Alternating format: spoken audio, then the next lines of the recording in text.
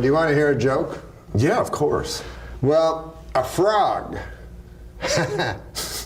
You know how you talk about outlandish. How about this? A frog goes into a bank to get a loan. Imagine.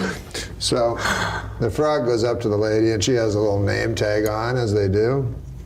It says Whack. So her name is Mrs. Whack. Mm-hmm. So, can I get a loan? Well, I don't know. You're a frog. Well, I want a loan. Well, what's your name? Kermit. You're not Kermit the Frog. No, no, no. I was named after him. The name's Kermit Jagger. My father's Mick Jagger, and my mother's a frog. He fucked a frog. and I'm his offspring. You see? Well, anyways, I want a loan for a lily pad. Well, you can't, I don't know if you can have one. Do you have any collateral?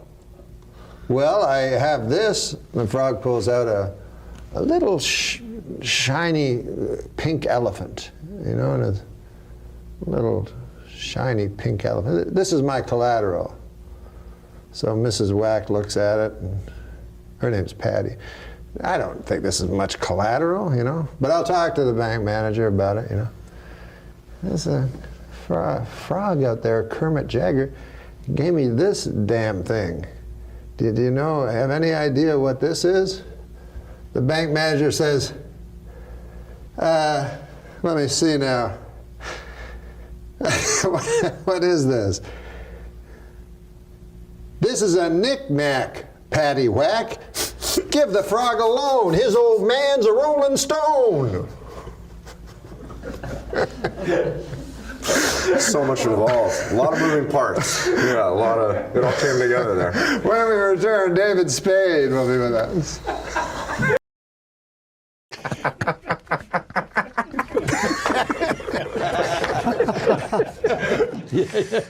Yeah. It's fun doing jokes. Yeah. Why do dogs always race to the door when the doorbell rings? It's almost never for them. You know the funniest part of doing an office conga line? When you look back and realize you're doing it alone and you're not in an office, you're in a psychiatric hospital. I've never been on top of trends, I guess. You know, when everybody was burning CDs, I was still burning books. Crowds in Brazil greeted arriving Olympians with signs reading, "Welcome to Hell." I had a wild night last night, boy. I was in an orgy. It was me, my iPad, my laptop, and TV while my phone watched. It's more of a comment, really.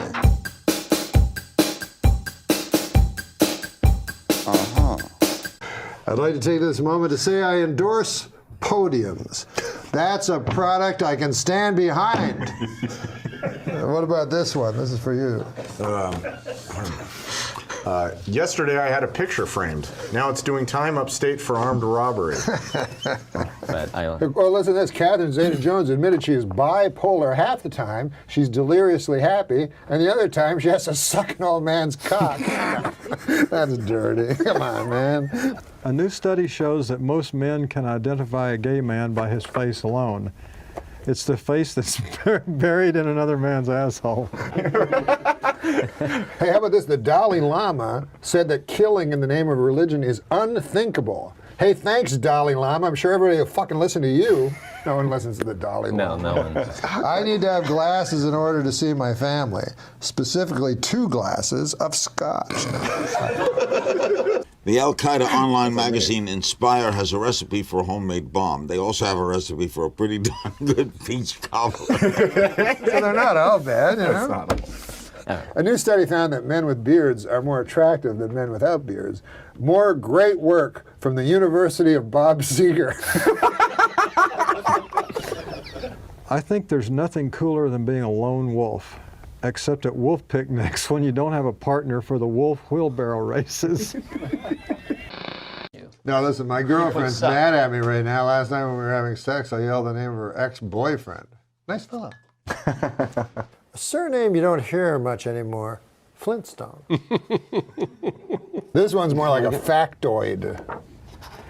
Danny DeVito looks like one of those guys with a short but thick penis. Okay,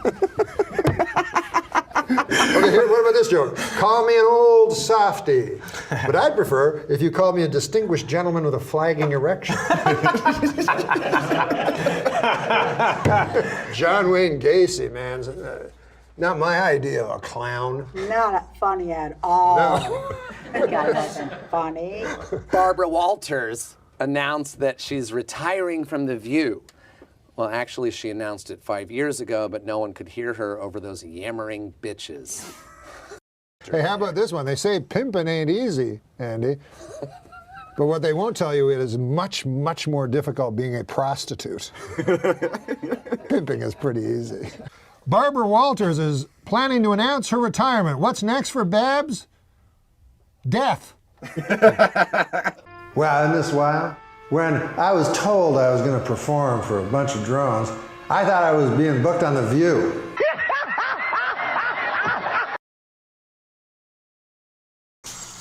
You ever read a book? Oh, you read that communist thing. Yeah, I read the Marxist manifesto. Who was the better man? Okay. Dr. Martin Luther King? Stalin.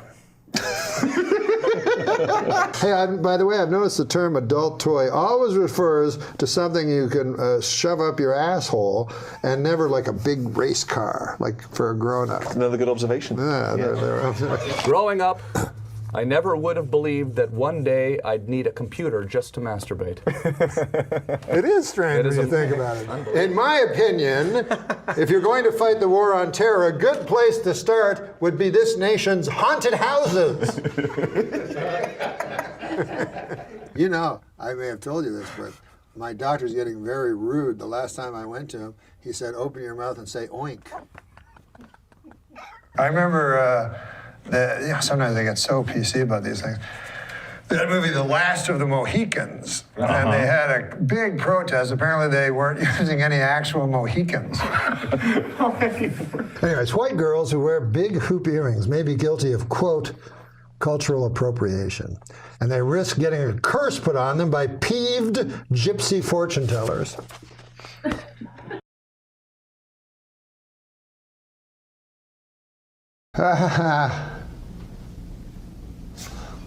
Wait a minute. These are great jokes, by the way, Steve. Congrats. Oh, good. As always. Here's one for you. Here. Artifacts from Auschwitz are set to go on tour for the first time. You guys won't stop. Experts believe that this will be Miley Cyrus's darkest opening act yet. Wow. I know the Bible says not to covet thy neighbor's wife. Right. But it doesn't say a damn thing about coveting thy neighbor's husband, especially a sweet, hot fucking asshole. This is sweet hot. Is that in there? Hey, you're not going to believe this, but Bill Maher is giving away the solution to all our problems for free. Las Vegas is now home to a 550-foot-tall Ferris wheel. Also drawing thousands to Las Vegas, whores. My father was recently diagnosed with shingles, which is a terrible sickness that usually only affects roofs. I think the reason I most look forward to China ruling the earth is that all of their last names sound like slang for cock. I'll tell you a joke. You know they had a big black mass devil worship this week, apparently? But I skipped it because I believe you can be just as close to Satan on a golf course as in some stuffy old satanic church. Deep throat porn legend Harry Reeves. Yeah, he died, but how are they know going to who close that that is? casket? I mean, because no, the Swiss think I hate that. It's great. Thanks. This one says, remember the old days when tweeting meant stabbing a hooker? Well, this Lindsay Lohan can't swim a stroke, but she sure knows every dive in town. That one I like. I don't know much about geopolitics, but that is one cool name for a country, Chad. Hey, how about this one? Yeah, okay. A 28-year-old med student is auctioning off her virginity online. For $300,000, you can have the worst sex of your life. That's good. That ain't That's bad. good. That ain't Who bad. writes these? Oh, well. This is what you never hear. He made love to me in the ass. So a woman from Denmark I met at a party was telling me how awful she thinks Trump is. So I shot back, yeah, well, you guys have that asshole Hans Christian Andersen. That's funny. It's just my patriotism. When I was a child, my parents told me my uncle was sleeping with the fishes, which at the time I assumed meant he bought a waterbed. Then I found out he had been killed and his body buried at sea. Dave, say what you will about Elon Musk, but with his new plan to bring people to Mars, nobody is a more creative serial killer. A new report from the CDC states that only 1/3 of Americans use condoms, while 2/3 of Americans are still pretty cool. Get out! Why do you get a good one? That was good. My dad would hit me with the belt sometimes. Yeah, you would have to But go it was get. the worst when he was the reigning WWE. Okay. You know, I was raised Catholic, and when people find out, they always assume there was some creepy priest involved, you know. But they never suspect the deacon. Fucking asshole. Adam Egan with a joke.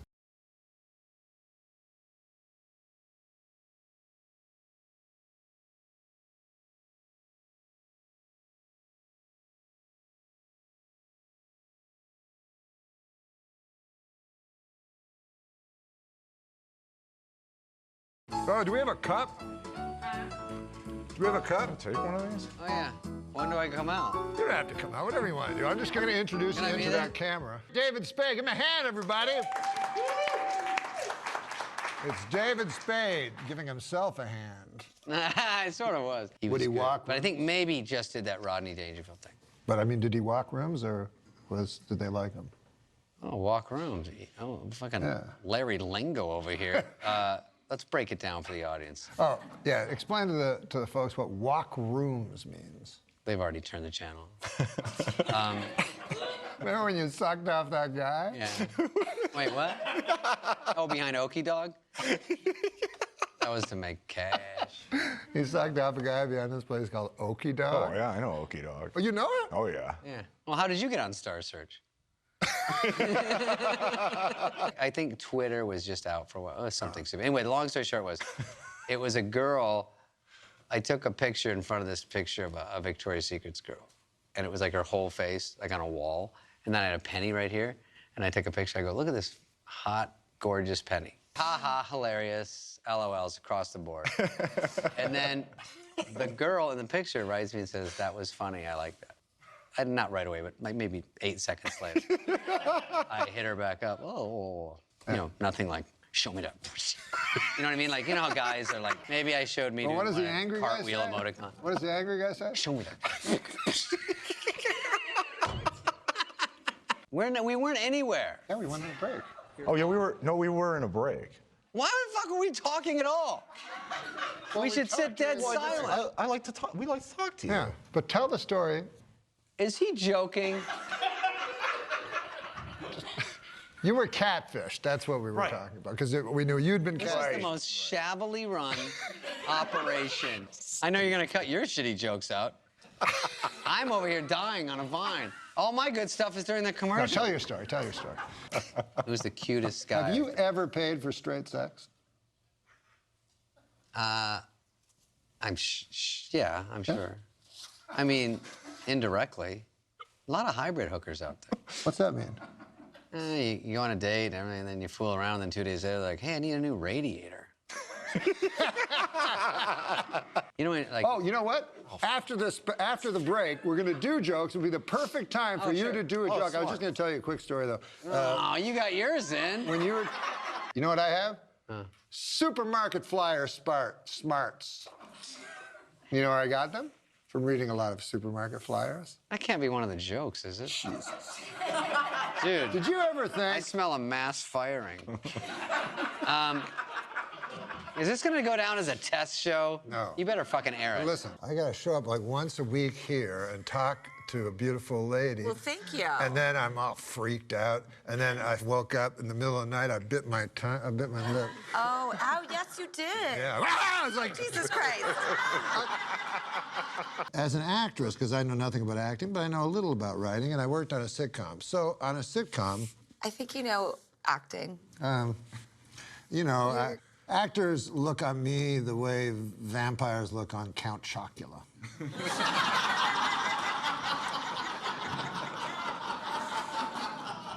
But You know what?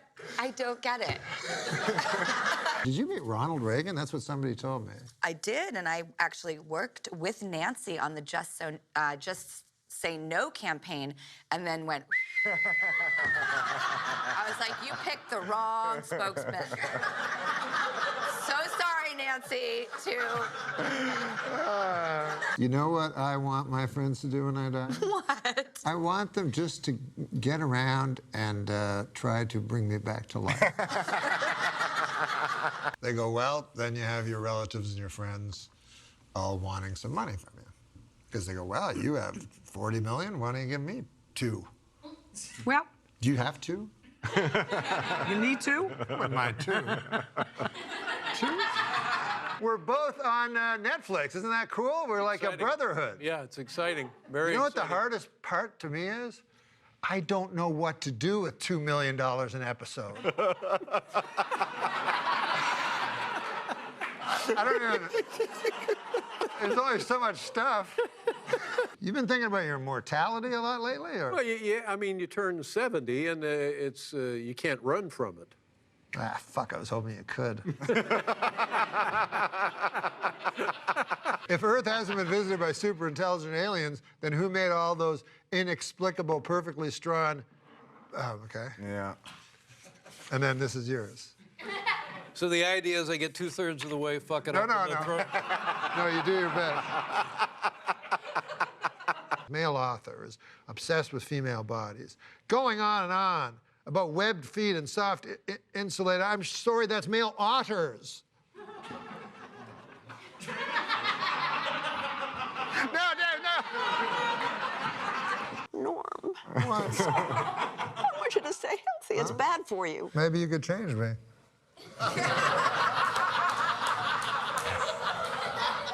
Are you married? No, I'm not. But you have children. I have a boy, but he's 25. He wouldn't get in the way. I can't stand stuck-up bodies of water. Is that right? It's like, get over yourself, Lake Superior.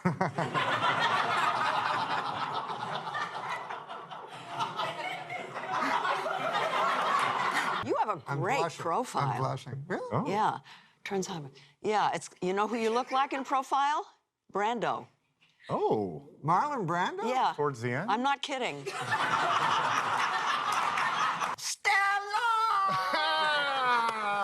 Marlon Brando from Streetcar Named Desire. I love you. Can I kiss you?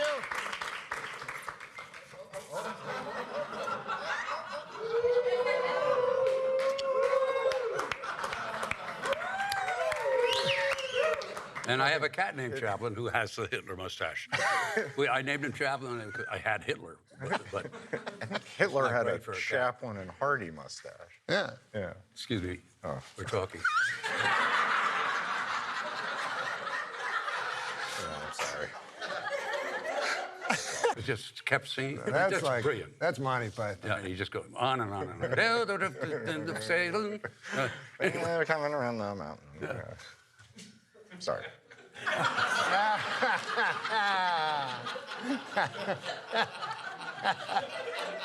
Well, that was. This is John Belushi. Just between us. Blowing his nose.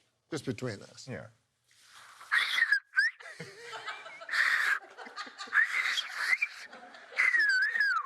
There's a hold where the cartilage once was.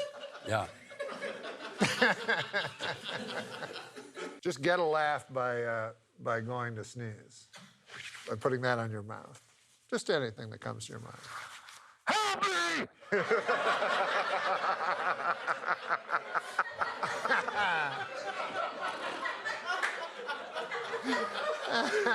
Frazier. Yeah. You know? Yeah. But he had a brain tumor. What the fuck? He doesn't work on the show.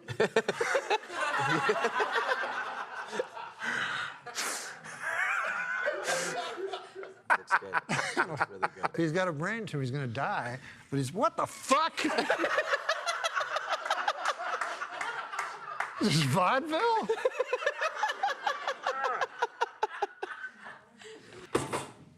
That's my watch. It's just not working out for you. Prop issues. Now, I ain't saying she's a gold digger. You're not saying she's a gold digger. But she does have several shovels, picks, and panning sluices strapped to her burrow. Oh, well. She may, in fact, be a gold digger. That's pretty good. That's pretty good. Let's go to the band. Let's let the band play a little. Oh, you know. Oh, there's no band. I'm supposed to point that out. That's right. There's no band. Watch how big they laugh. You know, no one ever said life is fair, except for that Russian guy who worked at the fair. Life is fair. How about that for a Russian accent? That was fucking awesome. The most disturbing thing about Disneyland is seeing all those smiling people walking around wearing Mickey Mouse's severed scalp. And hey, ladies and gentlemen, I want the band to play me off. All right, am I done? I had the best joke. Oh, all right. I was saving for you. God, I don't know. I want to go off on that. We were discussing upstairs, and Billy Joe said that he's fucked a few watermelon in his time. Well, you out there, you know, you ain't got it's Saturday night. I mean, what are you going to do? Yeah, it's Saturday night. It wasn't like it was Thursday. First of all, he says that he took a shot of cocaine, and I didn't know what that meant. Like, can you inject cocaine? Oh, yeah, you can inject peanut butter if you want to.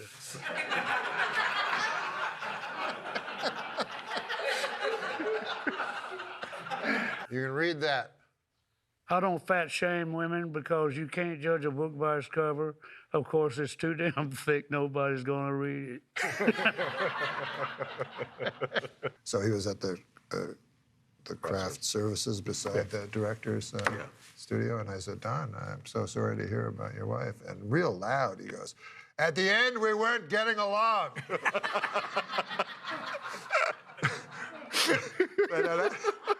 That's a cool thing to say. I don't know everything about the Beatles. I am curious about what your favorite Beatles album is. Jesus I Is this a dating show? My favorite Beatle? When I see my clock on the wall, that's time to bid you one and all. Goodbye. Goodbye. So long. So long. Farewell. Farewell. Adieu. Adieu. Be good. Stay well. Bye-bye. Keep warm. Relax. At ease. Take care. Stay loose. Adieu, mon vieux. A la prochaine. Goodbye until we meet again.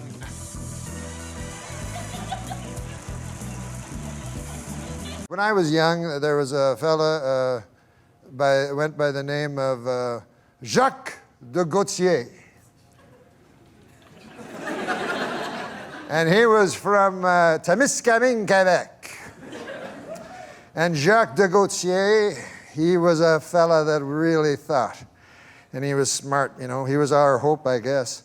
And he was, while I was scrabbling to get out of high school, Jacques Zagatineau had already... I think you just changed his last name.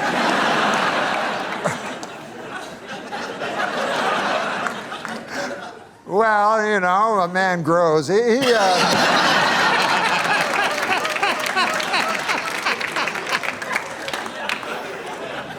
But this is the point. Yeah. Jacques de Gatineau, he went to McGill University and he got 3 degrees, by golly. And he went over across the pond to the fellers with Cambridge, and he even stood up to them. And we thought, boy, he's going to be the next. We had Jean Marchand, Gérald Tertier, Pierre Trudeau, the 3 wise men of Quebec. By God, Jacques de Gatineau was going to be the next. Give me the next gun. Yeah, but he vanished.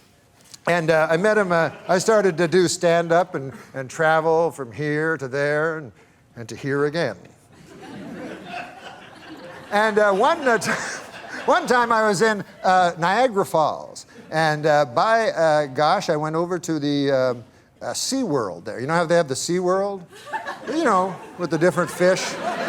You know. I didn't know that, but okay. Yeah. Yes. Beluga. The SeaWorld. I've been Sure. there many a time. Okay, so I was checking out the beluga whales and stuff, and I look over, and who do you think I see? I hope it's that guy. No, it was just an attendant, but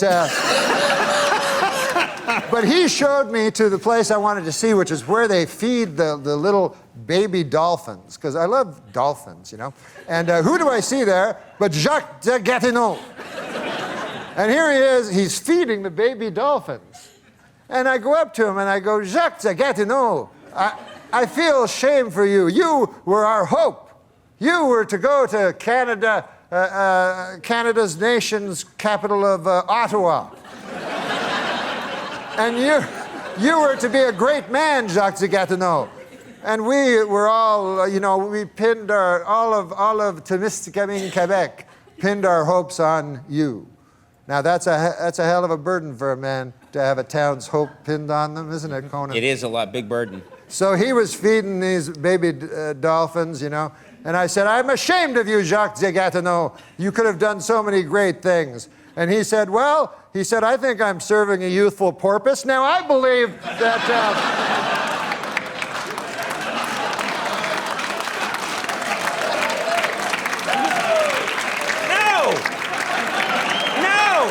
I knew that was going to happen. I knew that was going to happen. You don't encourage that. It's like that was a 40-minute story. It's like somebody. Youthful porpoise? Youthful porpoise. Yes. Not porpoise. I don't know. Good God. I know. That was way out of line. No, that was way out of... Who are you to criticize Oscar Pistorius? It's like somebody saying, I got to show you something. They take on a 4-mile hike to show you a dog turd.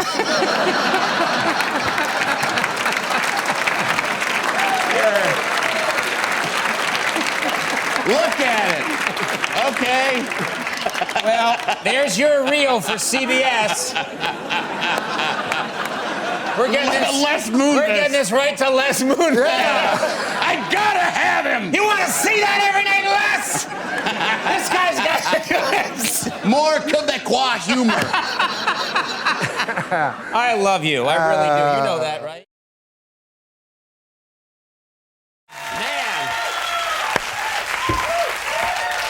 How you doing, Norm? I'm all right, man. I'm doing good. I'm having fun. I came here on the airplane and stuff.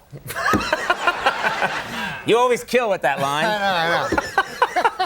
You got the sitcom. It's all. Yeah. You're living high on the hog. It's all going good for you. Everything's fine. Yeah. No, not everything, but everything. You know, a lot of things, right? I don't know. Yeah.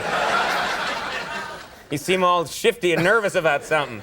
You're hiding something, aren't you? No. See, people don't know you the way I know you. Right. This guy likes to have a good time. I like to, I drinks a bit. That wasn't what I was talking about. Oh, what were you talking about? I was just saying you have a good time. It's a real innocent thing to say, and then you get right into the drinking. Occasionally I like to drink a beer. You know, I like regular drinks. I don't like. As opposed to ether? Yeah. What are you talking about? What I was talking about is, those shooters. You know what I mean? Yeah. Like they're shooters, and they're like they have dirty names, like sex names. You know what I'm talking about? Yeah, they're all called like the red-headed whore or something. Yeah, exactly. It's the one I like. It's actually named after me. But I guess the idea is in your head you want to order them because you're drunk. You go, hey. They go, hey. You think maybe you'll get a. They go, you want a red-headed whore? Yeah, like right. You figure Rula Lenska's going to come in. You're going to have. Right? You're going to have some dirty sex. But no, what I was going to say was this. But you like, you said you sometimes you have a little too much to drink, maybe? One time I drank a super amount, and I'd only been... A super amount, right? It was when I was a young guy. I'd only drunk like 8 or 9 times in my whole life. I never had gotten really drunk, but I'd had drinks. And I went out with my buddies, and I was drinking, and they were having those crazy drinks. All of a sudden, I was really drunk. And then a guy gave me some pills. Like, he said, hey, you want some pills? And I said, yeah, all right. So I ate the pills. And you're not supposed to eat pills while you drink. I think I think even if you're not drinking, it's not a good idea when someone goes, "You want a bunch of pills?" Yeah. I know. But yeah, combining the two. This guy was a decent guy. He was a bouncer. No. But so I said, yeah. So these pills, they just make you like 100 times drunker. So then oh man, I'm really drunk. And then like time passed, but I don't remember. And then my friends are like, hey, let's go. I'm like, why don't you guys go? Where are you gonna, why go? Right? Like we're in a bar drinking, right?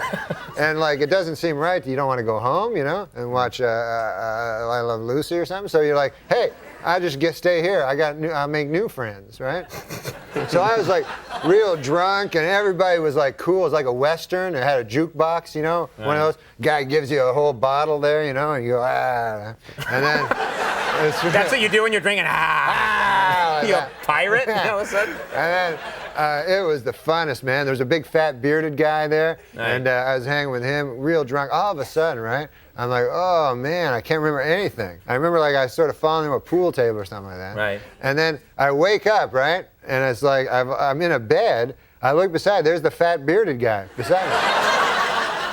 No, really? Yeah. So I go, oh Lord God, I had sex with the fat bearded guy. And at the time, like I never had sex before in my life. Yeah. And I always thought it's probably going to be with a lady. You know what I mean?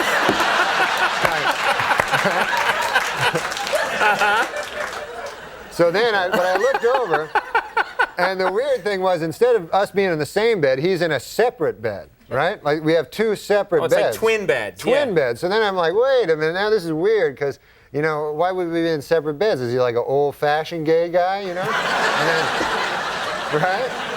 But he has the good values, yeah. So we're not married yet. There's no such thing, of course, as an old-fashioned gay guy. They're the most decadent people. So I said, what? With sex, they enjoy sex like crazy, We mustn't generalize. No, we mustn't generalize. No, but go ahead. Seriously, if there was a bathhouse for straight guys, we wouldn't be able to have sex 9-10 times a night anyway. So anyways, I'm with, they love sex, it's a good thing. But I'm beside the fat bearded guy. I go, holy Lord. Anyways, it turns out, not a gay man at all. Turns out this guy, when I blacked out, had checked me into a rehab. No. Yeah. And she's in there with you? Yeah. So I got robes and a slipper, and they wouldn't give me my clothes back, and I had to stay in there for 3 days.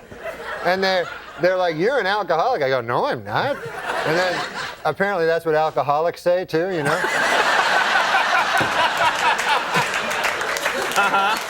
So then for 3 days I had to stay there. I had to go to AA meetings, and I'd only been drunk like 9 times. So they're like, what's your worst one? I go, I guess the 9th one was bad, Right. That was, and when did you hit bottom? I said, I don't know. The cool part of it was the girls all get up, right? And all their stories are all the same. Whenever they hit bottom, right. Every story is the same. They're like, when I hit bottom, I a guy for a drink, and you're like, oh. Every time.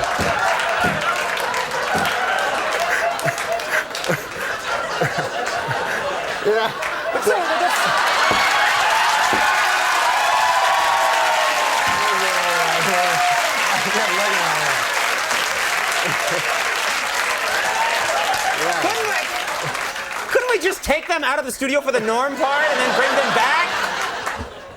Get a salad guard up, something?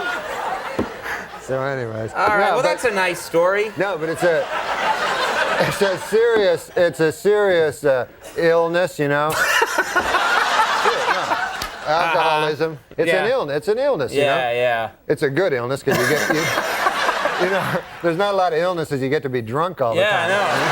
That's a corker. Will you hang on 1 second? Okay. We haven't even scratched the surface with Norm, so hang on. We'll be right back. Stick around.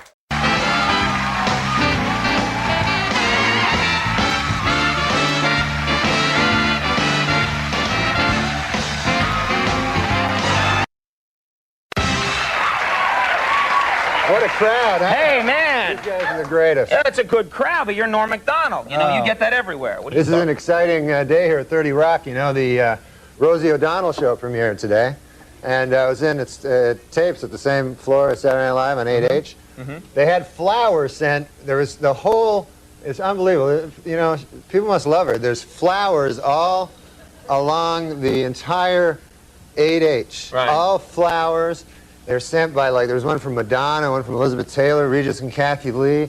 Never seen so many flowers. It was. I didn't even realize you could eat flowers. I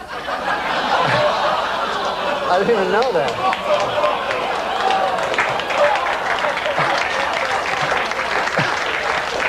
But no. Hiya, Rosie. I'll be your pal. That's mighty neighborly of you, Norm. No, she's Nice great. of you to eat all those flowers. No, Norm. she's great. The show is great, you know. You're screwed now. How's it going? It's summertime now, so you got a break from that whole nutty news thing that you do. Yeah. You know? That's why I love coming on this show. I get to do the news stories that I wouldn't be able to do. You know what I'm saying? And, Really? That's yeah. the nice thing about this show. It's like Yeah. you could just do them to a mirror, but what fun would that That be? wouldn't be much You come here and you can do your stuff. Yeah, I got other things I like doing in front of the mirror. What? That's gross. I don't know No. what they're thinking. No. You didn't mean it that way, of course. No. So, but one big news story: Twister is the big what do you call it? Movie. Yeah. Twister's the big movie, and I got some news. Apparently now they're thinking about Oscars for the movie. Yeah. They're thinking of Best Actor for The Wind.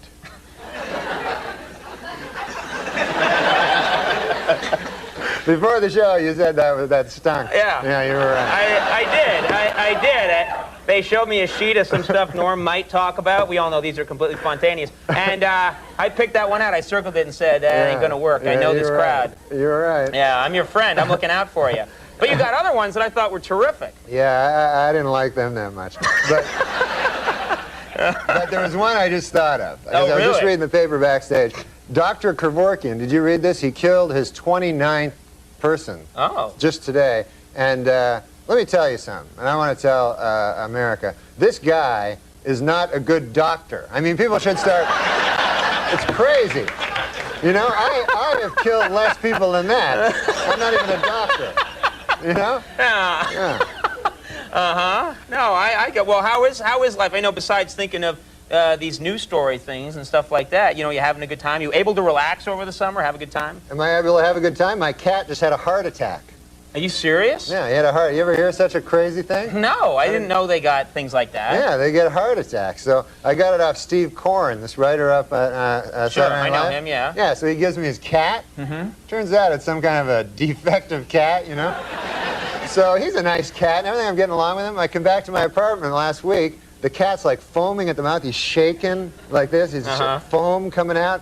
So I didn't want to get near it. I thought maybe he'd, you know, who knows? He was delirious. Maybe he'd think I'm a mouse. So I say, I didn't want to get near him. So I phoned 911. You know, I panicked. I phoned 911. Right. Which it turns out it's just for people. I didn't know that. Didn't know either. They got mad, man. They said they would have me arrested if I phoned back. Oh, okay. But anyways, you know, I love this cat. It's a good cat. So I took him down. I got him in a cab, and I took him down to the hospital, the animal hospital. And the guy tells me, my cat had a heart attack. He takes him away. He says, oh, yeah, he had cardiac arrest and stuff. And he started asking me questions about, like, he says, I said, what would cause that? He goes, you know, diet, stress. Stress? Yeah. Well, he had a big promotion coming up. So, and then he let me visit the cat. He says, you can visit the cat, you know. There's visiting hours. I go, all right. So you go in this room, and then they bring the cat in a cage. He's all drugged up. And then they put the cat, like, on a bed. And then the guy goes, okay, we'll be back in a half an hour. You have half an hour, you know? So I'm with the cat, like, for half an hour. So after 5 minutes, you know, I figured, I got a life to get back to. You know, it's a cat. So we go out, and so afterwards he told me he had a lot of, he said he could have an operation, which was like $4,000, which, you know, I could buy like 100 cats for that, you know? But then I figured, what the hell would I do with 100 cats? Right. So you got the cat. You sprung for the operation. No, huh? I didn't. Oh. No, there was another thing where he's on medication, you know, and I have him on medication. I have this medication, and he said there was some good news and bad news. He said the bad news was the cat only has like a 20% chance of survival, but he says the good news is it's just a cat.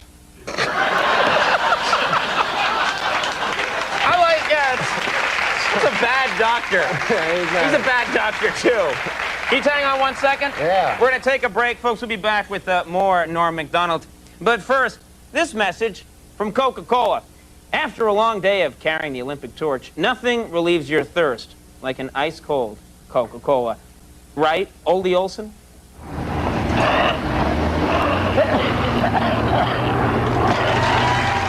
Hey, everybody, we're back. Here with Norm MacDonald, and you were talking about going to the in the last segment. I understand you actually had to visit yourself. Yeah, the hospital. I went. What happened was on the show, on the Saturday Night Live show. Yeah, that show. Yeah, I know that show. I was on that, and Dennis Rodman was a guest. Dennis Rodman, right? And so we thought it'd be funny if he headbutted me, you know. So he headbutted me, but he did it really hard, you know. Do we have a? I think actually someone supplied the clip. This is you're not. Yeah, that really. You heard that? You hear that dull thud of like skull on skull. Yeah, It really. Yeah, and I don't have like a strong head. I haven't been working it out lately. Really? But he has like an athlete's head, you know. But no, beforehand he said, like I said, hey, don't hit me with your head, or no, you know, don't really hit me. And he goes, no, Al. He goes, he had this thing where he was going to put his thumbs, and as soon as he touched my thumbs, I go back, and then he got all excited and headbutted me. So like. So did you feel him like pull the thumbs back, and then real head was coming at you? And so I like blacked out for like a minute, and then the next day I had this huge headache, so I thought I was going to die, you know.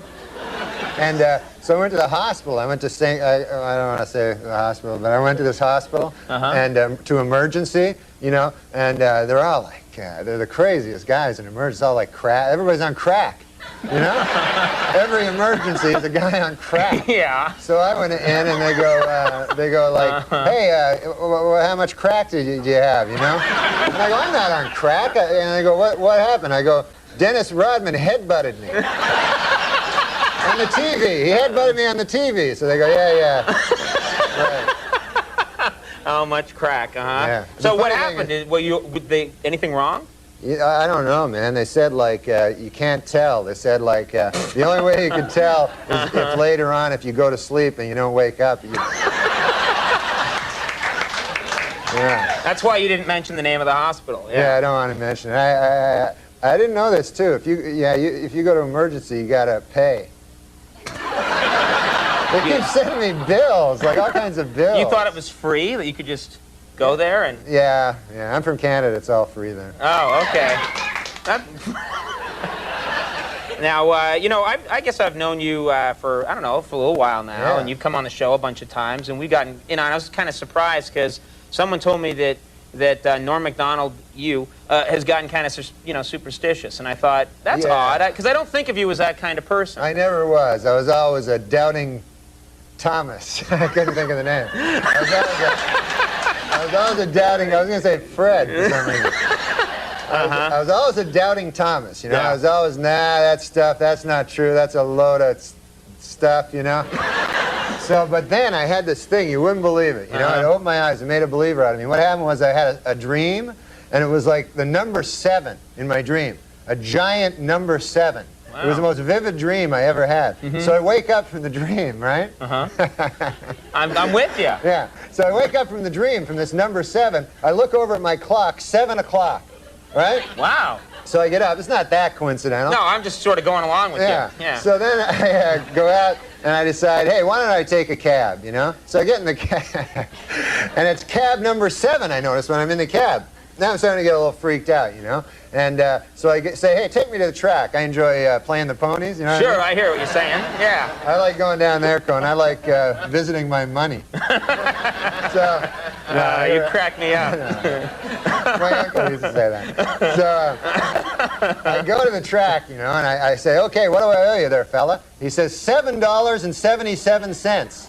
Oh. I said, good Lord. I said, I thought it was like 40 cents a minute. Anyways. So I go, here you go. I pay him, you know, I gave him like $8, you know. Right. So I walk through gate 7, you know, went up to ticket window number 7 there at the horse place, you know, and I look up, they have the form there, you know, the racing form shows you all the races. So I look and I see in the 7th race, there's a horse called Lucky 7, and he pays 77 to 1, you know? So I say, to hell with this. I say, I'm going to pull out all my money. I pull out all my money. I had like $700. Wow. Pull it out. I said, put this all on Lucky 7th and the 7th, you know? I go watch the race.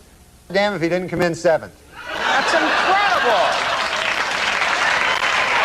What an amazing story. Well, that's an incredible story, Norm. I'm sorry about cursing. I forgot that. That's all right. We're on cable by now, I think. Listen, now let me tell everybody where you're. The Saturday Night Live this weekend's a good one. It's a rerun, but let's get real excited about it. John Goodman and Everclear are going to be on that show. Yeah, they're great. People should check that out.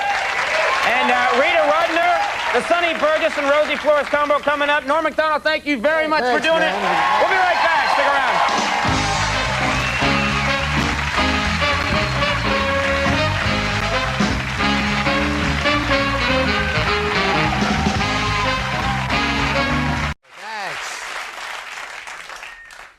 Thanks. Well, hey. Hello.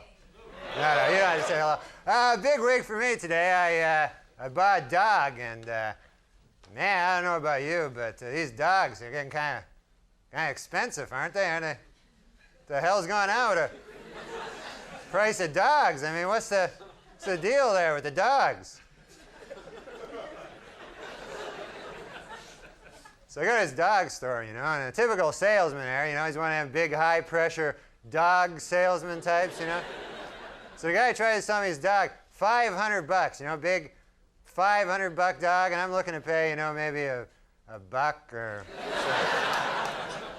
$2 maybe. I'm thinking $2. That was my ceiling, you know, $2. I figured I'm not going higher than $2. What am I, made of money? So the guy goes, no, he says, buy this dog here. He says, this is a pit bull. It will protect your valuables, this dog, you know. And I don't have anything valuable. I don't own anything. What do I look like? I own stuff, you know? I buy the pit bull. That would be the most valuable thing I own. That would be the thing. Then I have to buy something to protect it, you know. Then I'd be out.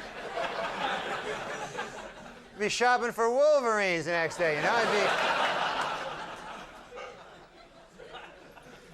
I'd be going, what you got in a timber wolf? Show me something in a timber wolf. What do you got? You got anything in a timber wolf there? What do you got? Timber wolves? But you got it, you know, they're an expensive dog, you know, that's my point. Where the hell did that dog even come from, a pit bull? I never heard of that dog. When I grew up, there was no pit bulls, you know? That's not even a... How does that dog just show up like that one day, you know?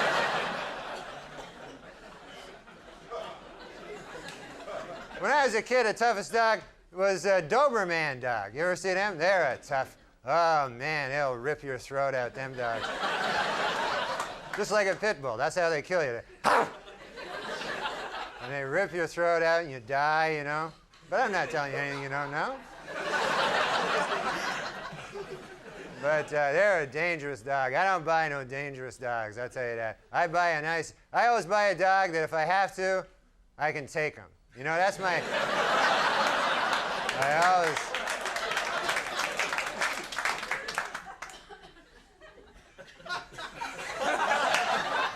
I got a wiener dog. I got one of them. That's a nice dog, a wiener dog. They can't rip your throat out unless you're lying down, you know, that'd be the only way. You'd have to be lying down, sleeping. And then late at night, the wiener dog would sneak up and start nibbling at your throat there. Like that. And then you wake up, oh, get away from me, you wiener dog! What the hell do you think you are, a a pit bull or something? You're not a pit bull. You're nothing but a wiener dog. It's ridiculous. It's all you'll ever be when you think about it. Oh, man, but I love my wiener dog, you know? You don't see Dobermans anymore, you notice that? Pit bulls now everywhere. Doberman's like a forgotten dog, you know? You never see a Doberman. Once in a while, you see him, like you'd be on a park bench with a Frisbee. You know? I used to be somebody.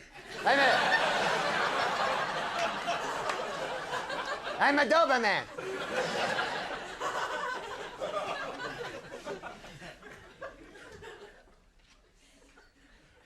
But oh, I love my wiener dog. I got him a nice gift. It's his birthday. He's got a lot of birthdays. I got him one of them rubber bones. You ever see them? That's a fun gift, huh, for a dog? And then the dog gets it, goes, yes, not a bone, yeah. Yeah, a million laughs. It's not a bone at all. Okay, well, hey, that's it for me, huh? Hey, you guys have been great. Hey, enjoy. Good night.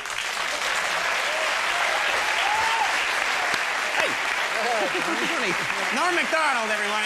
We'll be right back with the Bug Lady, Vinnie. Thank you. Hey. Thanks a lot. Well, it's good to be here, and I'm having a good time. I'm watching a lot of TV. Do you enjoy watching the TV?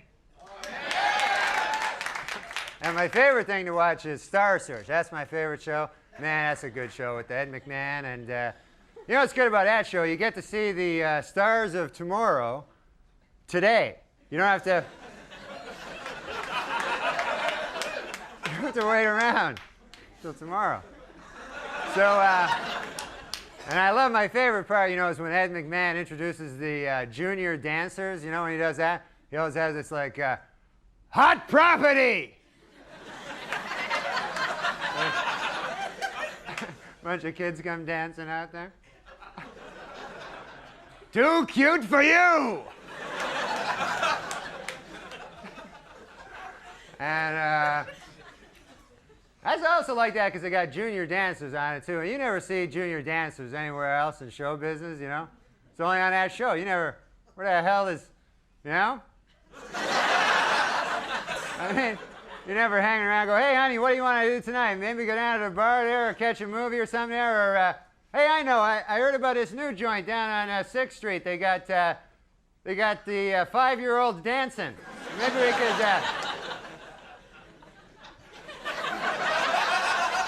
I understand Hot Property's going to be there tonight. We can see them. I've never seen them live. I hear they're better live than on the TV. They're even better. And that's also a big mistake they make on Star Search. They always name their groups like Hot Property and stuff like that, as if that's going to help them win. You know, what kind of... Like the bands, it's always like some embarrassing intro, you know. Always like Ed be going, our next group has been kicking around the Miami area for the last 16 years. Now, America, say hello to Overnight Success. There they are. There they are. Then it looks lame if you lose with a name like that, you know? You don't look good. So now it's time for the judge's decision. You ever see the judges on Star Search, too? What kind of lame judges are they? You know, you never heard of the guy? He always got some suspicious credentials there. You never heard, you know? So I was like, now it's time to meet our judges. He is the president of Tri-Media Artists. And he represents such stars as Meadowlark Lemon. There he is. He's a bald guy with glasses. Then they cut to a bald guy with glasses. Guys are waving. But no, so you know, you want the good names. You know, you don't want the bad. Always the guys with the bad names get the winning. You know, the guys with the big good names. I was like, now it's time for another tough decision for our judges. You know, another tough decision for our judges. Our challenges. Overnight Success receive 1 1/4 stars. But you know, I like when Ed like brings him over. That's my favorite part. Like when the guy that wins, you know, on over here, overnight success. Let's pretend they win, you know. And then they run over, you know, and then sometimes Ed has some good news for him. That's my favorite part. He'll go, overnight success. Well, it's good to see you there. And how would you like if I told you you're in the semifinals? It's all exciting.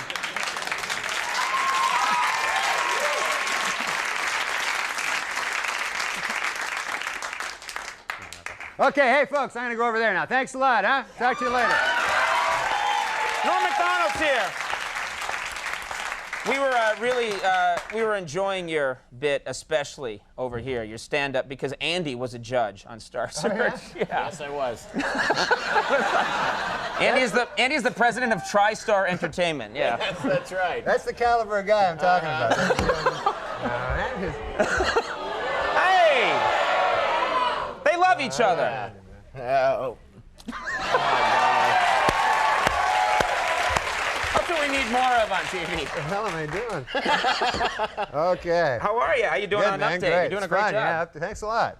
Well, I try to, you know, make it funny and stuff, and And that's your secret. yeah. You know what you got to do? You got to keep in track of the competition. That's what I find. You know, see what they're doing and try to make it funnier than them. So, like, I brought some jokes I do, and then some jokes that, you know, you might hear from the competition. You know. Okay. So here's the Al Cowlings. You know this guy. Yeah. So my joke was Al Cowlings now has a 1-900 number. For $2.99 a minute, Cowlings will tell callers that OJ is innocent. For $3.99 a minute, he'll try to do it without laughing. I like that joke. Yeah, well, they don't. Now, compare this with, this was Tom Brokaw's joke. You know, your earlier guest? Yeah, yeah. This was his joke the same night. A.C. Cowlings, the man who drove O.J. Simpson's Bronco as police followed, today came out with his own 1-900 number. NBC's David Bloom has more. Not even funny, you know? It's like the lamest, Yeah, no, it's kind of lame. joke I've ever heard in my life. Now, here's another one here. Twin daughters have been born to Andrew and Carrie Kennedy Cuomo. This one from 2 weeks ago. Making former New York Governor Mario Cuomo a grandfather. The girls were named Pataki and Sucks. So that was my joke. That's your joke. Yeah, That's a which good I joke. like. Here we go. Now here's Brokaw, Okay. the guy that they're paying all these millions to. He says, Mario Cuomo is a grandfather today. NBC's Jim Bitterman has more. It's like almost exactly the same joke as his other one.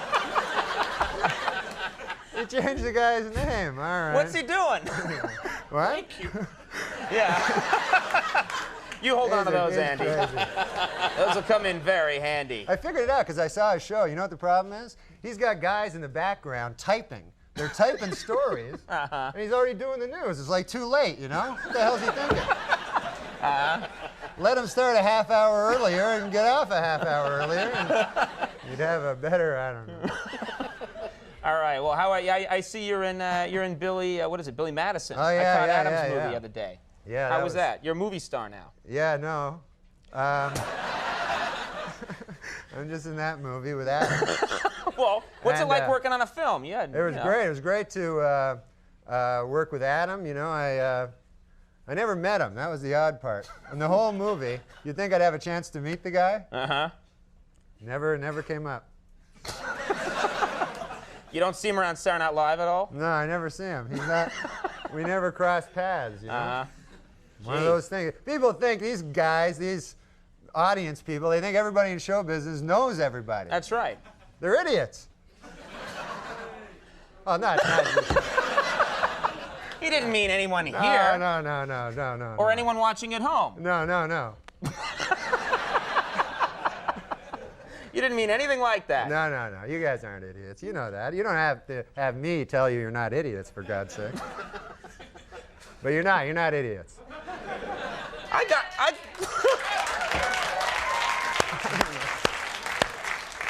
got you out of that hole fine. You went back. That one guy is an idiot over there.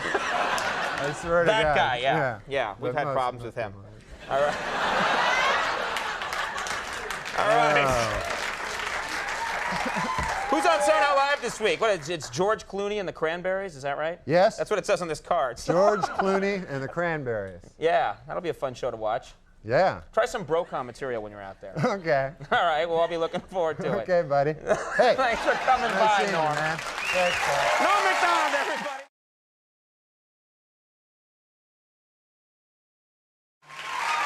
Hey, thanks a lot there. Thanks.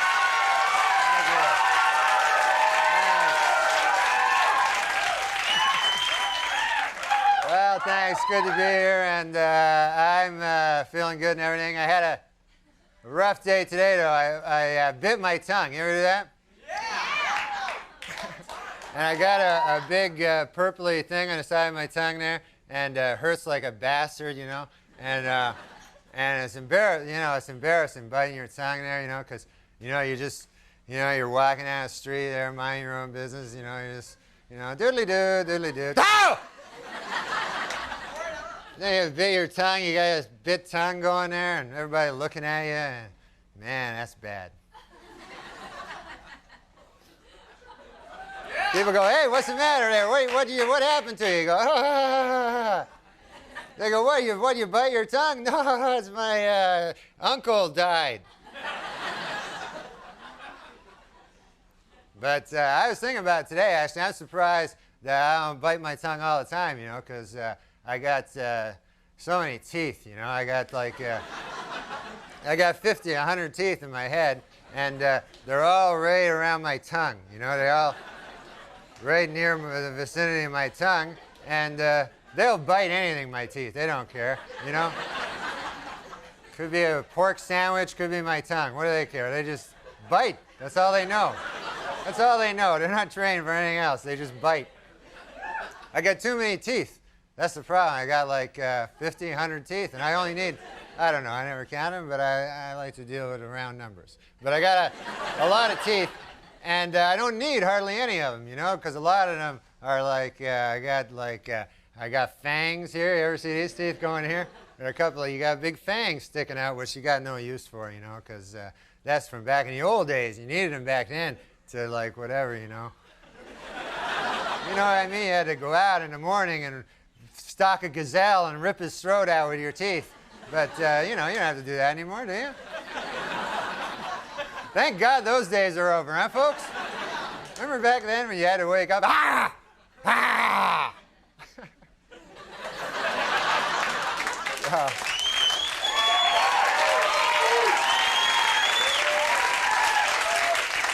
I should just take a pair of pliers and pull out. Like, I figure I only need like maybe 6 teeth. I tested it out on a sandwich, you know. All I need, I eat a sandwich, and there's like 4, 5, 6 teeth marks, and that's it. There's no 50, 100 teeth marks.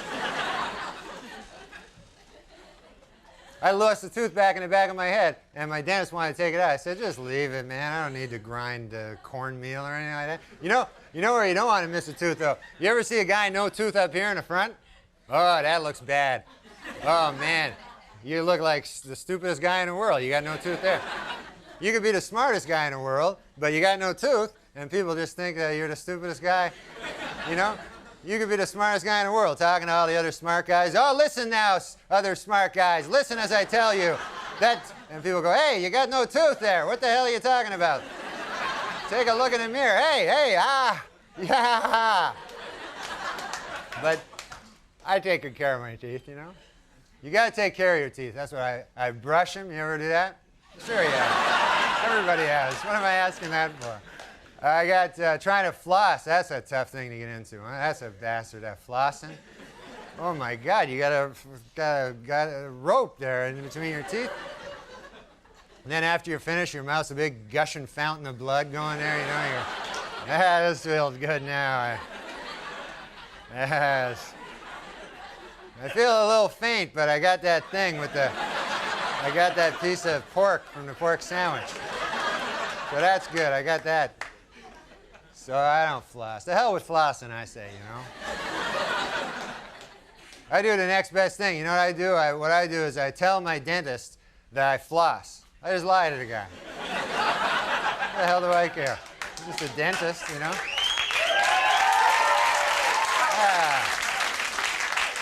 They don't care. The dentists, they don't know any better, you know?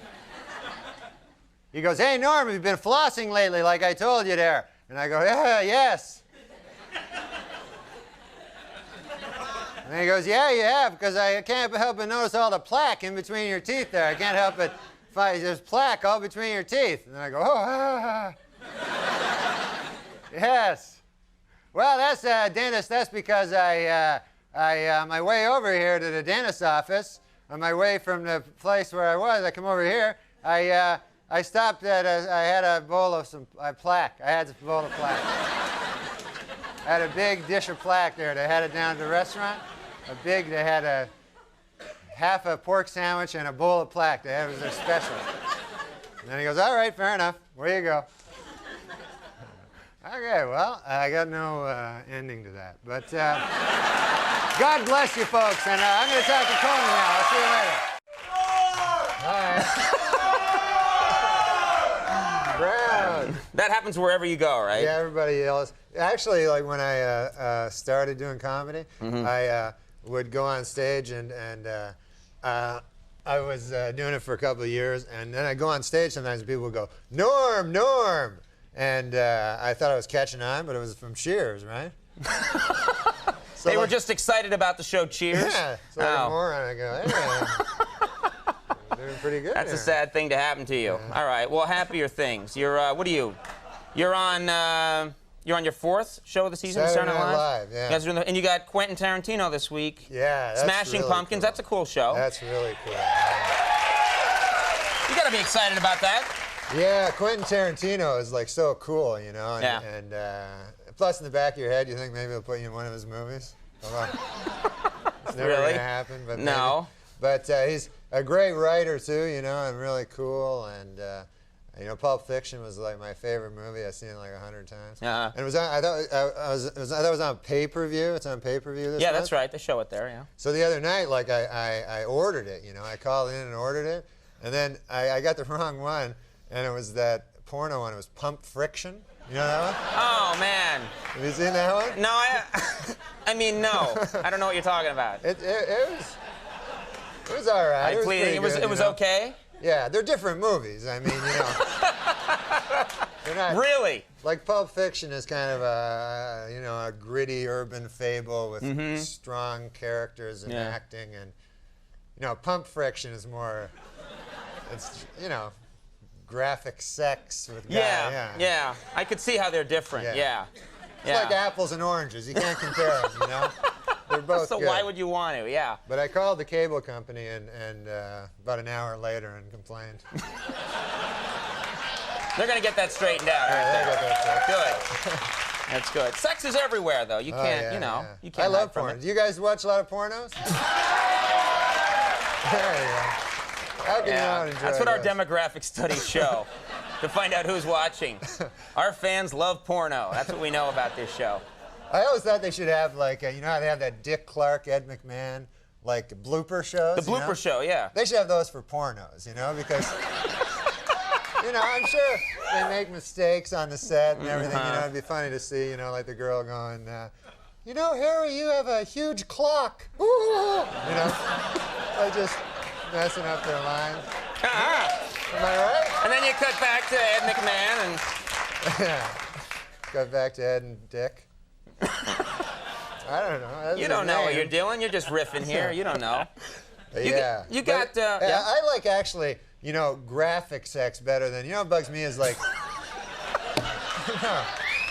I like pornos and stuff, but I don't like, what I don't like is like when they try to be cute, like they have sexual, like, innuendo, and so they pretend like it's not about sex, but all my life, you remember that show? I remember as a kid, Dating Game, remember that show? Yeah. And it was a game show, but you know, it was all about, everything was sex, you know, it was all dirty, and you know that show, right? Everything had a double meaning. Everything on that had a show. double meaning, Yeah. you know? And so the girls would ask, and then they get these guys that were like, good Lord, you know, I don't know where they'd find these guys, and get a beautiful girl, and then these three, you know, serial killer type guys behind the thing, you know? you know, the girl would have to ask these questions. So we're all at double meetings, you know, like the girl go, you know, if I were a popsicle, what would you do to me? You know, something like that. Right. I remember that. Then the guy would be like, well, first I'd, you know, take your wrapper off, you know, if you know what I mean, you know, and then I'd grab a hold of your big sticks there, you know, if you know what I mean, and you know, and then I'd press you against the counter so you're broken too, you know, if you know what I mean, and then you know, I put half you in the freezer till later, you know, and it was good Lord, you know, people would be like, shocked.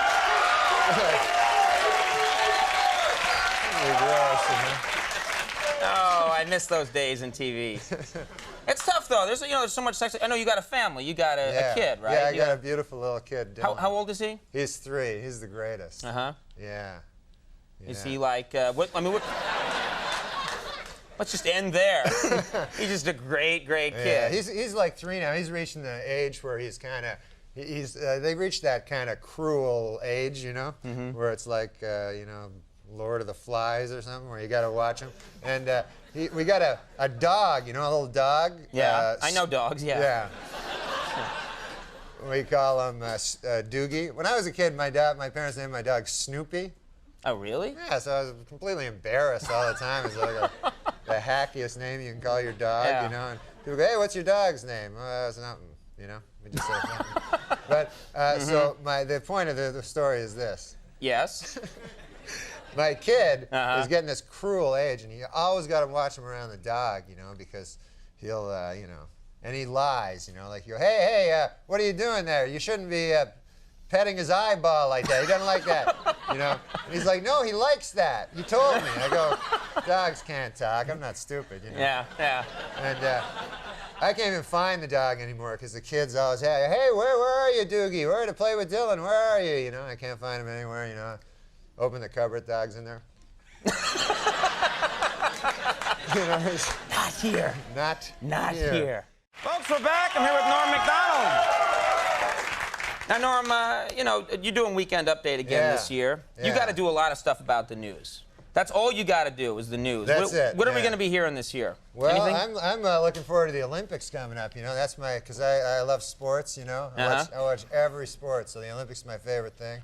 And I don't watch them. Like sometimes in the Olympics they have like lame sports, you know, where they're not real sports. You know, like a lot of times what they'll do is they'll try to combine 2 sports together. You know, make up a new sport. Right. You know? They're fine sports together, but when they mix them up, they make a god-awful mess, you know? And like I saw this one, I remember, it was a guy, he like run a 100-yard dash and then fish. You know, the guy's...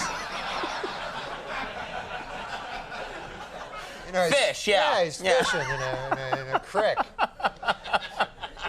So that's not a good one. You don't like that. No, and you know, all the sports, and you know, they got the great sports and then the bizarre. Like, you ever see that one where they like walk fast? It's the fast walking. It's just a guy walking fast. It's not like a sport. And you know, like that you know, this guy doesn't get a lot of respect around the Olympic Village, you know, from like the sprinters and stuff, you know.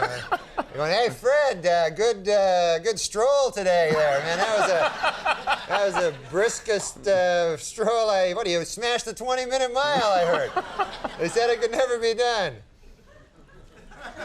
But you know what's weird is that guy gets a gold medal, and meanwhile, like the decathlon champ, he gets a gold medal. You know, that's not fair. Like they shouldn't get the same thing. You get the gold medal, you're the world's greatest athlete, you do 10, and then the other guy walks fast. It's like crazy. They should have another medal. Yeah, they should have. Right. He should get like they should give that guy like a stick or something. You get a stick, you know? A nice stick, but a stick. Yeah, a nice stick. That's for you, buddy. And then you can do all your great endorsement deals there afterwards. All right. Well, okay, we know about SNL. You got any other deals going? You must have something else cooking, another iron in the fire. I finished a book. I just finished a book that's going to be pretty funny, and it's really funny. It's got great pictures in it. And, really? Yeah, it's hilarious. That's I got cool. it here. It's here it is. It's Howard Stern's Miss America. It's the best. There it is. So you can go buy that. Good for you. Hey, congratulations on that. That's terrific. That's a great book. Good for you. Yep.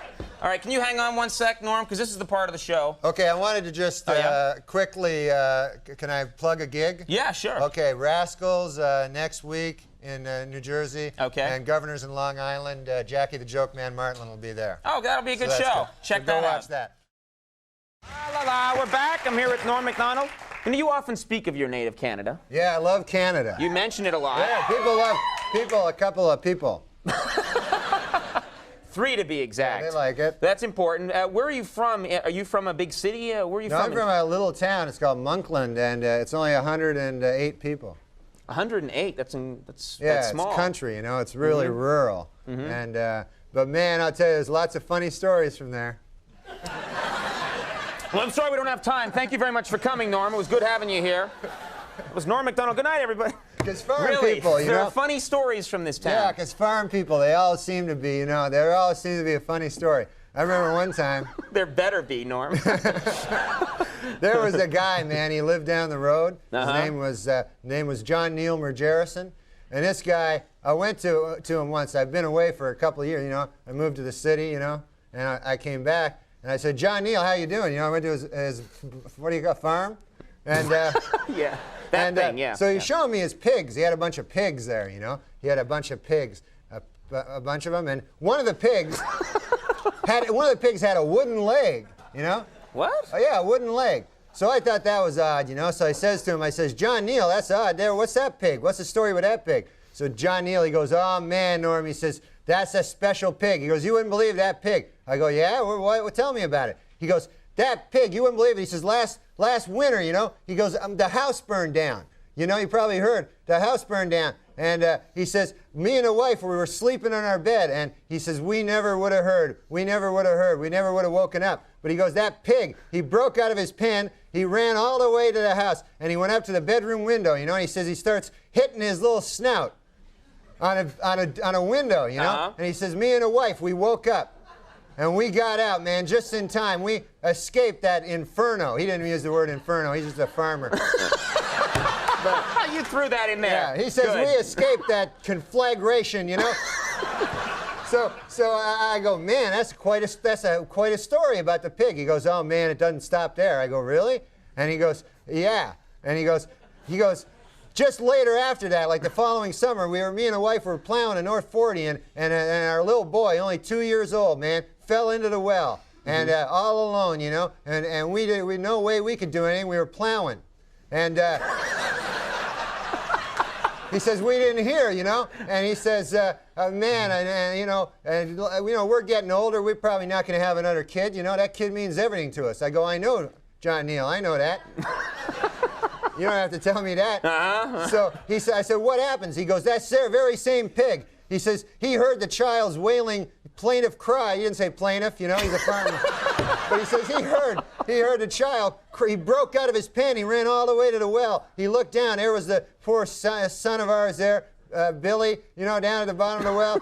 He says the pig, he took his snout there, he started pulling up on a rope. And the kid got right out, you know, and man, that's great, isn't it? And I go, man, that's the greatest story I ever heard. Man, oh, what a pig. I said, what a pig that is. I said, one question though, John Neil. I said, he got a wooden leg. I don't understand that part.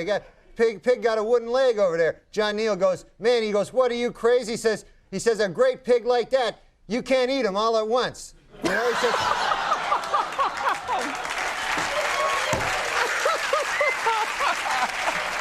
Mr. Abraham Lincoln, everybody.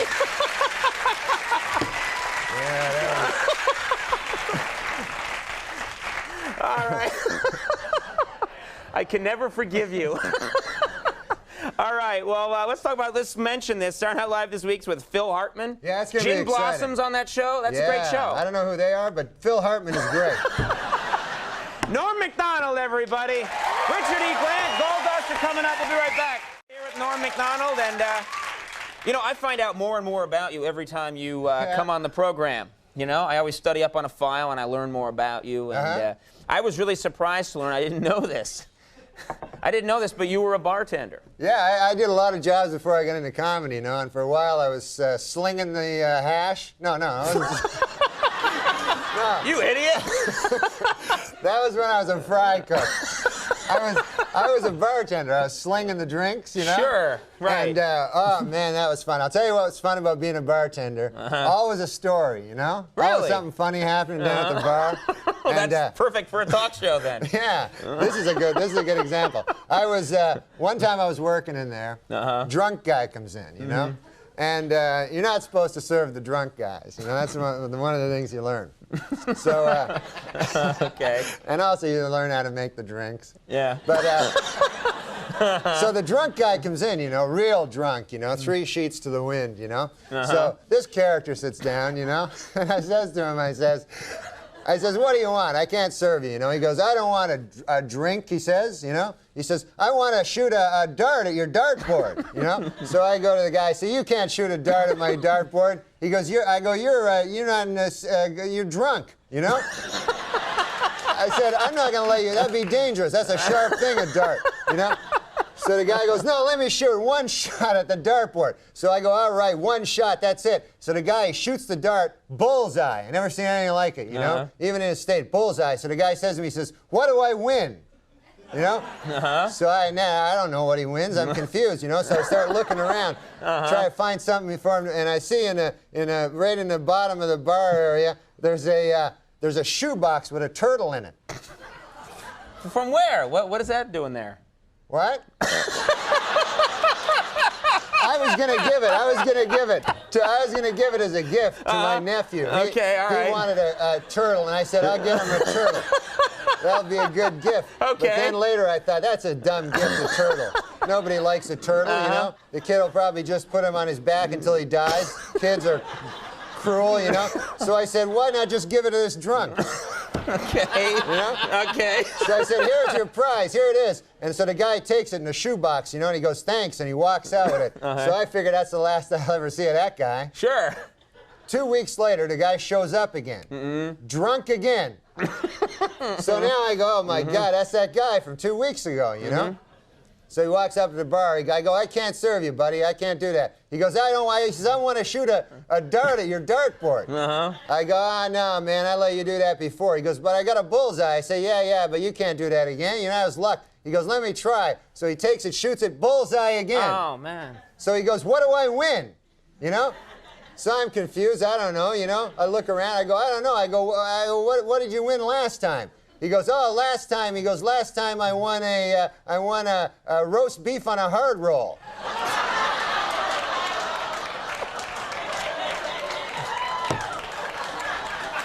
It was the turtle. We know it was the turtle. It was the turtle. We know. Oh my God. It was the turtle. Guy must have gone out and ate it. It was crazy. Oh, he ate the turtle. I see now. It was crazy. That's the real end of the joke.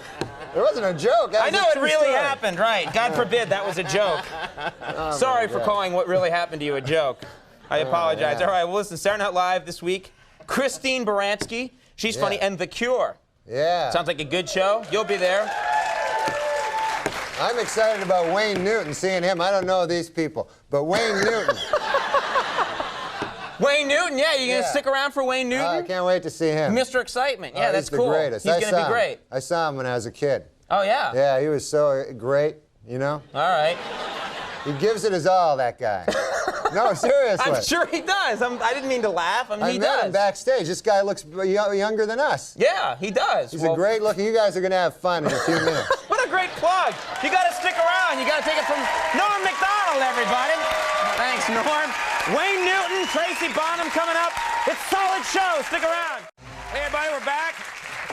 Here with Norm MacDonald, and you were talking about going to the cat hospital or the pet hospital in the last segment. I understand you actually had to visit yourself. Yeah, the hospital. I went. What happened was on the show, on the Saturday Night Live show. Yeah, that show. Yeah, I know that show. I was on that, and Dennis Rodman was a guest. Dennis Rodman, right? And so we thought it'd be funny if he headbutted me, you know. So he headbutted me, but he did it really hard, you know. Do we have a? I think actually someone supplied the clip. This is you're not kidding around. This is a real clip of what happened. Let's show that, Liz. You're going to have to learn that there is such a thing as rules, Dennis Rodman. Do you understand that?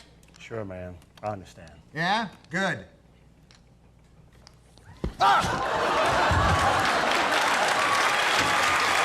a minute. It did look like he, You hear that dull thud of like skull on skull. Yeah, It really. Yeah, and I don't have like a strong head. I haven't been working it out lately. Really? But he has like an athlete's head, you know? But no, beforehand he said, like, I said, hey, don't hit me with your head, or no, you know, don't really hit me. And he goes, no, Al. He goes, he had this thing where he was going to put his thumbs, and as soon as he touched my thumbs, I go back. And then he got all excited and headbutted me. So, like... So did you feel him, like, pull the thumbs back, and then real head was coming in at you? And so I, like, blacked out for, like, a minute. And then the next day, I had this huge headache, so I thought I was going to die, you know? And so I went to the hospital. I went to I don't want to say the hospital, but I went to this hospital and to emergency, you know? And they're all, like, they're the craziest guys in emergency. All, like, crack. Everybody's on crack. You know? Every emergency is a guy on crack. Yeah. So I went in and they go like, hey, how much crack do you have, you know? And I go, I'm not on crack. And they go, what happened? I go, Dennis Rodman headbutted me. On the TV. He headbutted me on the TV. So they go, yeah. Right. How much crack, Yeah. So what happened? Anything wrong? I don't know, man. They said, like, you can't tell. They said, like, the only way you can tell is if later on, if you go to sleep and you don't wake up. Yeah. That's why you didn't mention the name of the hospital. Yeah, I don't want to mention it. I didn't know this, too. If you go to emergency, you got to pay. They keep sending me bills, like all kinds of bills. You thought it was free, that you could just go there and... Yeah. I'm from Canada. It's all free there. Oh, okay. Now, you know, I guess I've known you for, I don't know, for a little while now, and you've come on the show a bunch of times, and we've gotten, you know, and I was kind of surprised because someone told me that Norm MacDonald, has gotten kind of, you know, superstitious, and I thought, that's odd, because I don't think of you as that kind of person. I never was. I was always a doubting Thomas. I couldn't think of the name. I was always a doubting, I was going to say Fred for some reason. I was always a doubting Thomas, you know? I was always, that stuff, that's not true, that's a load of stuff, you know? So, but then I had this thing, you wouldn't believe it, you know? It opened my eyes, it made a believer out of me. What happened was I had a dream, and it was like the number 7 in my dream, a giant number 7. Wow. It was the most vivid dream I ever had. So I wake up from the dream, right? I'm with you. Yeah. So I wake up from the dream, from this number 7. I look over at my clock, 7 o'clock, right? Wow. So I get up. It's not that coincidental. No, I'm just sort of going along with you. Yeah. So then I go out and I decide, hey, why don't I take a cab, you know? So I get in the cab, and it's cab number 7, I notice, when I'm in the cab. Now I'm starting to get a little freaked out, you know? And so I say, hey, take me to the track. I enjoy playing the ponies, you know what Sure, I mean? I hear what you're saying. Yeah. I like going down there, Cohen. I like visiting my money. So, you crack me up. My uncle used to say that. So I go to the track, you know, and I say, okay, what do I owe you there, fella? He says, $7.77. Oh. I said, good Lord. I said, I thought it was like 40 cents a minute. Anyways. So I go, here you go. I pay him, you know. I gave him like $8, you know. Right. So I walk through gate 7, you know. Went up to ticket window number 7 there at the horse place, you know. And I look up, they have the form there, you know, the racing form shows you all the races. So I look and I see in the 7th race, there's a horse called Lucky 7. And he pays 77 to 1, you know? So I say, to hell with this. I say, I'm going to pull out all my money. I pull out all my money. I had like $700. Wow. Pull it out. I said, put this all on Lucky 7th and the 7th, you know? I go watch the race. Damn if he didn't come in 7th. That's incredible. What an amazing story. Well, that's an incredible story, Norm. I'm sorry about cursing. I forgot that. That's all right. We're on cable by now, I think. Listen, now let me tell everybody where you're. The Saturday Night Live this weekend's a good one. It's a rerun, but let's get real excited about it. John Goodman and Everclear are going to be on that show. Yeah, they're great. People should check that out. And Rita Rudner, the Sonny Burgess and Rosie Flores combo coming up. Norm MacDonald, thank you very much for doing it. We'll be right back. Stick around. Thanks so much for coming, Norm. People don't know this. Norm MacDonald is not feeling well. He's been sick, but he was a real trooper, and he showed up anyway. I've been sick like 3 days. I was barfing and had diarrhea and everything. Okay, well, we didn't need to know, I know that. You could have said I've been feeling a little flu-ish. Yeah, a little under the weather. But you're feeling okay right now? Yeah. You know, when I got a kind of a hypochondriac, so when I get sick, I want to find out if I'm going to die, you know, from it. And so I try to like think, where did I get the sickness? You ever do that? Yeah, you figure out, did I come in contact with some, you know, how did I get it? Yeah, did I get, because I know, like, Ross Abrash, this guy who works up on Saturday Night Live, he was sick last week. I thought maybe I got it from him. I remember I ate some shellfish a few days ago. And then yesterday, I got stabbed with a rusty syringe by this 80-pound homeless guy. Probably Ross Abrash, if I'm guessing right. Yeah, I was just saying, it was Ross Abrash. Yeah, right. It probably was him. And so, then, do you know Tanya Addy? Who? She works on your show. I just talked to her. Yeah, I don't know. I don't talk to people on my show. I deal with everyone through lawyers and intermediaries. Oh, my Lord. I'm like Elvis in like 1976. I'm in a room with the shades drawn, eating a lot of peanut butter, shooting out TV sets. Holy Lord. Yeah. Yeah. Go to town, my friend. What about her? Who? You are feeling a little unwell, aren't you? I just wanted to see if you remember her name. Sure. What? Yeah. I just told you. Yeah, Tanya. Yeah, Tanya, what's her last name? Oh, come on, we got to get the show going. Now. But she was telling me, this is interesting, she was telling me that, you know that movie, The Elephant Man? Yeah. We were just talking about it backstage, and I always thought it was a stupid movie, and she said it's a really good movie, and I said the stupidest thing in it is because, you know that part where the guy says, I am a human, I am not an elephant, I am a human being. I'm not a monster, I think, whatever. I'm a human, and I'm not an animal, I'm a human being, yeah. Tanya just pointed that out to me, that it's I am not an animal. Right. Because I always thought it was stupid, like the guy doesn't even hardly look like an elephant. So why would you would be the worst movie critic in the world. You know, if you had your own movie criticism show and you came on and this whole movie sucked. He's not an oh, wait. Oh, I'm sorry. Forget what I said. Anyway, that has nothing to do with anything. It's just Tanya and I were talking backstage. Yeah. Tanya who? Quick. Addy. Right. See, I knew. You got the weekend update coming up. You got some topical jokes, and you got brewing. I know you. Your mind's always going. I'm always thinking about the jokes from the paper, you know, so I can come on, especially when I come on your show, you know. Sure. You know how I come on your show, and I always try to have some jokes from the newspaper? Sort of like now, yeah. So here's the joke I got. Yeah. Y'all know about this woman, right, from Denmark that left her baby out in the street? Yeah. How do you feel about that, folks? Yeah, I don't like it either. I don't think that's right. Yeah. Good joke. Oh, no. You know, that was the premise I was stating. Update would be so easy for you. It'd be such a great gig if that's all you did. That's all I what do you think about that, Boo? Yeah, all right. And in another story, President Clinton hurt his knee. What do you think? Oh, too bad. Yeah, okay. No, the point of it is this. I have a joke about it. Okay. Because they got reunited today. Oh. It was in the newspaper, in the New York Post and the New York Daily News. And so I was thinking, now they're flying back to Denmark, and this crazy woman puts the baby out on the wing.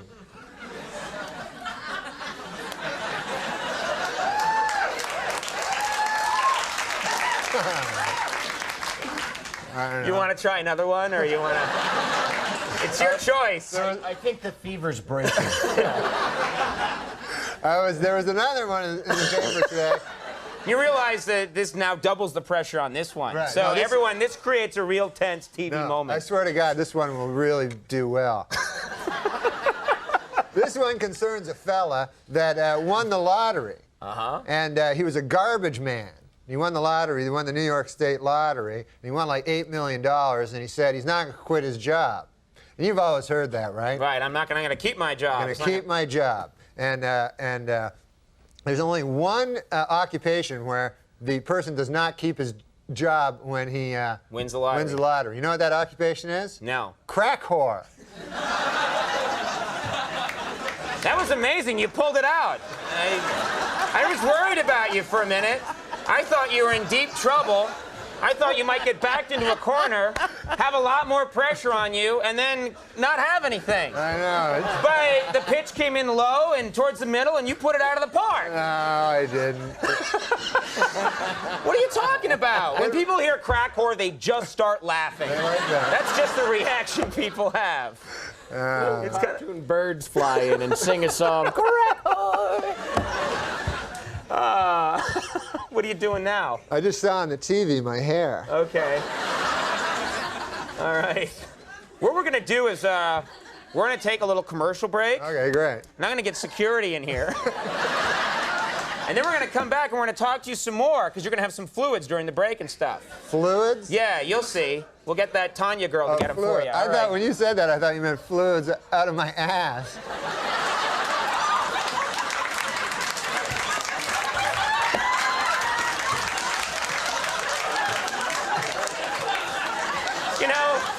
You know, a couple of times in the 4 years I've been doing this show, someone has stopped me just before I went to commercial to try one more joke. That was the most worthwhile of all this time. We'll take a break, everybody. We'll be right back. Everybody, we're with a rehydrated Norm MacDonald. How you doing? Good, man. You know, I'm over here, yeah. You did the White House Correspondents' Dinner. Oh, yeah, I didn't catch the whole thing. I caught, I think, the second half of your act. This is a big tradition in Washington. The president speaks, and then they get a comedian to speak. Yeah. And you did a great job. You were really funny.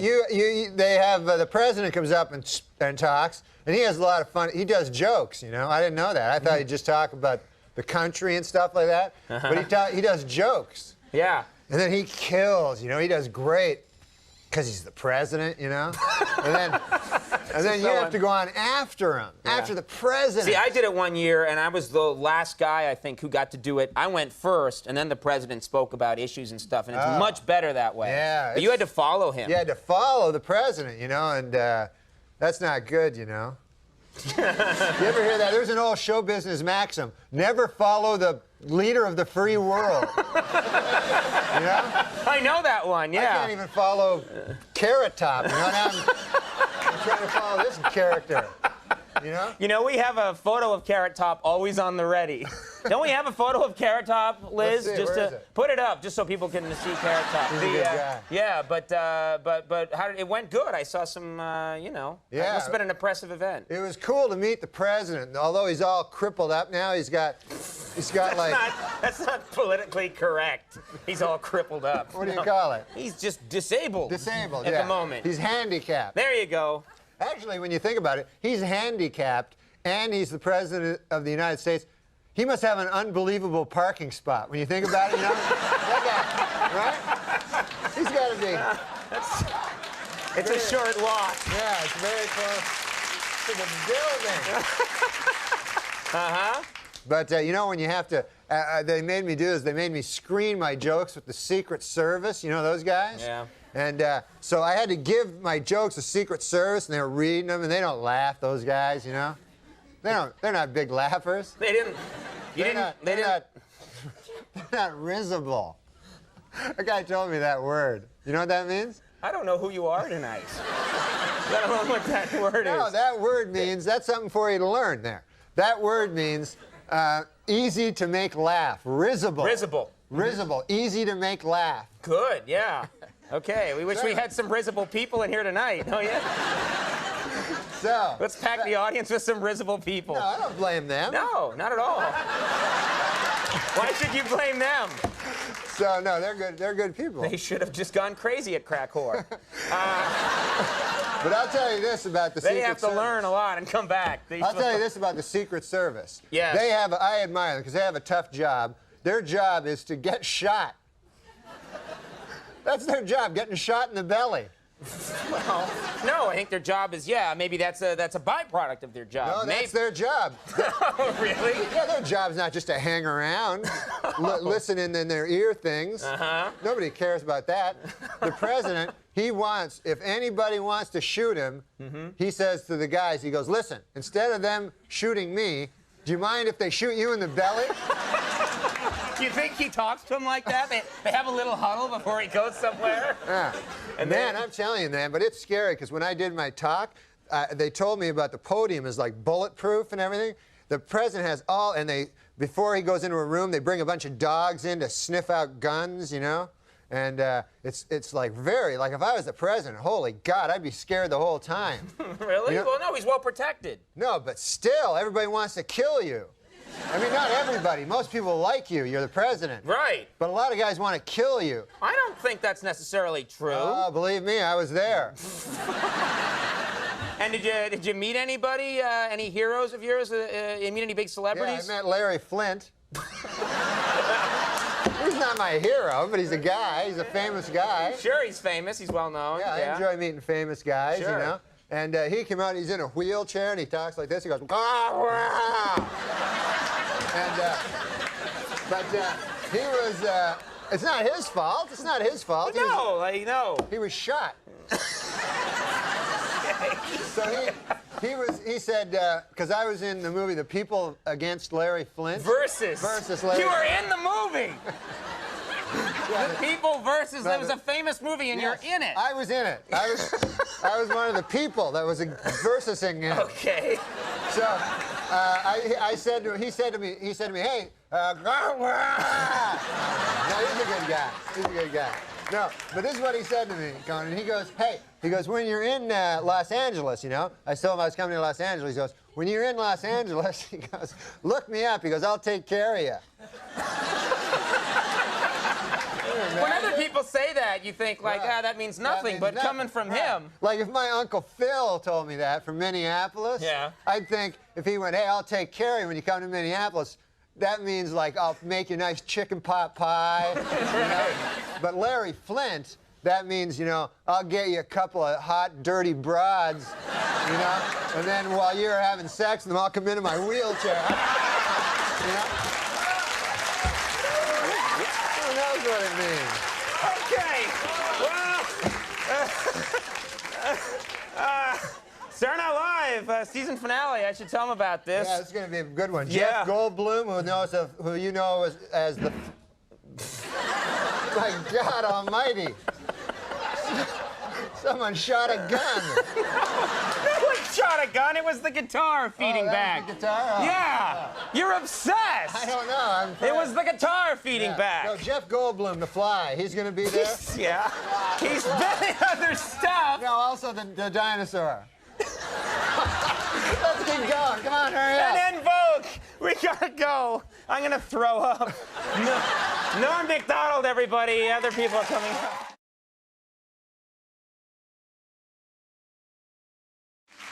All right, everybody, we're back. Ladies and gentlemen, for the last 5 seasons, my next guest has played Allison Parker, one of the many dysfunctional but gorgeous residents of Melrose Place. Please welcome Courtney Thorne-Smith.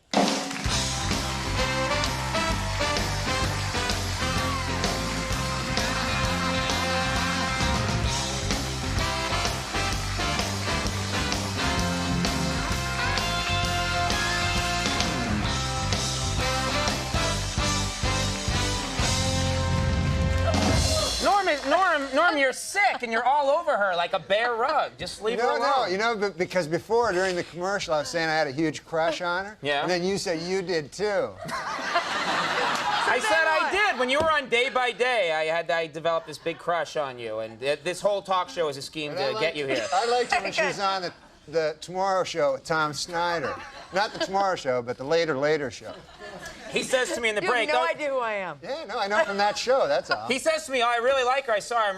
I really think she's great. I really have a crush on her." And I said, "Where? You saw her at Melrose Place?" He said, "No, I was watching Tom Snyder, and she was on, and she was a great guest." And I said, "Wait a minute, that's the show that's opposite our show. Why weren't you watching our show, pal?" Because I wasn't on it that night.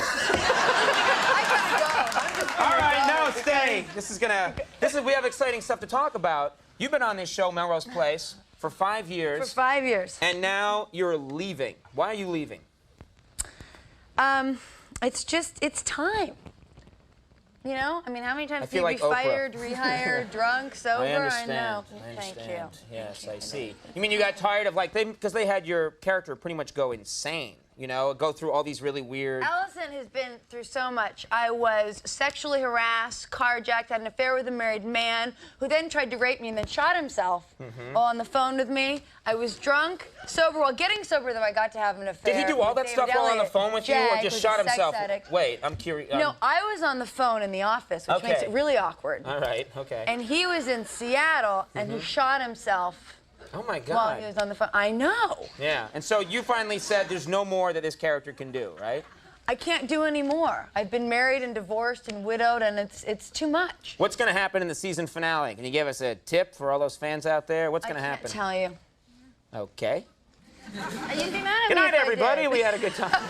No, I mean, but give us some sense of, like, is it one of those? Because every year they try and have a season finale where everybody gets into a Zeppelin and blows up, you know? Something. Well, now you've given it away. It's a Zeppelin. It's a Zeppelin. All right. Are you talking about Melrose Place? No, because You're the biggest ass I ever met. I love you for it.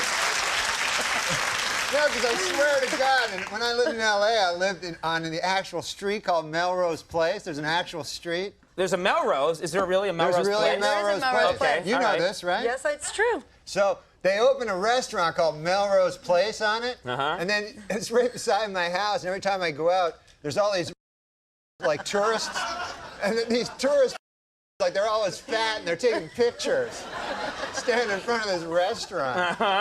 Yeah.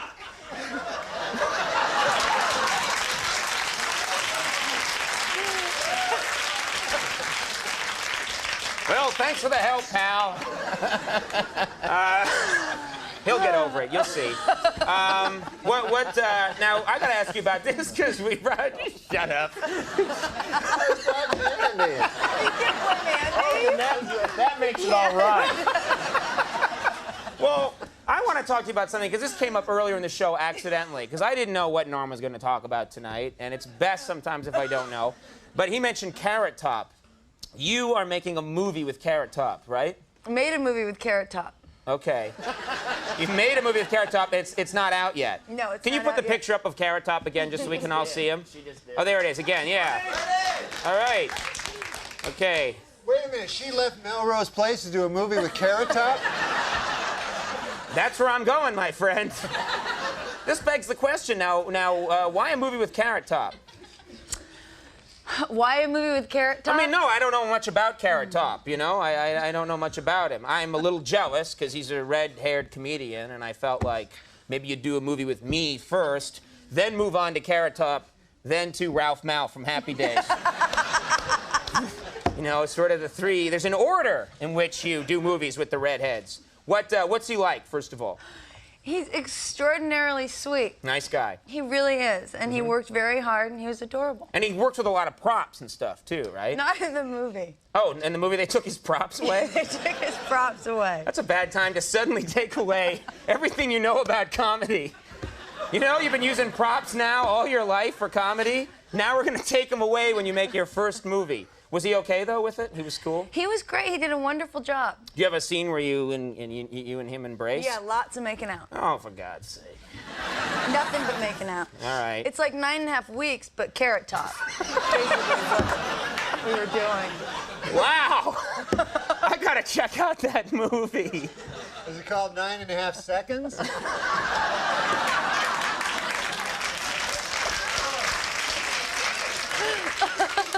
Like he's premature ejaculated. We got it. You know what happened? This is what happened. You know what happened? He said 9.5 seconds, and I'm looking at him because I know there's more. And I wait and wait, and I see the glimmer in the eye, and then bang! I thought you were going to, but no. But what's the movie going to be called? Really? I know what it's going to be called. Yeah, what's that? If it's got Carrot Top in it, you know what a good name for it would be? What's that, Norm? Box Office Poison. She's in it.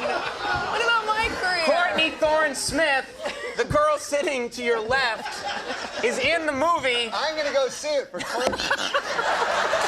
After you scare everybody else away? No, I love this girl. I would see any movie with this girl in it. She's a beautiful lady. And and a talented, nice talk show guest.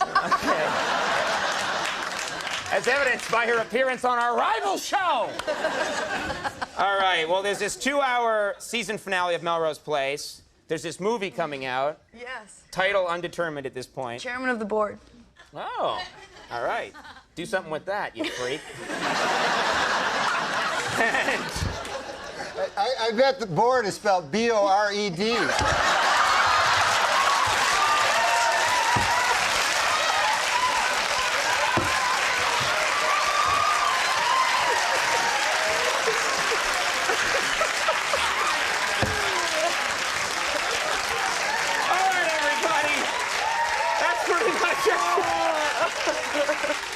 We're going to take a break now. We're going to have Collective Soul in a second. Courtney Thorne-Smith, we hope she's still our friend. We do love you. Man. How you doing, Norm? I'm all right, man. I'm doing good. I'm having fun. I came here on the airplane and stuff. You always kill with that line. I know. You got the sitcom. It's all. You're living high on the hog. It's all going good for you. Everything's fine. Yeah. No, not everything, but everything. You know, a lot of things, right? I don't know. Yeah. You seem all shifty and nervous about something. You're hiding something, aren't you? No. See, people don't know you the way I know you. Right. This guy likes to have a good time. I like to, I drinks a bit. That wasn't what I was talking about. Oh, what were you talking about? I was just saying you have a good time. It's a real innocent thing to say, and then you get right into the drinking. Occasionally I like to drink a beer. You know, I like regular drinks. I don't like. As opposed to ether? Yeah. What are you talking about? What I was talking about is, those shooters. You know what I mean? Yeah. Like they're shooters, and they're like they have dirty names, like sex names. You know what I'm talking about? Yeah, they're all called the red-headed whore or something. Yeah, exactly. It's the one I like. It's actually named after me. Lousy. I guess the idea is in your head you want to order them because you're drunk. You go, hey, they go, hey, you think maybe you'll get they go, you want a red-headed whore? Yeah, like right? You figure Rula Lenska's going to come in, you're going to have, right? You're going to have some dirty sex. But no, what I was going to say was this. But you said you sometimes you have a little too much to drink, maybe? Well, one time I drank a super amount, and I'd only been... A super amount, right? It was when I was a young guy. I'd only drunk like 8 or 9 times in my whole life. I never had gotten really drunk, but I'd had drinks. And I went out with my buddies, and I was drinking, and they were having those crazy drinks. All of a sudden, I was really drunk. And then a guy gave me some pills. Like, he said, hey, you want some pills? And I said, yeah, all right. So I ate the pills. And you're not supposed to eat pills while you drink. I think even if you're not drinking, it's not a good idea when someone goes, you want a bunch of pills? Yeah. I know. But combining the two. This guy was a decent guy. He was a bouncer. No. But so I said, yeah, so these pills, they just make you like 100 times drunker. So then I'm really drunk. And then like time passed, but I don't remember. And then my friends were like, hey, let's go. I'm like, why don't you guys go? Where are you going to, why go? Right? Like we're in a bar drinking, right? And like it doesn't seem right. You don't want to go home, and watch I Love Lucy or something. So you're like, hey, I just stay here. I'll make new friends, right? So I was like real drunk, and everybody was like cool. It was like a Western. It had a jukebox, one of those. Guy gives you a whole bottle there, and you go, ah. And then... That's what you do when you're drinking, you a pirate, all of a sudden? And then it was the funnest, man. There was a big fat bearded guy there, and I was hanging with him, real drunk. All of a sudden, right? I'm like, oh man, I can't remember anything. I remember like I sort of falling into a pool table or something like that. Right. And then I wake up, right? And it's like I'm in a bed. I look beside. There's the fat bearded guy beside me. No, really? Yeah. So I go, oh Lord God, I had sex with the fat bearded guy. And at the time, like I never had sex before in my life. Yeah. And I always thought it's probably going to be with a lady. You know what I mean?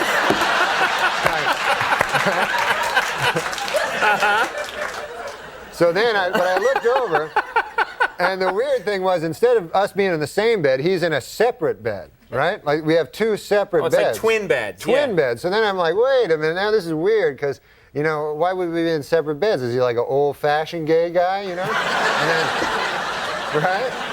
But he has the good values, yeah. So we're not married yet. There's no such thing, of course, as an old-fashioned gay guy. They're the most decadent people. So I said, what? With sex, you know, they enjoy sex like crazy, you know?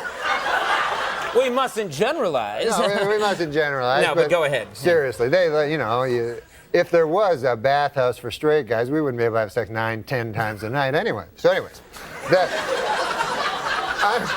I'm with, they love sex, it's a good thing. But I'm beside the fat bearded guy. I go, holy Lord. Anyways, it turns out, not a gay man at all. Turns out this guy, when I blacked out, had checked me into a rehab.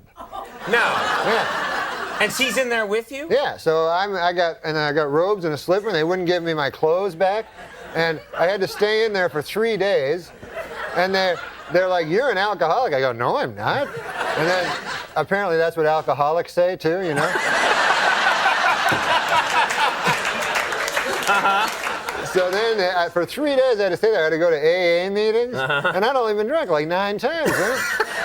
So they're like, what's your worst one? I go, I guess the 9th one was bad, you know? Right. That was, and when did you hit bottom? I said, I don't know. The cool part of it was the girls all get up, right? And all their stories are all the same. Whenever they hit bottom, right. Every story is the same. They're like, oh, when I hit bottom, you know, I a guy for a drink, you know? And you're like, oh. You know, every guy.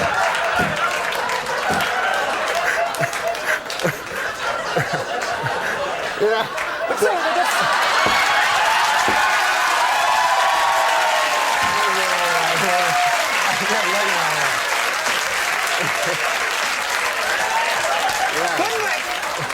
Couldn't we just take them out of the studio for the Norm part and then bring them back?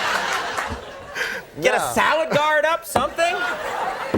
So anyways. All right, well, that's a nice story. No, but it's a serious illness, you know. Alcoholism. It's an illness. It's an illness, you know. Yeah. It's a good illness because you get, you know, there's not a lot of illnesses you get to be drunk all the time. Yeah, I know. That's a corker. Will you hang on 1 second? Okay. We haven't even scratched the surface with Norm, so hang on, we'll be right back. Stick around. All right, we're back with Norm MacDonald. And you know, you kind of surprised me because you did MTV Beach House recently, and you know, there's a certain kind of person you expect to show up on the MTV Beach House, and I hear, we'll be right back with MTV Beach House, our special guest, Norm MacDonald. I'm like, what the hell are you doing? It's this. What was that? It's this show on MTV, right? I know. And it's at a beach. It's at a beach. And they don't script anything. Like, you know, they do like for, anyway, so the dude, the host, was like, hey, Norm, do you mind wearing a pair of trunks, you know, bathing trunks?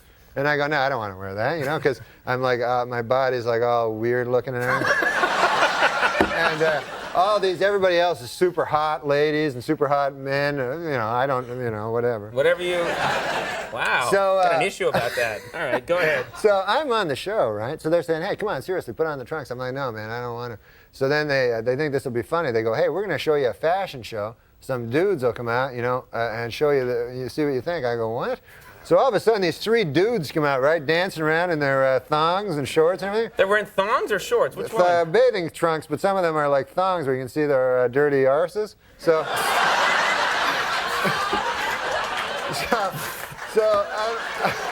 so I'm like watching it, you know, and I'm like, oh, it's like man. Chaucer. Yeah, go ahead. So I'm like, oh, I guess it is. Okay, go Old ahead. English. So I said, you know, oh, yeah, no, I'm pretending to go, oh, yeah, that's funny, right? And you do a lot of that at MTV, yeah. So then the guy, the host, he goes to this one guy who was very, very, very gay. He goes, what? How do you know that? No, I mean, you had know, a sign? Yeah, he looked very, very gay. He says to this dude, he says, hey, I'll give you $20 if you lap dance on Norm. You know what I mean? Right. All of a sudden, this dude like, hey, $20. I guess he didn't have much money. Starts running towards me, right?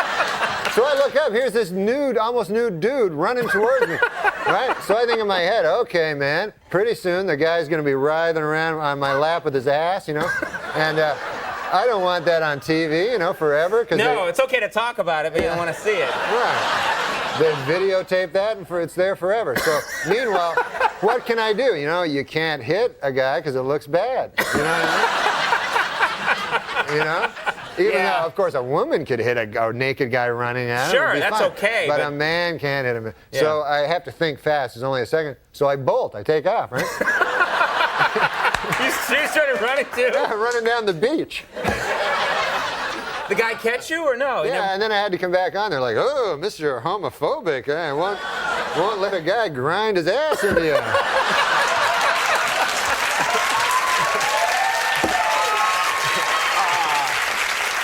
You got to work on that. Hey, I'm going to miss Andy on this show, man. Oh, yeah. He's got to leave, huh? How bad is that, huh? Yeah, he should stay. You want him to stay. You should stay. Good move. You should stay. Get him booing. Yeah, you killed everyone's joy tonight. No, I swear to God, though, when you sit on a couch for the living, you should think about not giving that up.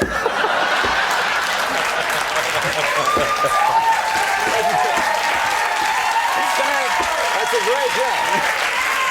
That's a great job. You sit on a couch, and you sit on a chair. It got to be too much, though. I'm looking to lay down. Got to tone it down a bit. No, but you're a great man, and I'm going to miss you on the show, man. You're a great man, isn't he? Thank you. Great man. Maybe he'll change his mind. Maybe. I keep asking him. Yeah. He's like, nope. Maybe if the internet, they start like writing "Save Andy," you know what I mean? It's not save him because he's it's leaving. his choice. Yeah. That's the hard thing. Now listen, we want to talk about your uncle because every time you come on the show, you have a story about your uncle who lives up in Canada. Oh yeah, he's a Frenchman. Yeah. Yeah. And you always have like a little story about him. Jean-Luc. Oh yeah, he's a crazy character, that dude. He originally visited New York City. Hello? I'm just having a drink. I can listen to you and have a drink. It's not like I went like this. Hold it. Ooh. Ah, liquid. Huh? I'm still here. Let's see if I got this right. You've got an uncle, lives up in Canada, named Jean-Luc. Jean-Luc. Occasionally he visits. Once time he visited New York. I came to New York. So I'm living in New York, you know? And Jean-Luc, I'm excited. Jean-Luc's going to come by, my crazy Frenchman uncle. So he gets in the cab, right? When he gets to the airport. Yeah, when he gets to the airport, the cab driver picks him up, and the cab driver says to him, hey, Frenchman, he says, do you like riddles, you know? So my uncle Jean-Luc is like, yes, I love the riddles. That's how he talks. He goes, I like nothing better than a riddle. So the cabbie's like, all right, here's one, right? So here's the riddle. His brothers and sisters, I have none, but this man's father is my father's son. So my uncle goes, I don't know. Right? So the cabbie goes, it's me. It's me. Oh, yeah, makes sense. Oh, he thinks about it. Oh, by God, he says, that's a good riddle there. He says, I have to tell my wife, Mary Claire, when I get back to Gaspé. That's where he lives, Gaspé. Right. So he's like, take me back to the airport. And the cabbie's like, what? Right? The cabbie's like, I thought you wanted to go visit Norm there. No. I go back to the airport. All right, you know, I have to tell Mary Claire. Seems odd, right? Right. Gets back on the plane, flies all the way back home there to Gaspé. And he gets back, right? Runs in the door. Mary Claire, où êtes-vous? You know, where are you, Mary Claire? Come on down here. I have a riddle for you. She goes, oh, Jean-Luc, I love the riddle. She's a woman, high voice. Michael Jackson was visiting. Yeah, all right. So, you're going to love this riddle. How was New York? Forget about that. I got the riddle. Brothers and sisters, I have none. But this man's father is my father's son. She goes, oh, I don't know. Who is it? Some cab driver back in New York.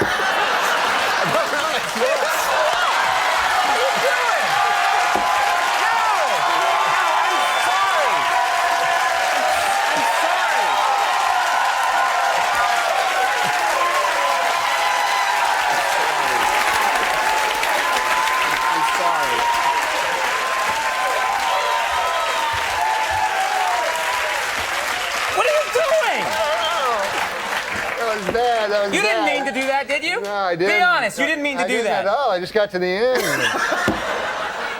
That guy, man, I always tell my uncle, you shouldn't curse so much. Oh, man. All right. Well, we're going to pick up the pieces. Yeah. The show is called Norm. Yeah, yeah. When is that on? That's on Wednesday at 8:30. You already missed it, man. It's Thursday. But it's on all more. They can watch it next time on ABC. Norm, it's always amazing. You're going to stick around. I know. I'm just going to say thanks for the segment. No, but I you're want going to see Sean. That next guy is hilarious. All right, he's going to stick around. Norm MacDonald's going to stick around. Sean Hayes coming right out. We'll be right back. Oh, man. How you doing, Sean? I'm great. Really quick, we have an audition coming up on our show for an old-fashioned homo who wears a thong and does lap dances. Oh. Go for it. No, Andy is going to move out there in a couple of Wait, when is this? Our producers will be He'll checking call our you. availability. Yeah. You guys are doing well. The show's very successful. And you know what? Just as you were coming out of the curtain, Norm leans over to me and goes, "This guy got a Porsche." Yes. And I remember reading about it. Your show's a big hit for the network, Well, and they gave all you guys Porsches. Yes, and you, what did you get? Ha! What are you talking about? Then a Jag, right? Because the Jag's not so bad. NBC's given us nothing, and they fired Norm's ass. So, you know. Pretty much. Yeah. You're talking to the wrong group of people about having a Porsche here. Right. No, I really don't. They sent like me a it. seat cover. Did they? Yeah, for my Ford Taurus. I love it. Yeah. And some Subway tokens. Yeah. No, we. I really don't like the Porsche that much. I mean, it's fun. No. Hey, stop it! You're breaking me up here, pal. No, I like my Camry. I'm everyday people, and the Porsche. The Porsche to me is just it's too loud because the engine's like right here, so you get in, Right. and half your body fits in it. So like my left leg is dragging on the pavement as I drive. You cut a little hole for it. But I look cool. Yeah. So that's a nice gift to get, though. Yeah. How about Show's going very well. You guys have a very physical show. I mean, you guys are always touching, bumping up against each other. You guys like to rub bellies. Every time I see a promo for your show, you guys are rubbing your bellies together. What's that all about? Yeah, because if it gets me a Porsche, I'm doing it. Okay, come on, I'll give you mine. All right, here we go. You're like, no. Okay. That's not happening, pal. Yeah, we're pretty much touchy-feely on the set. We grope each other before we start a scene. Like, grab my crotch, it'll make the scene go much better. Okay, great. Did you say this line now, like that? And then we do it. You do that, huh? Yeah. That's acceptable because there's so much fear of the sexual harassment. You got to be so careful. And we have had seminars here at NBC. The idea that you can just grab people's breasts. Did you have that seminar? I'm not touching anybody's boobs. I'm not doing that. No, but did you have the Yeah, we all had to go. Yeah, so did we. And we were sitting there after the guy's like, it's very serious, don't make any jokes. And like every 5 seconds we're like making jokes. And after the whole thing was over, I walked out with my pants on my ankles and I said, great seminar. And I just walked to my car. like that, yeah. I did. My ass was hanging out. Okay. This is only your third visit to New York City, is that right? Yes, my third visit. Do you like it here? I mean, you getting used to it? It's all right. I wasn't used to the alley, not having alleys. I didn't know the garbage is on the street and the rats are like everywhere. But it's a nice place to visit. Right. But one of the incidents I had this. You'll like this story. I had a hooker come up to me when. Yeah, just tell this one to Norm. Norm suddenly woke up. Yeah. So I had this hooker come up to me. Now. I had been drinking out with some friends, and they dropped me off at the hotel, and I walked, to the hotel, and this hooker just, wrapped in newspapers in this skirt, and I'm a little tipsy, and she comes up to me, she's like, The hey. hooker was wrapped in newspapers? Yeah, that's high fashion for hookers. I've never heard of that before. You sure that was a hooker and not a newsboy? You said you'd had a few drinks. It was dark. This hooker wearing a cap saying extra, extra starts rubbing up against me. Yeah, so anyways, it was a woman. And she comes up to me. I like how Norm and I immediately are like, what? That doesn't sound right for a hooker. Like, what are we talking about? Okay, it wasn't newspapers. She had like a Chanel dress on, all right? And I come up, bing! And she comes up and she starts groping me, and she's like, "Come on, babe." It was just, so for like for 5 minutes. I'm like, okay, I gotta go, And she's like, starts groping me and everything. I go in, I'm like, whatever. I go in and I go to the front desk, and I'm like, any messages? And I walk back to the elevator, and she's through the glass going.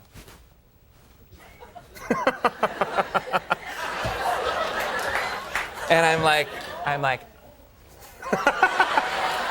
Betty bye time. But I called my brother later the next day, and I tell him, she's like, she was trying to get your money, because when I go out, all I bring is my license. No, hookers don't want your money. No. No. What are you talking about? No, but I mean, pickpocket and all that stuff. And that's steal your what money. She was doing, right, like down my pocket. And well, that's different. But whatever, blah blah blah. What a stupid story. I like it when an interview ends with blah, blah, blah, whatever. Well, Will and Grace. That's true, man. One time my buddy was with a hooker, he was telling me. Wait a minute, you have a hooker story? Yeah. Here we go. And he said that he phoned me up once. He was in Vegas, and he's like, "Hey, man, I'm with this hooker, but I think she ripped me off, man, because she took the money, right? Oh no, yeah. She said She said something about, like, I'm going to go into the bathroom to get a towel to wipe off your balls or something. Wait a minute. No, you can't. No, wait a minute. You can't. No, you can't. No, you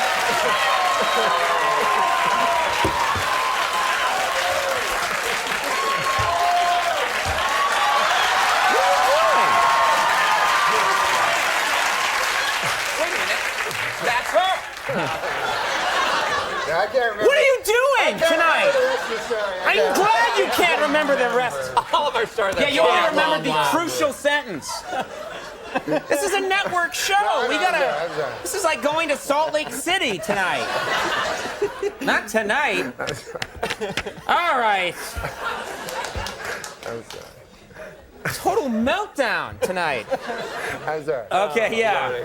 Will and Grace is on Tuesdays at 9 on NBC, the same network, by the way, which brought you all of this tonight. What higher endorsement? Sean Hayes. Thanks, Sean. We'll be right back. NORM MACDONALD. Okay, good. You're going to show both of us how to cook something fantastic today. Is that correct? We're going to do the most amazing red mullet with some fennel orange, and on the back of how bad you were last time, this is going to be cooked in a bag. Okay, we're going to cook this in a bag. Yes. You are known, you clap your hands a lot, Yes. you yell at people, you're intimidating. This is going to go very badly. It's nice you two guys. Now, All right, come on. very good. Right, first thing I want you to do is to segment an orange, All okay? right. Norm? Yeah? Wakey, wakey. Okay. Well, no one else in the world says segment an orange. Yeah. Okay. You just cut the edges off. That's what you want, right? No, you want to... you've already started at the wrong end. Look, that's the bit there. All right. Well, No, so okay. just top and tail it like that. Look, come on, wake up, stand there. I'm up to 4 segments. Well, you didn't tell me a number of segments. No. He wants the edges off, I What am I think. supposed to do? Hey!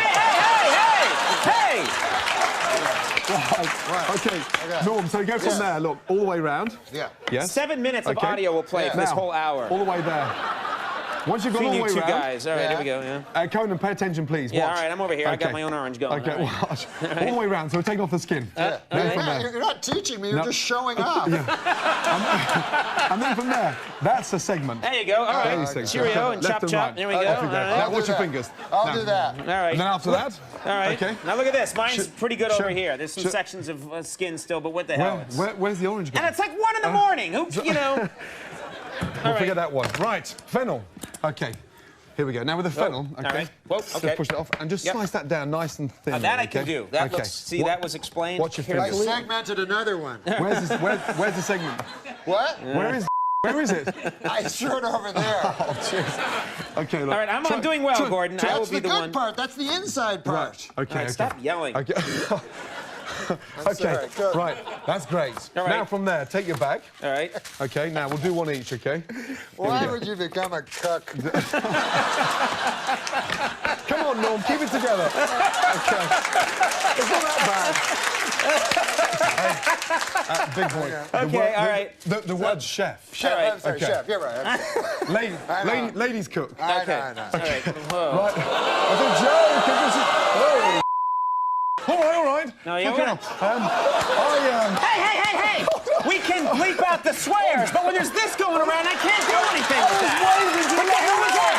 I was waving. All right, so we got the vegetables in the bag. Okay, right, fennel. Fennel. The fennel goes in the bag. That's what you would need the bag. I need.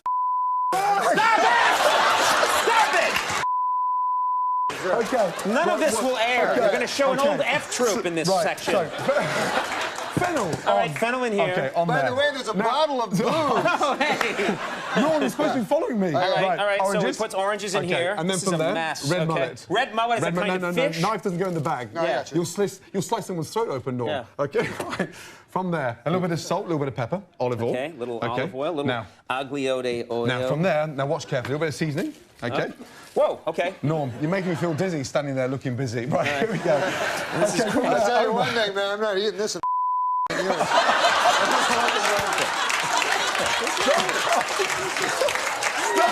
Why are we even having a cooking segment at this point? Why would there even be a cooking segment? Why would anybody even have a cooking segment with you people? Here we go. Ridiculous. No, right here. Right, fold the bag over. Yeah. Oh, Okay, yeah. nice and tight. All right. Okay, and then from there, twist the paper so Twist the seal the paper. end. All right. Nice and tight. God, I hope he's a Nice and- magician. Nice and tight. A bird's gonna come out. Yeah, all right, here we go. All the way, right. all the way round. All right, Okay. chop, chop. Now, Yeah. from there, a little hole. A little hole. Okay, right there. and then from there, pour a little bit of wine in there. It's a big waste of wine right there, buddy boy. Okay, All right, right and in then here. from there, turn it round. Okay. What? Come on, no. You're gonna be tight. Tight. He does it and then goes, look what Norm did. We got to it nice and tight. This is not going to air. This will never be seen by anybody. This will never be seen by anybody. Just concentrate. We've learned. Okay, what does it look like at Okay. the end? Oh, Right. look, it just came out magically from a pan. This is how it's cooked. As it cooks, Oh, yeah. it steams inside the bag, okay? Then you rip it open, and there you got a beautifully steamed red mullet, orange, and fennel. It never gets better than that. Do it exactly the way we did, using the same language and the same obscene gestures. Gordon Ramsay, Norm MacDonald, my apologies. We'll be right back. Leland Helm is here. Norm MacDonald is here.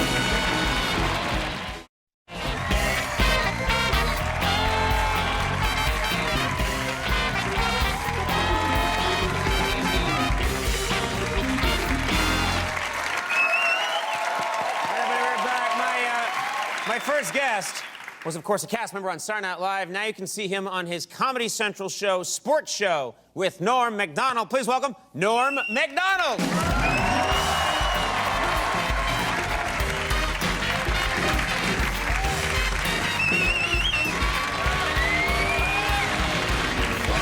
Everything's good, man. Everything's good. That's a can-do, Norm. You came charging out like Yeah, a... because people, look at this audience, man. They don't care about that. Why? I like jokes.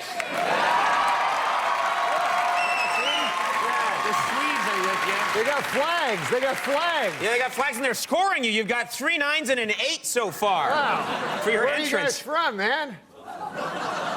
Oh, sweet. That's Sweden? Yeah. God bless you, man. Everything's good about, you know, you're an Irishman. Me mother, she was orange. Me father, he was green. It was the biggest mix-up that you have ever seen. I'm Scottish. I'm a Scot. You're Irish. Yes. What are you? Swedish German. Swedish German. Are you really? Yeah, really. Why would I lie about that? It's not No, funny. it's very odd, 'cause It's a very strange lie. I put one over on those people. Yeah. Swedish German. No, I tell you why it's funny, man. Because I was in Georgia, Atlanta, Georgia. Yeah. I met a good old boy down there, and he said, "Have you ever?" He said, "You know Andy Richter?" Yeah. Yeah. He did. Yeah. You met a guy in Georgia and he said, "You know Andy Richter?" Oh yeah, you guys do well there. Oh. And he said, I said, "Yeah." He said, "Have you ever heard of Andy Richter joke?" I said, "No." He said, "Well, most of it's based on him being Swedish German." And then he he told me an Andy Richter joke. And Really? But I didn't know he was Swedish German. I thought it was all nonsense. Yeah, well, now this lines up perfectly. Let me ask you something, because it sort of relates to the first... Wait, don't you want to hear the joke? No.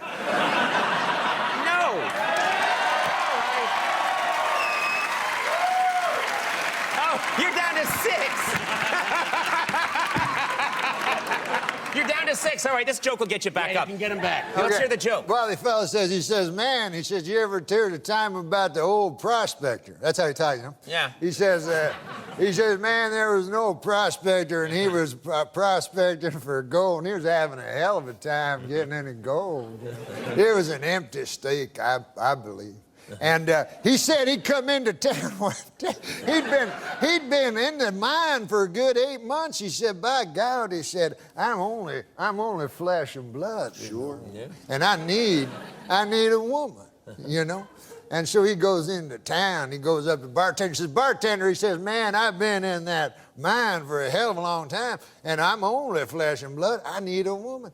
Well, the bartender says, hell, there ain't no women in this town. If you want to do any of that business, all we got is Andy Richter, the Swedish German.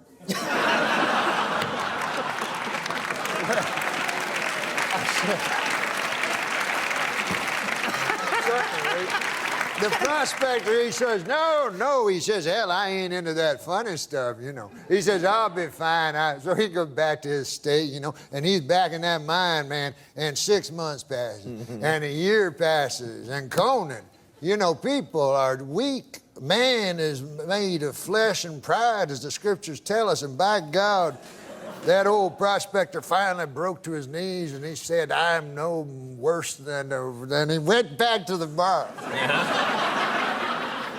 He was a beaten man. He says to the bartender, he says, hell, man, I've been in that place 2.5 years. A man has needs, and if you say there's no women in this here town, he says, well, I'll have to go for Andy Richter, the Swedish German.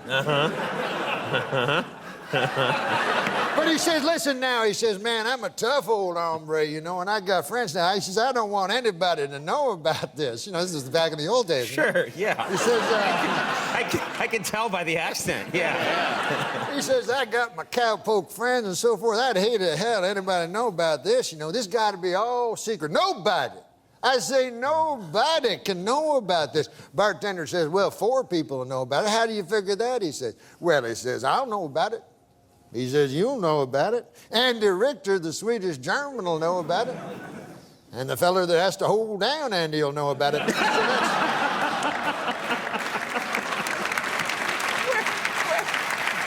Why? Why? Because Andy Richter, the Swedish German, he don't go for that funny business neither. Well, at least you left me my dignity. Yeah. I like the way that story ended. Yeah, that was a nice... You weren't dead. Right. Yeah. Well, but that's not beside the point. You were raped. No, it's more...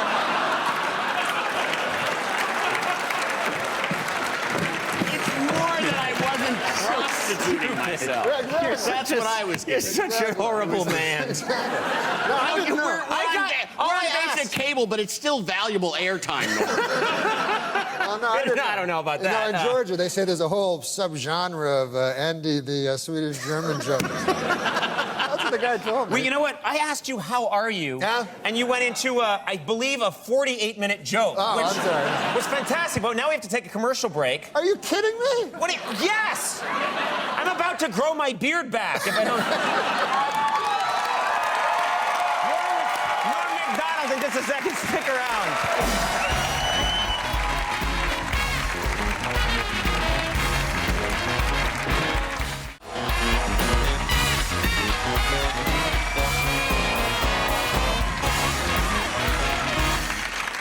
I'm here with Norm MacDonald, and I'm going to say, and this is just based on the, you know, this relates a little bit to the last segment. Yeah. I love having you on the show, but every time you're on the show, I get one comment afterwards from people on the street, people out in the world. They say, I loved Norm last night. Was he drunk? They always ask me that. Now, I explained to them that, no, you are not a drinking man, which you are not. But do you have any vices at all? Any vices? Yeah, well, no, I don't drink, I don't do drugs, but lately, you know, I've been spicing up the sex life. By just saying it 3 times? That's how you... That's your method of spicing it up? My method is, I decided to spice things up. I got into, do you know what S&M is? Yes, I know what S&M is. It's the sadomasochistic lifestyle. Okay. And so I said, I'll give it a whirl, you know? So, Really? I'll give it a whirl? Yeah. Wow. But I'll tell you something about this lifestyle. First of all, the thing they don't tell you is if you're a beginner, you have to be the masochist. Really? You have to be the one that's getting the punishment? Yes, clearly you want to be the sadist. Yeah. So, so that's a jip. So I'm with my lady friends, and I'm still trying to understand, but my lady friend, sweet, sweet girl, and she is the sadist. Uh-huh. And you have to have a safe word. This is very, very important. I've heard about this, yes, yeah. It's like when you say this word, you know, it's a safe word. That means the person knows that you're not kidding around. Stop doing whatever you're doing. It's a safe word. Yeah. And so anyways, she's putting me through all sorts of, sexual torture and so forth. And what have you. Yeah. Then I say my safe word. Uh-huh. What is it? It's boring.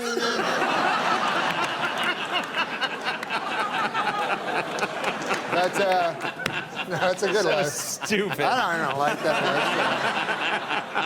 I am going to return to my former sexual lifestyle. Well, yeah, what's that? It's trying to find a lady and convincing her to let me lie down on top of her. That sounds so romantic, the way you describe it. I want to lie down on top of you and take a nap? What do you... Doesn't sound Well, like... I'm just saying I'm very simple. I don't need no, I don't need no where they whip your balls or anything. Okay, all right. I'm just an old chunk of coal that likes to, Old chunk of coal. Yeah. Yeah. Likes S&M, apparently. No, that's what I was just trying to, I'm getting back to just lying on top of a lady. Okay, all right. Which even that proves extraordinarily hard. Okay. Norm, you've got this new show, sports show with Norm MacDonald. I've taken so many Viagra now. I'll tell you this. What's that, Norm? My doctor told me I'm yeah? on the same dose that they give to the donkey for the second show in Tijuana. Okay, now listen. For the second show, you know? Why do I continue to have you on? And yet I love it. No, the second show. The sports show. Oh, yeah, People love this program. It's on Comedy Central. Comedy Central, yeah. And so now you are a sports fan for a long time. You love sports, and I'm just curious, what's going on in the world of sports right now that we should know? What's in the news, you sportster? I don't know. There's something about Arnold Schwarzenegger. Not really a sports story, but... Oh, yeah, no, he wasn't Mr. Universe.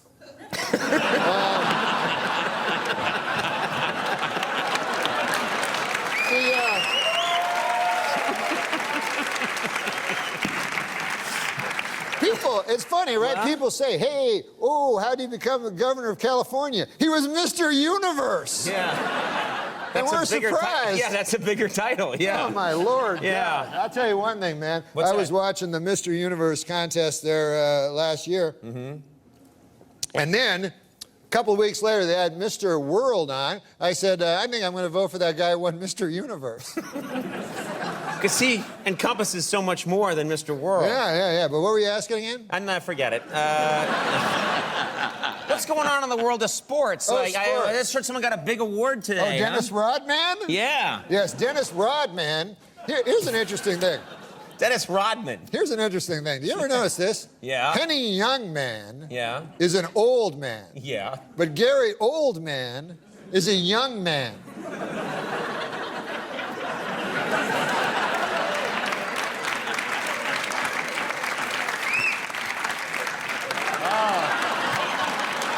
Look at that. You're back. You're almost at a perfect score for that one. No, really? They just cheapened the Olympics so much. No, that wasn't like a great joke, but it was just... No, don't sell it too short. It's like it was more a comment. Well, we're almost out of time, so if you were going to make some comment about Dennis Rodman, we'll have to get to it next time. Yeah. Because we're out of time, aren't we, Jeff? Hey! What's that? Jeff's going, now Jeff's come to life. He's like, stop it. You got to stop it. You got to make it stop. What about Paul Newman is an old man? You got another one? What about Gary Mann as a guy who works over at Comedy Central? Is that what happened? I don't know. You fascinate me. You fascinate me more than any other guest I've talked to. You know who would be cool to see? You'd ever see The Hangover? Yeah? That was an awesome movie, man. Yeah, well, there's a sequel. Hangover Part 2 coming out, and the director's coming up. He is? I love that guy, Todd Phillips. I was at a party with him. I went to a party. Todd Phillips was at the party. Yeah. It was pretty cool. It was pretty awesome. Well, he's coming out in just a minute. If there's still time, but I'm going to get him out here. Oh, awesome. Sports Show with Norm MacDonald airs Tuesdays at 10:30 on Comedy Central. Norm MacDonald. We'll be right back. The director of The Hangover Part 2, Todd Phillips, is here.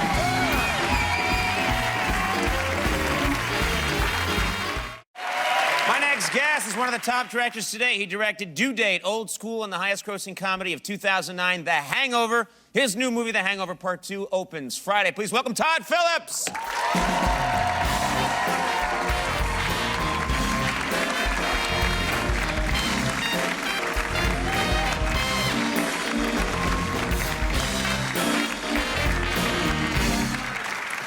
Hi. Good to see you, Todd. Good to see you, too. You know, yeah. I'm sorry to interrupt, but they were doing my mic backstage, and I really just caught the end of that joke.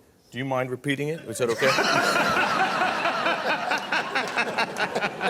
Yeah, start that again, would you, Norm? Something about a Swedish... Yeah, there was a Swedish German guy named Andy Richter, and you guys were at a party together. We were at a party, man, remember? We were. It was, are we allowed to even mention whose party it was? Because it's, Oh, Jay Leno's. No. It's actually not true. It was... He would not have a party, don't trust him. That's good. He would not have a party. No, we were at Jimmy Kimmel's house, and it was a party for Howard That's Stern. nice, yeah. Yeah. It was the first party I've been to in like 12 years. But it was fun seeing Todd, man. The Hangover was awesome. I hope the second one's... Yeah. Like my son was like, I don't know how they can do it again.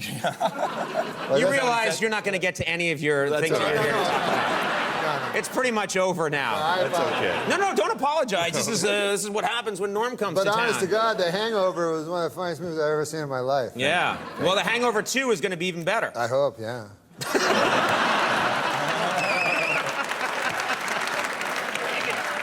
You could probably use that for the poster. Yeah, do you mind? I hope, yeah, Norm MacDonald.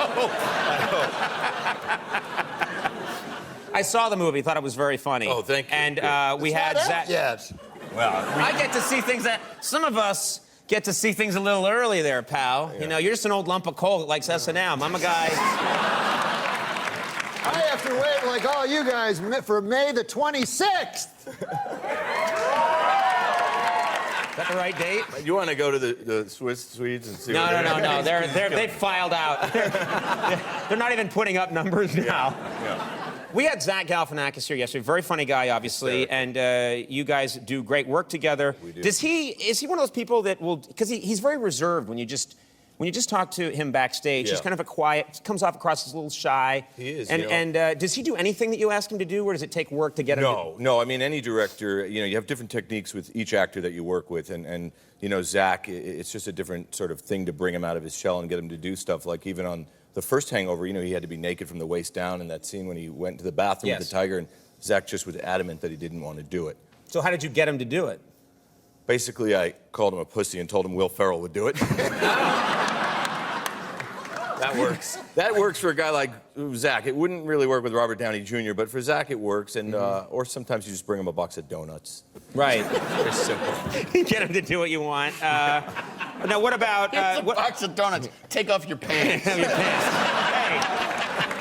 Hey, we've all had that happen, Andy. Yeah. Now, you wanted to shoot Zach with a real taser in the first Hangover movie. That is right. I didn't know if that was real, if that was just legend. No, that's a true story. In fact, I wanted to shoot all the actors, with a real taser. I figured we've seen it on Jackass. Those guys do it. They're fine. I approached the guys. They're not fine. I didn't know. I didn't realize.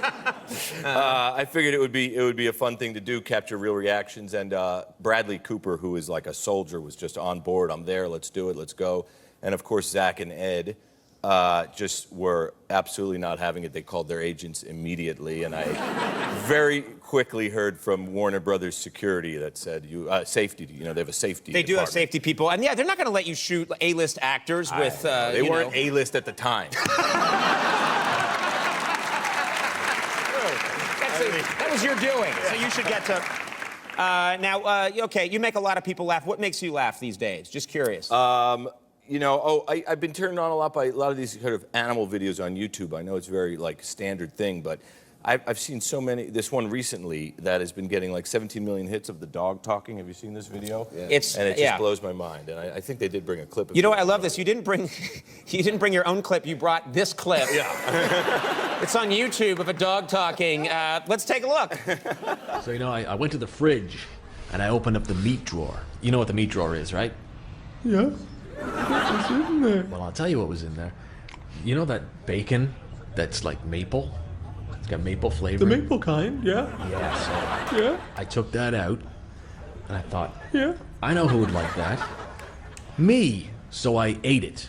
Oh. Pick me. 17 million hits. It's a new world.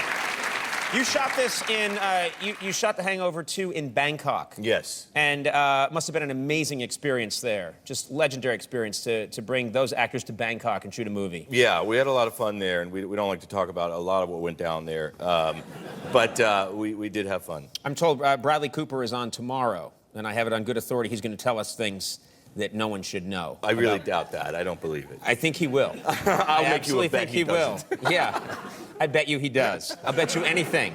It's almost as if it had been taped ahead of time.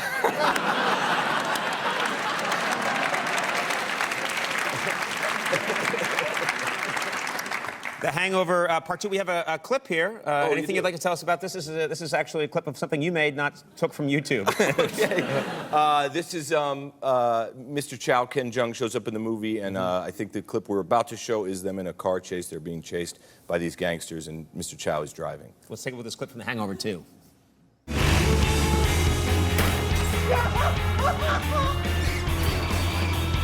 so strong!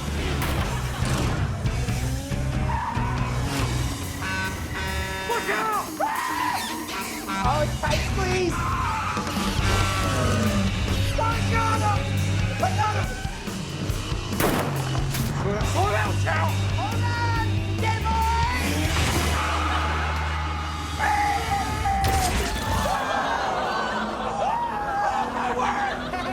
Nice, dude, my bad.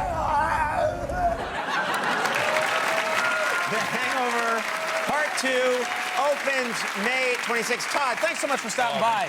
Congratulations. Todd Phillips, we'll be right back. The Joy Formidable. You know what I said?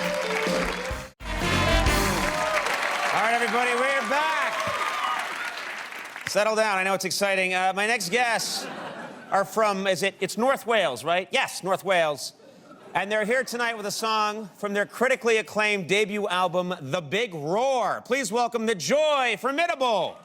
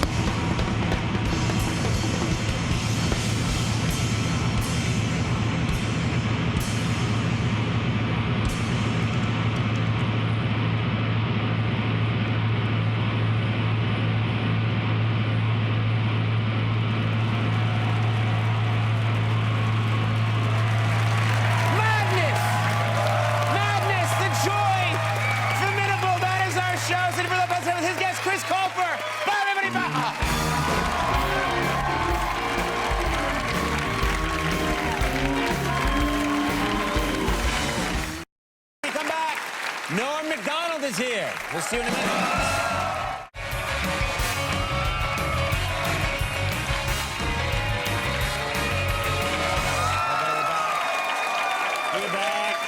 We're back. My first guest was, of course, a cast member on Saturday Night Live. He's also appeared in numerous films, including Dirty Work and Billy Madison. Please welcome our old chum, Norm MacDonald.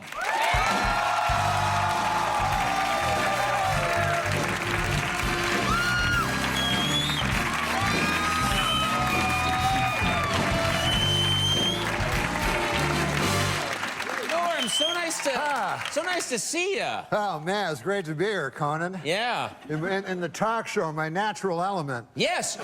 I've always said you're a terrific guest, and you're like a fish in water. Not out of water, a fish in water Yes, when I you're on am. a talk show. I'm like a fish in water on a talk show. Yeah. And it turns out there's an opening now for a talk show. Yeah, let's talk about that, because it's been in the news a little bit. You have been lobbying. The host, Craig Ferguson, announced he's stepping down. Craig Ferguson is stepping down from the Late Late Show. Yes. And so, you know, all my career I've been, you know, sort of diffident. That's a cool word, diffident. Well, it is a kind of retarded word, huh? No, it's a good word. It's a good word. Anyways, no more diffidence for me. So what you're saying... Well, if you don't know what diffident is, no one knows what the hell you're talking about. I know. What should I say? You've been a little laid back, let's say. Laid back, and that's not what, you know, what fuels this town, Hollywood, is naked ambition. Right. And what you've went done... from being passive to active. Yes, I am a furnace of ambition. Okay. Norm. It's warm, actually. And what I plan to do, you see... is you want to take that job. You've put it out there. I want that job, because here's the thing. I kept hearing, hey, there's a conversation going on about these different names. And about who might replace Craig Ferguson, yeah. And my name was never in it. So I believe, my dad always taught me, if you're not part of a conversation, the thing is you walk up to that table and you put your hand out and you say, Mr. Moonves, good to meet you, sir. I hear you've been conversing about different people. You've been conversing about different people, and I don't like them. Wait, you would, instead of talking up your own skills, you would crap on the other people? Oh, no, I would never do that. Okay. No, I would just say, listen, you're sitting around the table, and, you know, why does my name lay unmentioned like your potatoes au gratin? Okay. You took the restaurant thing way too far. Let's get you out of the restaurant. What about one name they're mentioning a lot is a very popular guy, John Hodgman. They're saying John Hodgman might be the possible guy who could replace Craig Ferguson. Oh, yeah. What about him? Well, you see, he's too smart. He's... nobody wants an egghead or a blue stocking. What they want is... No one's talked that way in 80 years. What do you mean, no one wants an egghead or a blue stocking? They want a ham and egg man. They want a guy who gets his hands dirty. That's right. They want a fella like you and me, a man of the people. You know, like a dunce, a dolt. Wait a minute. No, I'm not saying you're a dunce or a dolt. Yes, you did. That's exactly what you just said. No, I'm saying you play one on television. Okay, fair enough. You think I'm a chump, but that's fair enough. But you're saying that you think that you'd do a better job than that John Hodgman guy. Oh, I think I could do a better job than anyone except for Conan O'Brien himself. Well, okay, thank you.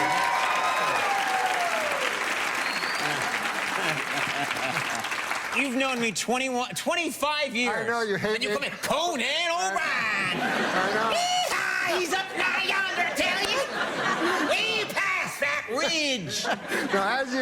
No, as I said, I know you hate being called Conan. No, I'm fine with it. But aren't they, right now they're looking for diversity in hosts, you know? That's me. What are you talking about? How are you diverse? I'm three-quarters gypsy. Oh, you are not. I swear to God, my mom, who's in the audience, full-blooded gypsy, and my father, he's half Scottish and half gypsy. Gypsy Jack MacDonald. That's true. How come you can't even say your own last name correctly? You're not MacDonald. Gypsy. We lived on the edge of town. Sure. And what we would do is me, my mom, and Gypsy Jack MacDonald we'd travel from town to town, and we'd go to old ladies' houses and tell them there was something wrong with their roof. And was there something wrong with the roof? Oh, no. We were dirty gypsies. All right, shut up. You can't say that. You can't say that. You're going to get mail No, now. I know, except I don't think that they even exist. What? Well, I think... what are you talking about? I think that I'm a gypsy, for God's sake. I can say it. I can say the G word. All right. You're fine. You're fine. Now, do you think... Let me say this. I know this job looks easy. It does look easy. But do you think you have... I mean, this job, it looks hard. No. This job looks easy. Okay, well, I know it looks easy, yes. But do you really think you've got the chops? I'm going to use the phrase chops. Sure. Do you think you got the chops to be a talk show host? Oh, yes. Because there's a lot of things you have to be able to do. You don't just sit here and guffaw. Granted, that's 98% of it. Do you have the chops to do it? No, I've been studying it like a Jesuit. All right. You just used the J word. And I believe I could do it in 1 minute. You think, Norm MacDonald, that in 1 minute you can display all of the talk show skills? 1 minute, that's all I need. If I could only have 1 minute. I think we want to see this, don't we? Let's do it. He's got 1 minute.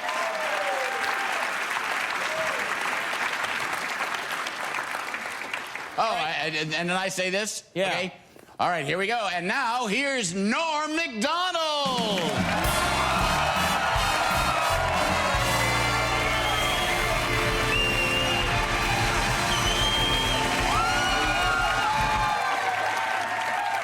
Thank you very much, ladies and gentlemen. You're familiar with the model Kate Upton? Well, apparently, she told the London Sun that life would be easier if she had small breasts. You know, I suppose that's true if by easier, she means harder. We have a great show! Now, Andy, Howdy, Norm. How are you? Now, I understand that you had a little trouble with your wife last night, didn't her? Well, yeah, you know, she's a sassy gal, and yeah, and she's Well, let's get to our first guest. All right. Please welcome comedy legend Fred Willard.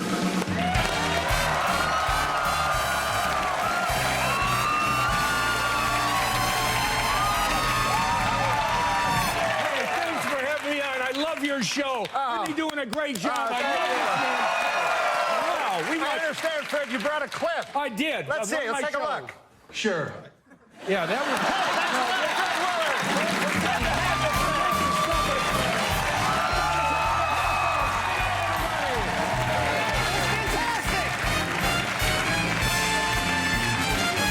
We'll take a break. We'll be right back. More Norm MacDonald.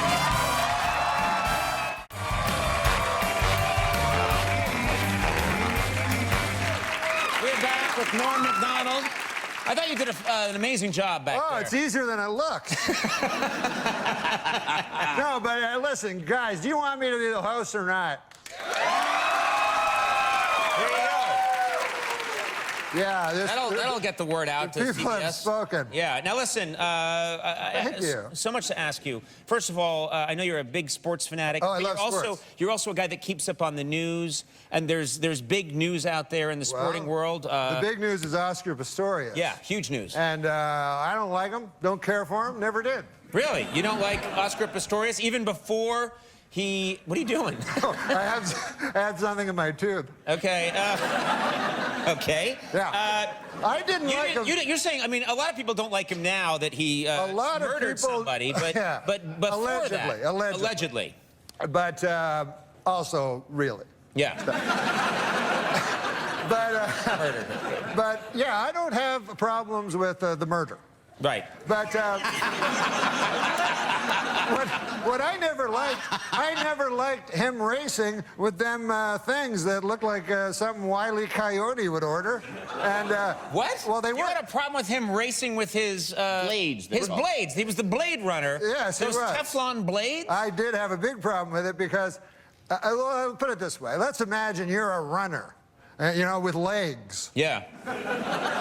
And then you go home, you go, oh, I lost, honey. Who'd you lose to? Guy with no legs.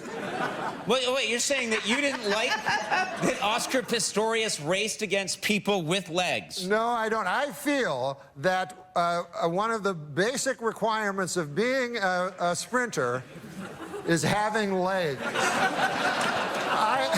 I feel that they should say, okay, listen, let's, here's the, hey, what about you? I don't think you can be on the team. Why not? Well, you're not a biped. You have no legs, so scram. Okay. You take your time as long as you want.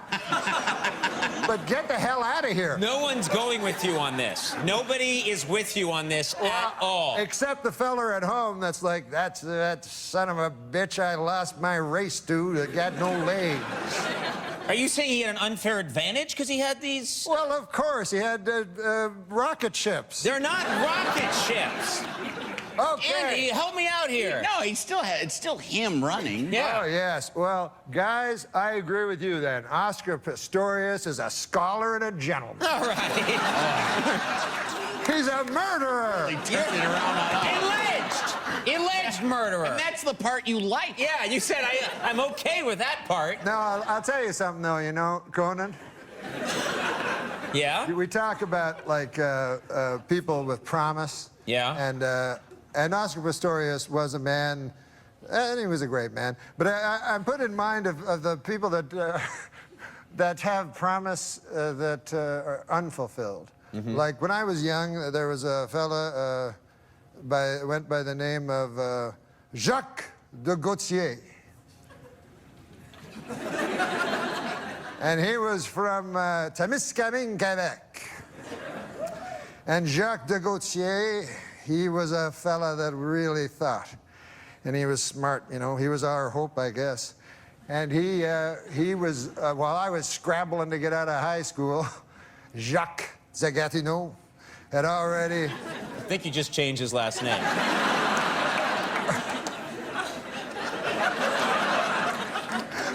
Well, you know, a man grows.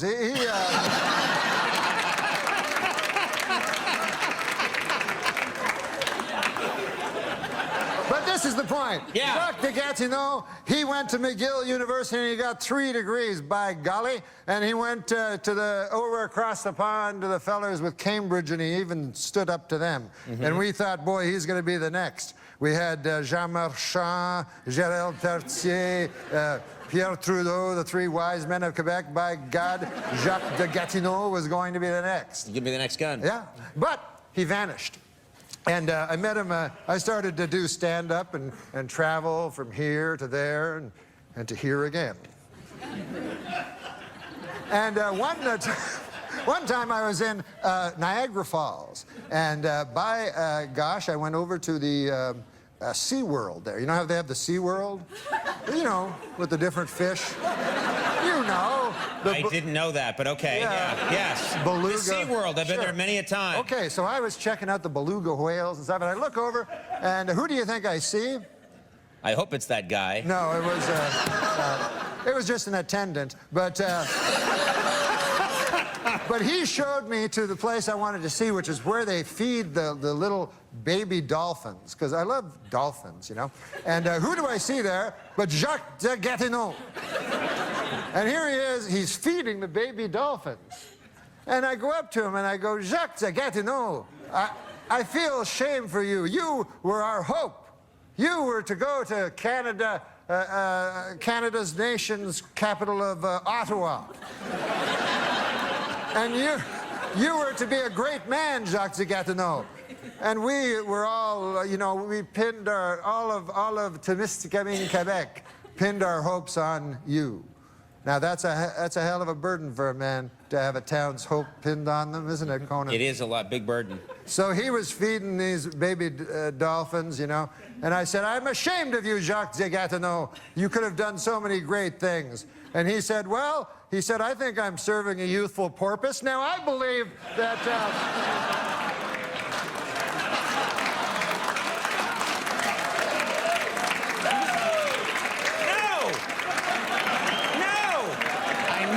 going to happen. I knew that was You gonna happen. don't encourage that. It's like That was a 40-minute story. It's like somebody. Youthful poipus? Youthful purpose. Yes. Not poipus. I don't know. Good God. I know. That was way out of line. No, that was way out. Who are Like you to somebody criticize Oscar Pistorius? It's like somebody saying, I got to show you something. They take you on a 4-mile hike to show you a dog turd.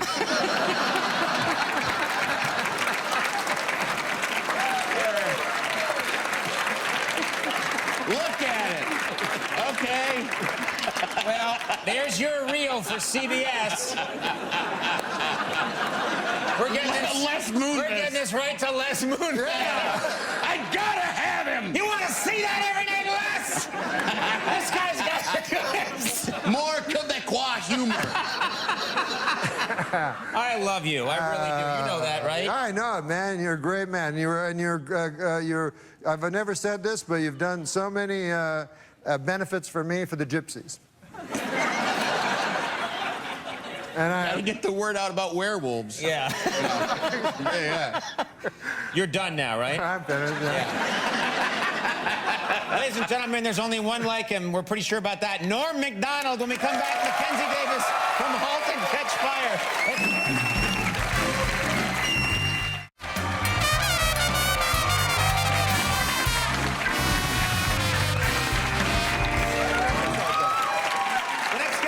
Gentlemen is a beautiful and talented actress who stars on the new AMC series Halt and Catch Fire, which premieres Sunday, June 1st. Please welcome Mackenzie Davis.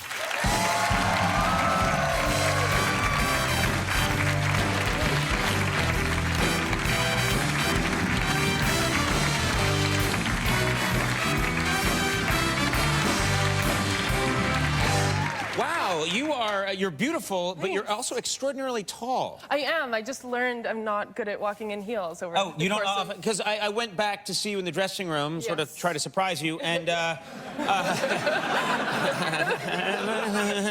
creepy. I mean, a little camera. No, but I went in to see you, and I was quite. Yeah, the ladies never see it, but I jumped in, and I was shocked at how tall you are. I didn't realize you were this tall. Well, I'm very tall to begin with, but yeah, I have unusually high heels on as well. Does it make you at all? Because some women who are tall get a little self-conscious around guys. They feel like who are smaller, they have to crouch and slouch to make them feel more comfortable. Is that? I think that my natural posture is something closer to a Mr. Burns, and that I have to fight. You're like one on The Simpsons. You're like one of these. Yes, I've seen candid photos of me, Right. just the beautiful line of his back. So I have to really.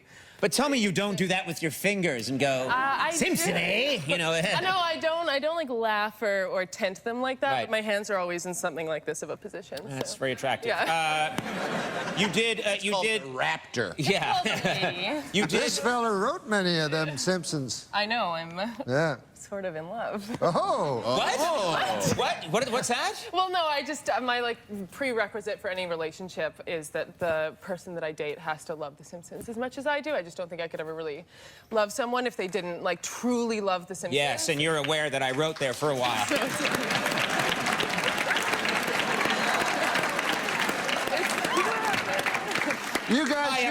You guys should get married and go on a honeymoon too.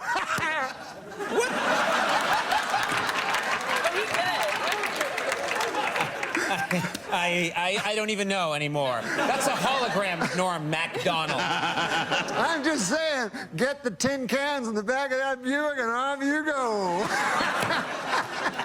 Are you an old gold prospector now? You know, we're gonna make this happen. So, okay, you did that awkward moment with Zac Efron. Is that the kind of guy that you would be attracted to? Is it that kind of guy?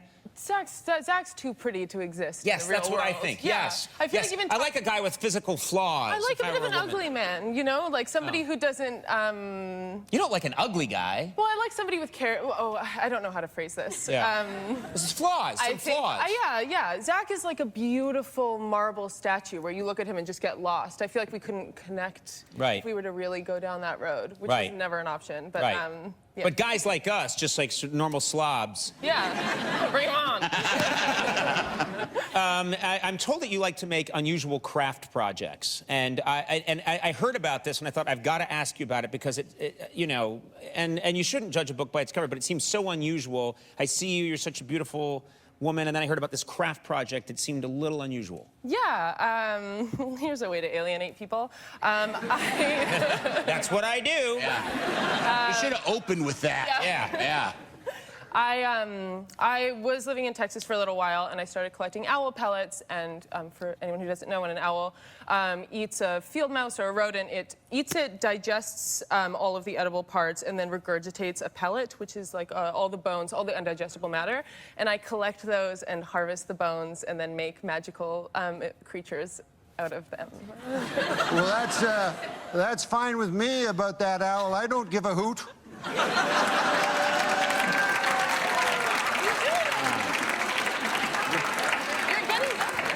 Yeah.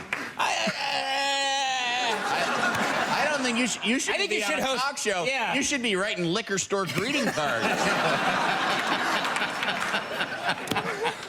wait a minute, let's get back to it. You really do this. What would make you think of this in the first place? You saw an owl pellet, you took it apart, and you extract the bones, and then you make art out of it? Yeah. So you're like a serial killer. That's probably on an FBI profile list somewhere. I found some roadkill on the side of the road one day and was looking up how to dissolve the meat in the way that would be like least odious to my landlord and neighbors. And I discovered that that was also one of the early indicators of Jeffrey Dahmer's psychopathy. So it is a serial killer. Yeah, I was gonna... I love that she rents. I know.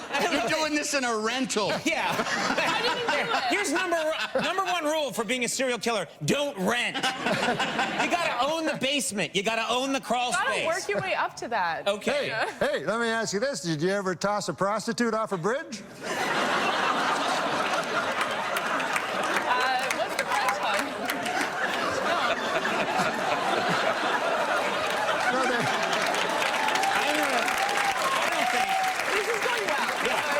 Something. I don't think you should host Late Late Show. I think you should take my slot because I am vacating it. I am leaving. I think you should take over. There's an opening here at the Conan Show. I was just saying I heard that was a sign of being a serial killer. Okay. You're the worst guy I've ever met. And I mean that in a nice way. All right, there's no way to, good God. Halt and Catch Fire. There's no way to transition, but we have a clip here from Halt and Catch Fire. Yeah. And we're just going to soldier on here. Tell us a little bit about your role. I play Cameron Howe. She's sort of an outsider punk prodigy programmer. And should I set up the clip? Sure. Okay. And she is being scouted by Joe McMillan, who's played by Lee Pace, to sort of come and work for a company that he's setting up. Right. And you two have a past. No, we have a future. Wow. Let's take a look at this clip from Halt and Catch Fire. You know I screwed him, right? Let's be adult about this. Cough talking down to me, don't you? Look, there are 1,000 other engineers we can get, preferably one you haven't bedded down with. Who are you again? I'm the guy who figured out the boot code in 4 days. What have you done? You heard him. 1,000 other engineers. No. You need me, otherwise you wouldn't be here. What do you want? I want you to go dangle your little opportunity in someone else's face. Don't ever talk to me that way. You would never. Halt and Catch Fire premieres Sunday, June 1st at 10 p.m. on AMC. Mackenzie, thanks so much. Please come back. Thanks for having me. Wow. All right, Mackenzie Davis, everybody. We'll be right back. Veruca Salt!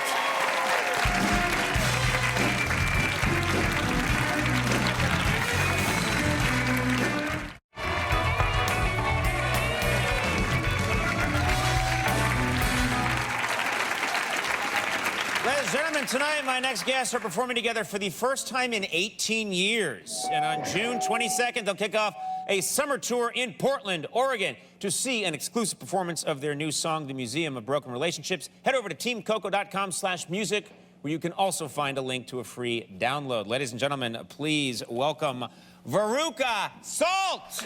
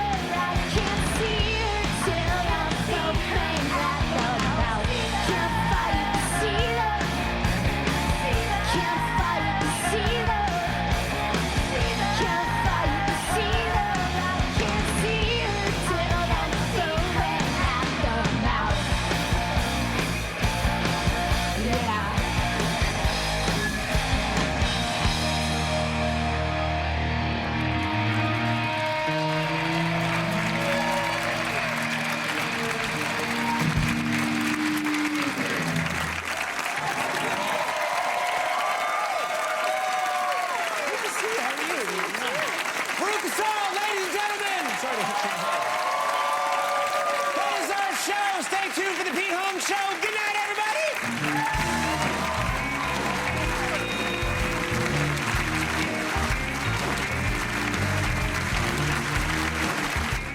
Here, we'll see you in a second. Everybody, we're back. My first guest tonight is, of course, an actor and a comedian who has just written this new memoir entitled Based on a True Story, which is now on the New York Times bestseller list. Please welcome one of our oldest friends, NORM MACDONALD. Let's get him out here.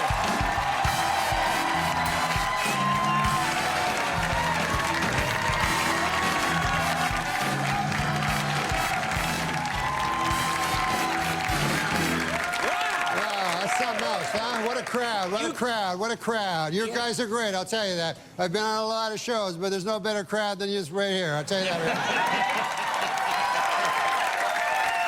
You're a pro. You're a pro. You came out here, you lit this crowd up. I'm just telling the truth. You're a truth teller. You got your book there? Oh, yeah. Let me read some of it. You don't have to do you don't have to do that. That's rich. Look,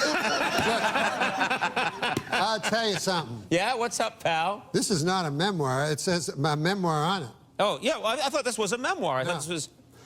No, it only says a memoir on it, but it's a novel. I don't know, so I was angry when it was in the nonfiction. Yeah. Because it's a memoir. It says a memoir. It doesn't mean anything. Right. It's like if you bought Grapes of Wrath. You're like, hey, there's no grapes. Yeah. Or you put it in the grape section. That's smart. Yeah. Then everybody will find Grapes of Wrath. Yeah. People that like grapes. Okay, listen.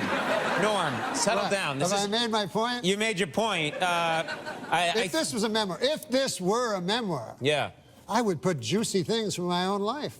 Right. Like what kind of things would you put in there that nobody knows? Well, I guess the biggest thing that nobody knows about me is I'm a deeply closeted gay man. What? I mean, that's, you're a gay man? I'm not gay. I said I'm deeply closeted. I'm as straight as an arrow. So you're a gay man who won't admit it? No. Do you know what deeply closeted means? Yeah. It means a man who will not acknowledge that he's gay. Yes. So I'm telling you, I'm not gay. I got a wife. You got a wife? I just got married because I thought, go through that charade, keep appearances up. Oh, yeah. That's the kind of thing you'd tell if this were a memoir. Yeah, if this were a memoir. Right. If this were a memoir, I would tell about my wife. What a battle axe. Battle axe? I mean, no one's called their wife a battle axe since 1945. Listen, come. How do you feel about a woman? She's supposed to be my life partner. I look in the mirror the other day and I says to her, honey, I look in the mirror and all I see is a fat, ugly old man. And I need you to give me a compliment. She says, all right then. Your eyesight is damn near perfect. I said, you dirty dog.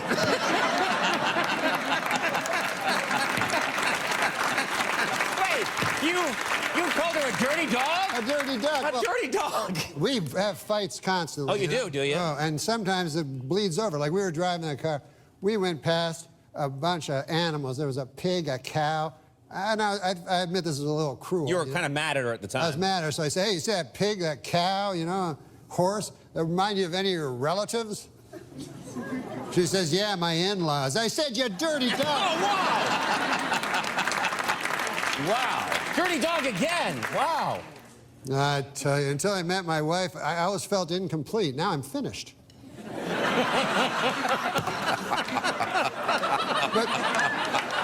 I will say this. What is going on? I will say this. What is going on? I will say this. this Is a 1935 radio show. Penny Youngman, ladies and gentlemen. Okay. What's that you say there, Norm? Let me see. Norm, what's that you say? Tell us more, Norm. We're going to take a break for Chesterfield figurettes. Well, let me say something more modern and stylish then. Okay. My wife went into a coma. Oh, sorry to hear that. And the doctor said to me, you won't hear this from any 1935 comic. He says to me, there's one way to wake her up, but it's a little unconventional. You go in there and you have oral sex with her. I said, by God. He says, I've seen it work. I said, well, I'm willing to try. So I go in there, I'm in there about 5 minutes, and I come out. I said, Doc, she's choking.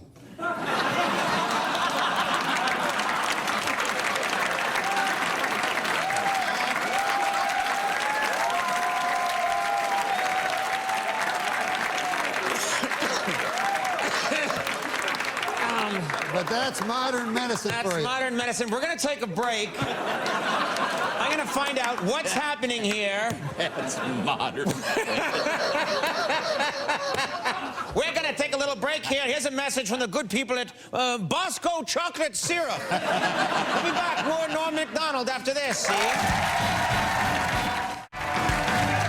back. I'm sitting here with Norm MacDonald. Norm, you know, I didn't get a chance to talk to you before the show, and I like to find out how you're doing in your personal life. I know you're from Canada. Yes, yes. And do you get back? Rural Canada. Deep rural Canada. And do you get back there much and see the old gang, the old chums? God, yeah. You know, I grew up, we didn't know the things that you do in the city. City folks, yeah. I remember when my dad, when I was young, he took me to the first time we ever went to the city. And we saw an elevator, and by God, my dad didn't know what it was, and I didn't know what it was. And we see the doors, it was just magic doors to us. That's what my dad called it. The doors opened, and a big, fat, old, ugly woman in a wheelchair got in. And then the doors closed. And then the doors open again, and a beautiful blonde walks out. And my dad says, quick, go get your mother. Now, I mean, that guy was listen. He was a dirty dog, but he was a good man. He's a good man, uh-huh. Yeah, yeah. You ever see any of the old chums up there in Canada? Well, you ever go up to the old rural areas of Canada? I met a man there last time I was there that lived in the city of Cornwall, where Ryan Gosling hails. And, well, it's a big city because of that now. Yeah. And so... big deal, yeah. So anyways, he was from the city, and he got tired of the rat race, racing and chasing and trying to keep up with the Joneses. He got tired of the city life. Yeah, so he couldn't take it anymore. He said, I'm going to get myself land. Land. Man needs land. So he went to the country where we live. And the soil's not arable, it's rocky, hellish. But anyways, he liked it. Yeah. And so the first day there, the neighbor fella, Angus McGregor, comes over. I know Angus a long time. And Angus, old fella, he says, what's your name? The guy says, Phil Henshaw. He said, you're from the city, I hear. Yes. He says, well, I just come over to say hello. God, the city fella says, isn't that something? All the years I was in the city, I never met my neighbor. I lived in an apartment, and I never met my neighbor. First day here on the farm, and here you are saying hello. Well, I'm saying more than hello, says Angus McGregor. I'm going to invite you to a welcome wagon party over at my farm. Well, the city fella says, that's exactly what I was looking for. I guess I was looking for a sense of community as well as owning land. Yeah. So he says, what's the party going to be like? So Angus McGregor says, well, I won't lie to you. It gets pretty rowdy. A little drinking, a little fighting, a little fornicating. So the guy says, well, that's all right with me. What time do I show up? Angus says, it don't matter, just the two of us. Now... Right.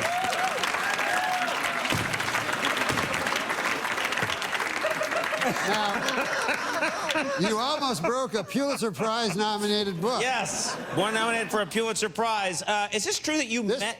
Oh God. That I met Donald Trump. Well, I was just going to tell you because I was reminded by my book that I like self-help books, and I felt. I got a copy here. You don't have to keep waving that thing around. I felt that I was not affectionate enough in my real life, and I guess it was because my father. We shook hands, and that's how we expressed our terms of endearment.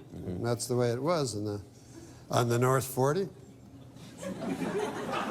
But I said now in the city, and as a more evolved person, no, you know, I'll never call myself a cosmopolite, Because I don't know what it means. But I will say this. I wanted to get a book just to teach myself how to be affectionate, and I didn't know if they had it, but I found one in a bookstore. It was called How to Hug. How to Hug. It's nice. And I got it, and by God, I was disappointed. It turned out it was volume 5 of the Oxford English Dictionary. How to Hug.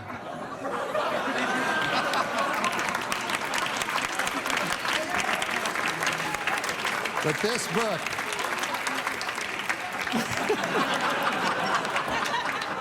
It's fantastic. yeah, we don't need 2 books. We really don't. Now, you met Trump recently, is that I right? met Donald Trump at a Is this a true story? Yes. Or is this one of your, he has a farm and a goat comes by?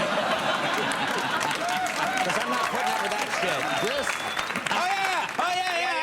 I saw Trump. Trump. He had a farm. He said, "I want you to meet my donkey." He said, and I was like, "Well, Mr. Trump, I know you're running for president, but tell me more about this here donkey." Well, he says, "If you want to see the donkey, you got to first meet my 3 daughters." Now, the first one's shy, the second one's sexy, and the third one has 1 leg. I'm making all of this up. I know. But this is exactly what you do. But the ending, I would never tell that type of joke, because that's that kind of a joke that we shouldn't be telling. You're right. I apologize. But I will say, no, I did meet Trump. No, this is true. You met an Trump. Absolutely true story. I was on another talk show, not a competing talk show, because talk shows don't compete. Hey, anymore. and I think no show competes with this one. No, sir.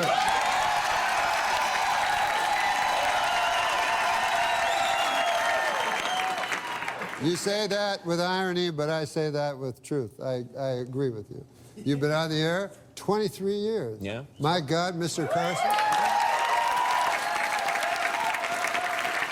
7 years shy of Carson himself. Can you imagine? Carson Daly. Carson Daly. Carson Daly's been on 45 years. But look at this man compared to Johnny Carson at the time. You know, look at Johnny Carson. Get a picture of him 7 years before he retired.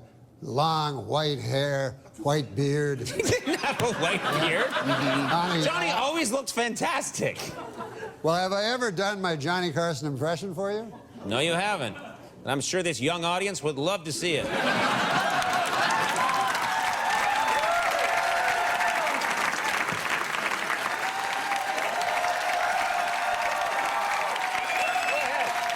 Let's see it. This is, you can play along. You can be the 911 operator. This is Johnny Carson when he was having his heart attack. He actually phoned 911. People don't know this. He phoned 911 himself. He's a very brave man. And so during a heart attack, he phoned 911. So you be the 911 operator. Okay. Say hello. You know. Hello. Hello. This is Johnny Carson. Oh, Mr. Carson, how can I help you? I feel like there's a yak on my chest.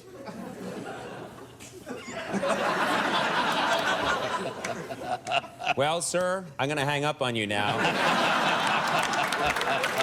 That's a good Johnny, but times have changed. I know. Now, listen. I shouldn't say stuff like that.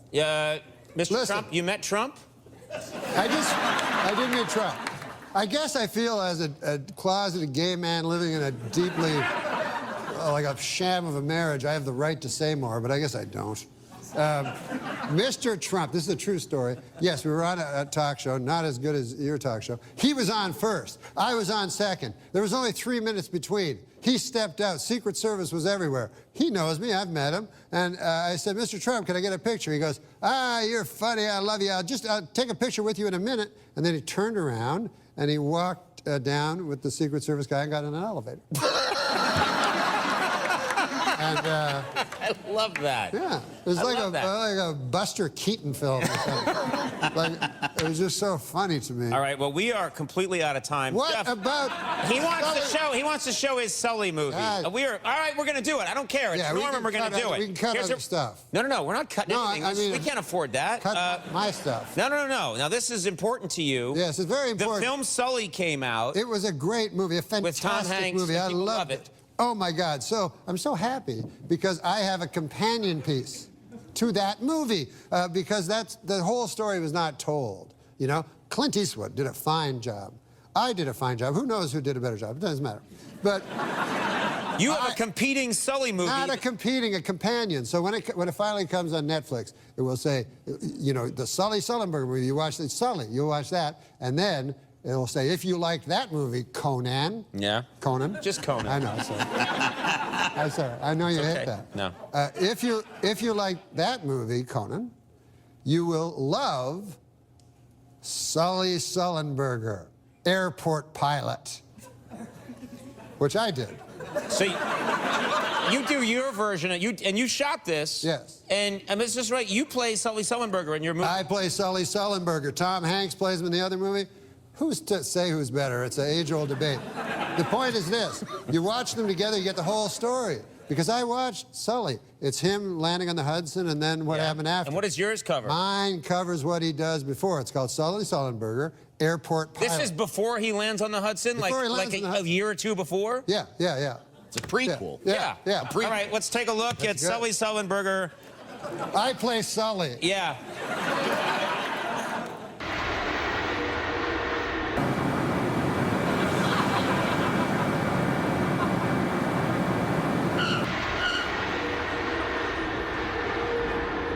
On behalf of U.S. Airline, we know you have a lot of choices to make, and we're glad you chose us. Have fun in Kansas City, everybody.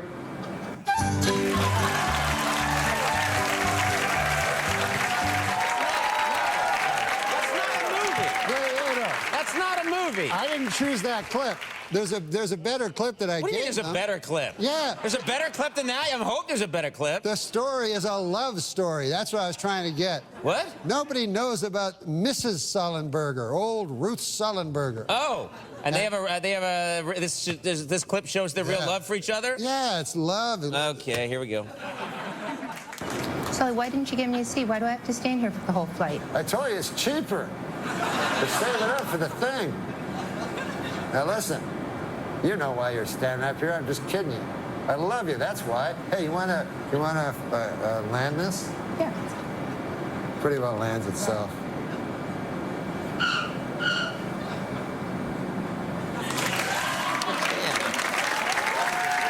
I loved it at the end. Okay.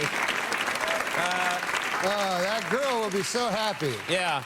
I got her. I found her at your show. Yeah, I'm sure you did. I discovered her at your, at your program in New York. Yeah. And I cast her, and she's going to be so happy. She'll be very happy. She'll make tens of dollars off that. Okay, based on a true story, a memoir is available now. Season 3 of Norm Macdonald Live can be found at youtube.com/Norm Macdonald. I've missed you, fellas. I'll tell you that. Or Amazon Prime. Norm, would you? It's just, I never know what's going to happen, and you're truly one of the most delightful, odd people I've ever met. Well, I love you guys. Norm Macdonald, I love him. We'll be right back. Kiki Palmer from Scream Queens. All right, everybody, we're back. My next guest played Marty Maraschino in the Emmy Award-winning Grease Live. Now she's starring on the popular Fox series Scream Queens. Please welcome the lovely Kiki Palmer.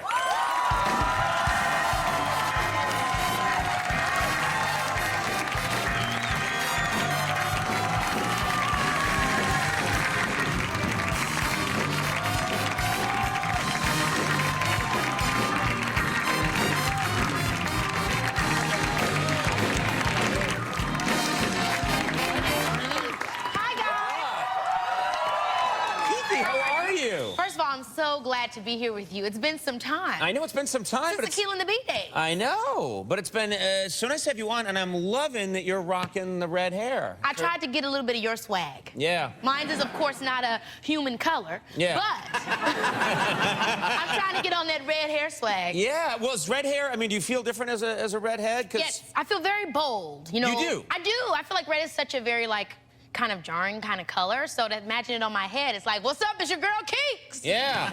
Well, that's nice, because I've always thought that maybe it wasn't sexy, you know? Oh, no. I mean, it's very sexy on you, but I've never thought that women are like, oh, I gotta get me a redheaded guy. Oh, I love me a redhead, but when they don't have freckles, I start to get a little bit like, did you do this? Or Right. is this naturally you? See, Okay. I got the freckles, You yeah. got the freckles to prove I've got them all over. More on that later. Yeah, and so you're feeling good about it. You're feeling good about great this about change. it. It's a really good, fun change. Yeah. Yeah. All right, now we got to talk about something. You posted a dance move recently that I wanted to ask you about because I was intrigued by this. You can actually, it appears like you have like a superpower. And I wanted to ask you about, let's just take a look at this dance move and then you can describe what's happening here.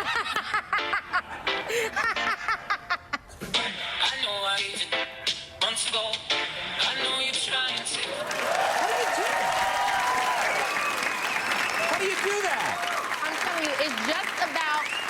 No. It's what? It's what? It's just about the gluteus maximus isolation. Isolating. You just gotta isolate each butt cheek, and it's not. I mean, it's not. I wish I could. Yeah, well, you could do whatever you want to do. We have no problem. I feel crazy right now. Sorry, Mom, that I'm doing this. All right, let's do it. So it's just a little. Wait. Can you teach Conan how to do this?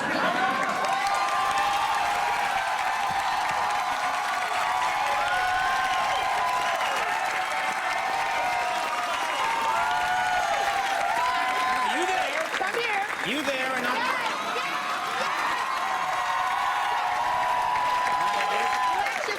Relax yourself. Okay, and you're just gonna do a little booty isolation. It's gonna go one cheek, other cheek. I can't, I have no ass what to speak of. I have nothing here. There's nothing here. Literally just think I have no nerve endings down here. I have nothing. What about one big, just both cheeks? Nothing's happening. I can't feel... A for effort. No. A for effort. A for effort? That's horrible. No, I can't do that. I have no... Well, you gotta go home to wifey. There's nothing here. There's nothing... Yes, feel that. Just feel around a little bit. That's right. Feel around. Jesus, Mary and Joseph. No, nothing happened. No, I'm not gonna... I hate... No, he's pretty off the charts I hate high-fiving my own humiliation. It's just... the worst, but I honestly don't understand how you do that. That's amazing. You just isolate it. You know, I learned this from a lot of I can do this. I've done this on the show a lot. I do that all the time. That's pretty good. I just keep on putting my eyebrows up. Yeah. Mine isn't that cool. Well, see, everybody got their tricks. Yeah. No, that's literally all I've got right there. And you're funny. You're pretty hilarious. I got this. Now let's talk about... I will say Kiki does not need tricks because I've never seen as breathtaking a girl in my life. And her smile is so genuine. It's unbelievable. Why are you doing this to me? Oh, no, that's... I'm sorry. I wish you could have seen the look Norm gave me as you were hugging him. He was like... You did. Why you put my He did that, and then you hugged him, and he looked at me like, it works. You're a creep. You're an old codger, you are. I'm a fat old man. But No. You are a rapscallion, you are. I may be a scapegrace, but in this case, I'm absolutely genuine. I don't mean every word of what I said is true. Thank you. This is a little bit like when Donahue met Marlo. You got it. He said, you got it. Here we go. Even I don't get that one. You're hilarious. You guys go way back. Yes, we go way back to Drew Jackson VP. Yes, I did a guest work on her old show. Yeah. That's right. That is so awesome. Yeah. How have you been? I've been good.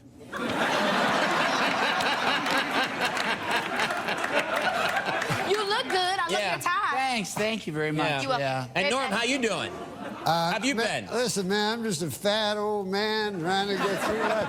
But when I even sit beside such a image, I can't. I'm sorry, when did you become an old Southern colonel? Well, I don't know much, but I know that I'd like to take you for a walk down to that creek yonder. Who are you? I was talking literally when I said breathtaking, and it's very hard to speak when you don't got no breath left. Oh, now honestly, this is too good. He's gonna give me the look. He's gonna give me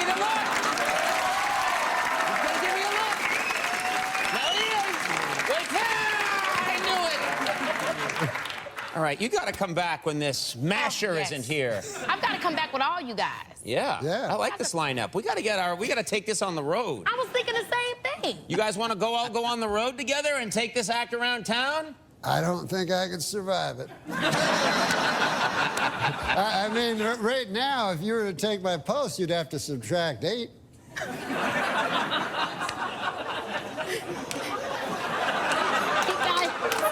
Okay, so Scream Queens airs Tuesdays at 9 on Fox. Yes. And look for Kiki's new book out. Yes. I hope I'm in it.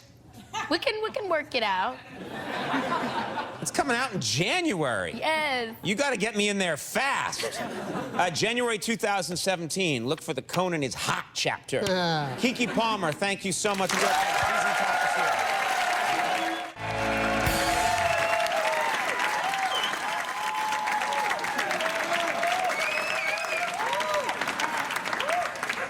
Live Greatest Hits from Around the World is the brand new album from my next guest, who will be appearing tomorrow night at the Greek Theater, right here in Los Angeles.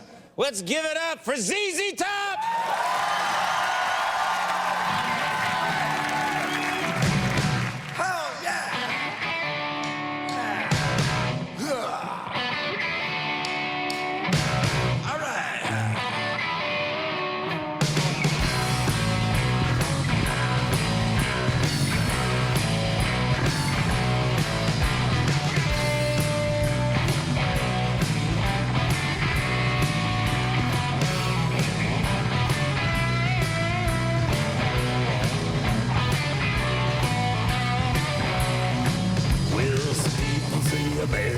A beat out of blood, a poor man's made out of muscle and blood, and skin and bones. A mind that's weak and a back that's strong. You know, 16 tons. What do you get? Another day older and a deeper debt. Say, Peter, don't you call me 'cause I can't go. I owe my soul to the company store.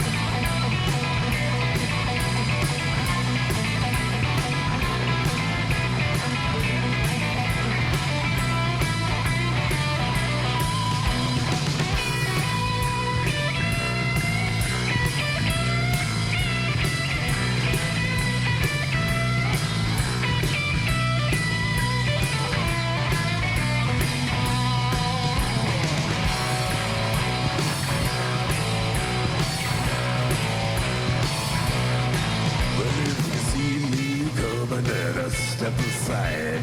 A lot of men didn't and a lot of men died. One fist of iron and the other was steel. If the right don't get you, then the left one will. You know, 16 tons. What do you get? Another day older and a deeper debt. Say, Peter, don't you call me 'cause I can't go. I owe my soul to the company store.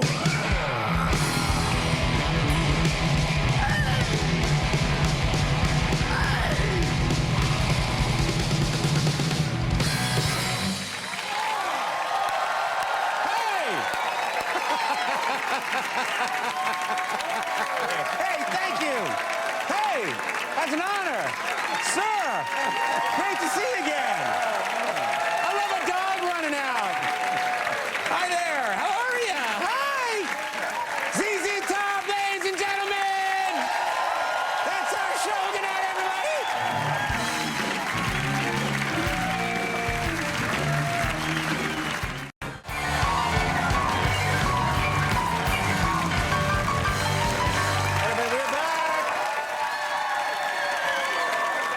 My guests tonight are comedy superstars who are doing stand-up together in their Here Comes the Funny tour. Please welcome Adam Sandler, David Spade, Nick Swartzen, Norm MacDonald, and Rob Schneider.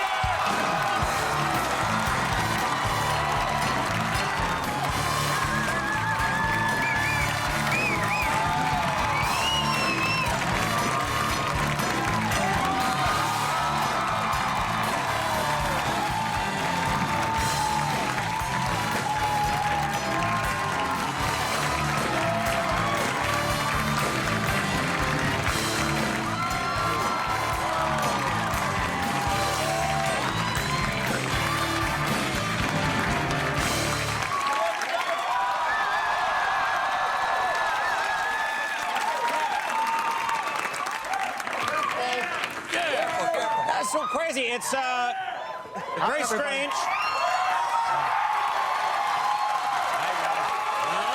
You like the point? No, yeah, that's nice, Norm.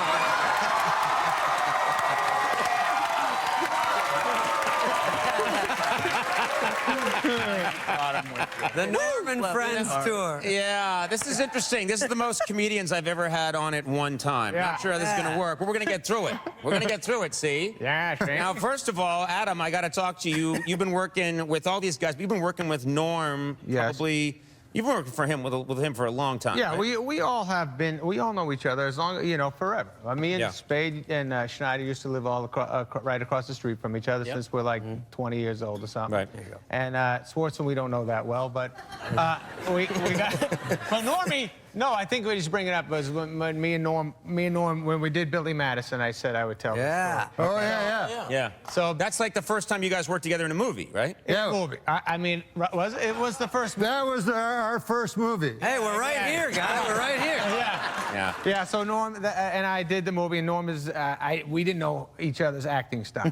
Yeah. Right. So. Me and Norm are best friends in the movie, and we're out at the pool. We're doing a pool scene. I'm Billy Madison, of course, so old Billy's gonna talk to you. And Frank? I played Frank. You're gonna turn and clarify everything. I get nervous with Normie behind me. But so I'm doing a scene with Norm at the pool, and I tell him, I say my line. I think I did it very well, and then I'm like, let me see how Norm, ping-pongs this line back. and so there was a little bit of a delay, and I was like, old Norm likes to take his time. Yeah. And then, maybe it's an acting technique, right? Maybe he's going deep for this. Yeah, right. And then I'm waiting a little longer, and I'm like, wow, he's really milking this one. And then a few more seconds, I noticed old Norm was sleeping. Right? Remember that? I got Yes, sir. You fell asleep while the camera was rolling. Well, they wanted me to play a drunk. That's right. That's right. And so I said, you got some booze? No, but also he called me Frank, and in my mind I was thinking, who the is Frank? That's right. That's right. Yes, Rob, you had something you wanted to add. Conan, I just realized that I'm basically in the audience.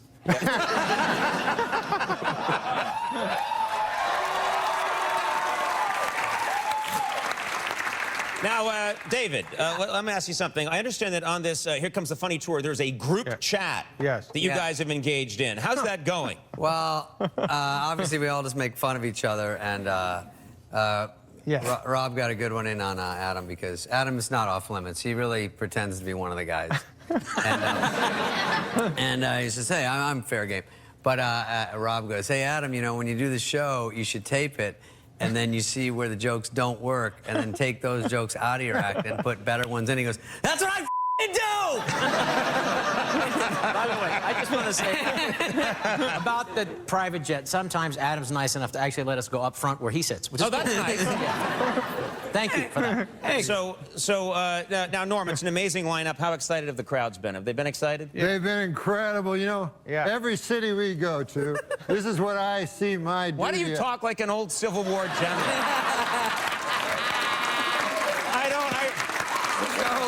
Why? We're gonna take that ridge, I tell you. We're gonna get on our horses, see, and go up that ridge. And we're gonna drive those Yankees all the way back to Boston. I just think a comedy engine that powerful takes some time to rev up. That's right, Eddie. Tell us about those crowds you've been seeing, Norm. Well, during the day, I hit the streets with a sandwich board and try to get people out. And I was in Denver, Colorado. Yeah. Denver, sure. And the guy says, you're doing a show here. I said, yeah, where? The big auditorium. He goes, how do you get to play the big auditorium? I said, I'll tell you, it's not just me. It's David Spade will be there, and Nick Swartzen, too. Well, by God, the fella said, from the Sandler movies, they're fantastic. I'd pay anything. It's just I don't have much money. I'm down on my luck. I says, I can get you tickets. I can get you tickets, sir. He goes, it'd be a dream of a lifetime. I said, well, if you think that's a dream, wait till you hear this. Adam Sandler will be there himself. My God, the guy said, I'll bring me and my wife too, is that all right? I said, sure, I'll get you 2 tickets. He says, what time's the show? I said, it's at 8 o'clock. I said, also, Rob Schneider's there. He said, 8 o'clock's not good, that's when the news is on. Let me just say, Norm. Let me just say, I think it was a bathroom break in the middle of that joke. Yeah. Also, no, it's my job on tour. Let me just say this: is to introduce all these wonderful comics, he's a great and to make sure to find wherever Norm has run off to. Yeah.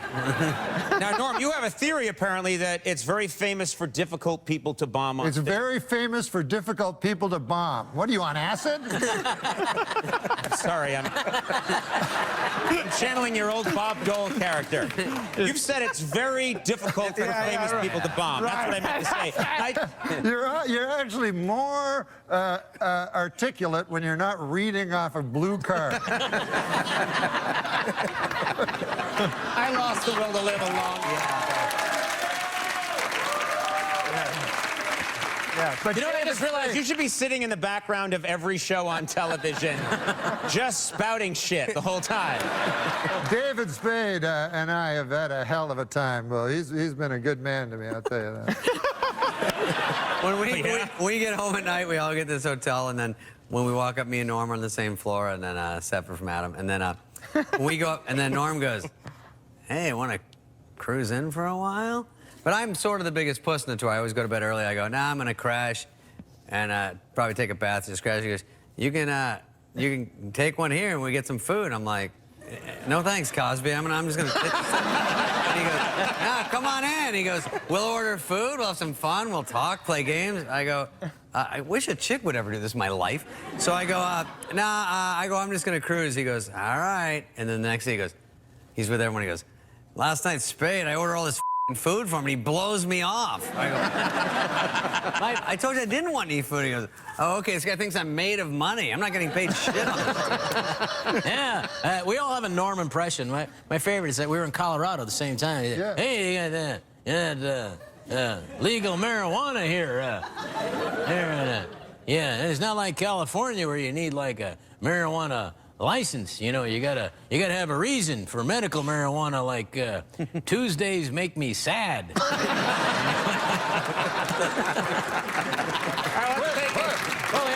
was that? Is it legal on a talk show host? I mean, on a talk show, I'm being like... Oh, wait, I know, maybe you need a blue card there, old man. Is it legal for a fellow guest to rape my act for an anecdote? You tell us, Cosby. We haven't heard from Nick Swartzen. Yes, yeah. Nick. What about Nick? Nick, what you got? How are you enjoying the tour? My favorite, going back to that text thread, and it was the last show at Mohegan Sun, and we were exhausted, and so we all slept in. And I woke up at 11 a.m., and Norm had texted everybody at 8 a.m. He goes, it was. And you go, hey, anybody want to get breakfast? And we were all asleep, so we were tired. And we all woke up at like 11, then I text everybody, I'm like, hey, does anybody want to get breakfast? People were like, yeah, let's go eat. And then Norm got mad at me for like 2 days. He was like, I had the idea for breakfast. He goes, you took my idea for breakfast. I thought of that. 6 a.m. I thought of that first. That's my idea. Breakfast is from my act. These showbiz folks get up. These showbiz folks get up late. Yeah, all right. I get up early. I get up so early, I wake up the rooster. Okay. We're going to take a little break and sort things out. There's more coming up. Stick around.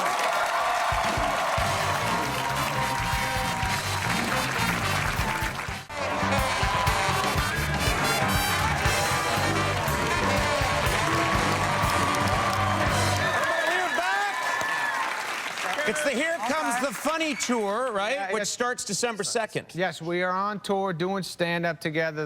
We're all running around doing our act. Tim Meadows is on a few shows, too. Yeah. All right. Hilarious guy. Tim Meadows, everybody. Very good. So, yeah, like December 2nd to the December 14th or something, we're running around the country doing the act. All right, I got a lot of questions here. Rob, do you like all the traveling? It's a ton of traveling. I like it. It is a lot. You know, you fall asleep sometimes on the plane. Sometimes these guys try to pull practical jokes. Nothing like waking up with Nick Swartzen's penis in your hair. Did that really happen?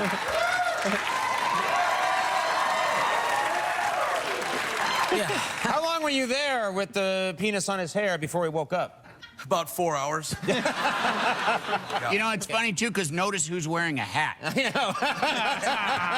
Protected, yeah. I said, you know, you're looking for Spade. He's 2 seats over. Yeah. That's the only time I ever saw a man sleep with 2 eyes open. You're getting older as the night goes on.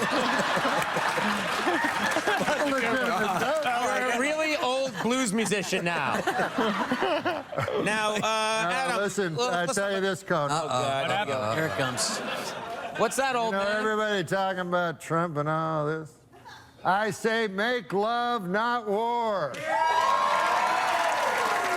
right. That's it? And if you want both, get married. There you go. What an awful man. Now listen, It's very similar though when the Trump thing. Adam, let's talk about this. Adam, Yes, you please. love playing basketball. I know Yes. that. I've known you for a long Yes. time. Yes. You play with these guys. Nick, is Adam is he good? Is he a good basketball player? Okay. Adam is very good at basketball. He's very deceiving at basketball. But in all fairness, we don't play hard defense because we need to keep working. So if we hard foul Adam, everything's you know what I mean? Yeah. So we always you guys are very protective They about give him me when you play. a foot or two back. Yeah, I know. But I gotta say, playing ball. So we do this tour. We fly to every city. We get there, and I'll say to everybody always when we get off the plane is always like, "Hey, what do you guys want to do?" And I always say, "Hey, you guys want to play basketball?" And every one of them pretends they're going to. Like, oh, where? And then I'm like, oh, the Pacers gave us their place where they play, and they're like, oh, I don't like it there. By the way, congrats on the new talk show. I'm very proud. By the way, Thank you. Thank you. also, I've been waiting for that for 23 years. I'll tell you one thing. As you know, on your last show, I came out as a deeply closeted gay man. Yeah. And I'm not gay. But David, on one time, this is a true story, and Dave, you'll attest to this, bought me a beautiful leather jacket. Oh, that's right. Well out of my price range. Now, I'm no one to take charity.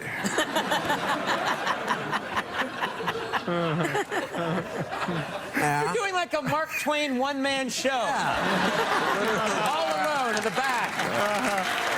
What do we got? I'm not one to take charity. I'm saying I sucked him off. Surprise ending. You're making me out to be Hal Holbrook over here.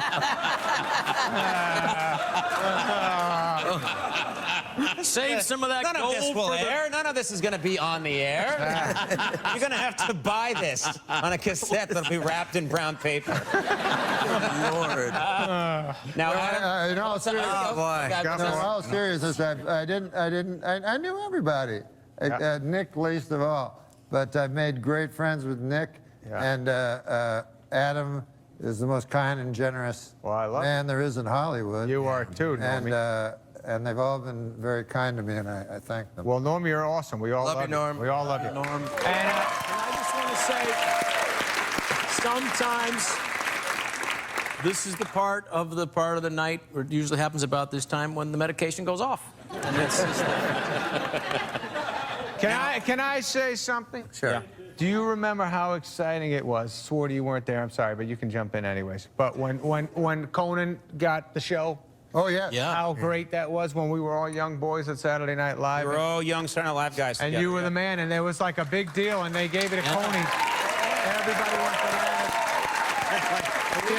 As a matter of fact, I remember the very night, because we were in Mohawk and we watched you, right? That's right. We were in Mohawk with Farley. Yeah, and Farley was there. Yeah. Farley, that night was the first night I ever met Farley. It was your first night on the show. We all sat around and watched you when we were cheering you on, buddy. And Farley, he took me. He never met me before in his life, you know.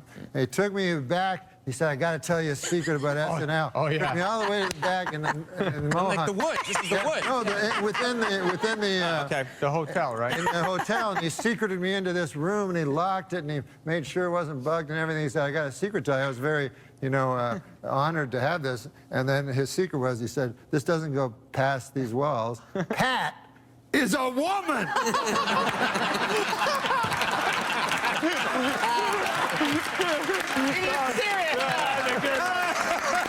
All right, we're gonna do something. We're gonna take a break from this very strange show. Yeah. But you gotta stick around because when we come back, I have a strong feeling that Mr. Adam Sandler might play us a song.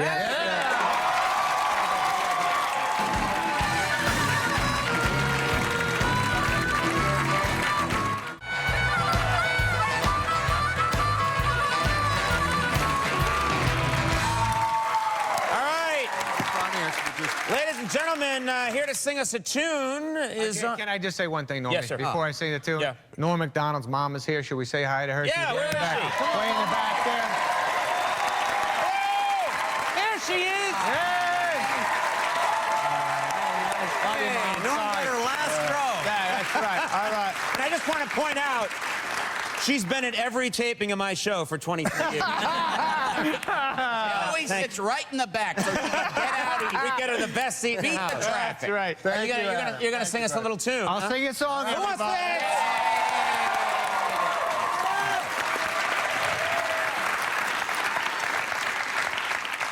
Okay, sorry, this will take a second. And this is Conan's guitar. Thanks, Conan. Problem. All right, it's a nice one.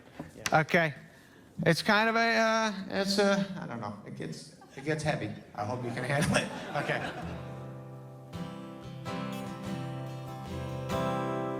My old chair is like a big comfy friend.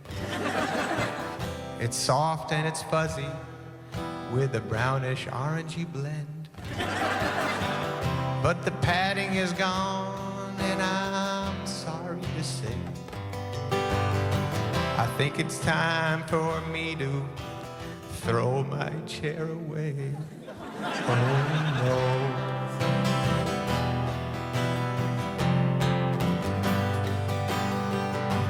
So I sit in you one last time.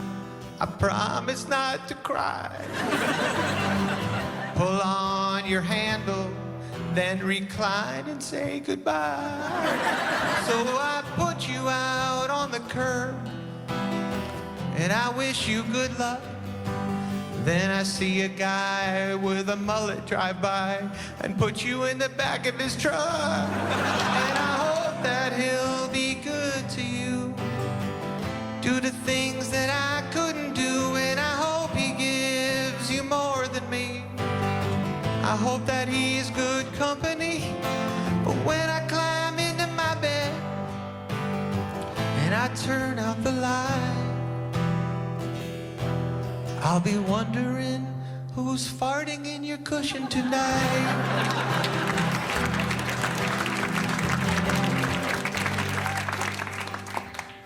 I could always fart on you. Sorry. I could always fart on you. You were always in the mood. Even that one summer when I was eating lots of Indian food. But I miss you more than ever, and I know I'm to blame. I guess I can fart on the couch now, but baby, it's just not the same. And I miss you, baby, oh so much.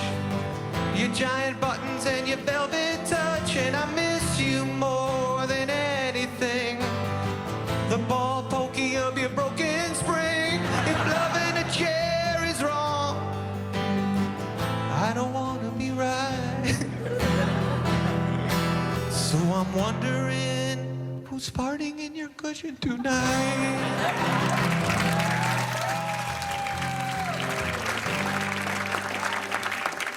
Do you remember the night we watched the movie Norbit?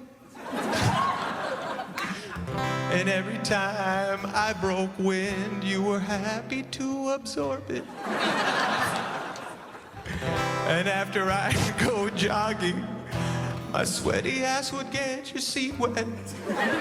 And when I accidentally shattered my pants, you kept it a secret. And I think that I should let you know I'm sorry that I let you go. And every day I hope I see my chair on the curb just waiting for me. I dream about you all the time, and I hope you're alright. That's why I'm wondering who's farting in your cushion tonight.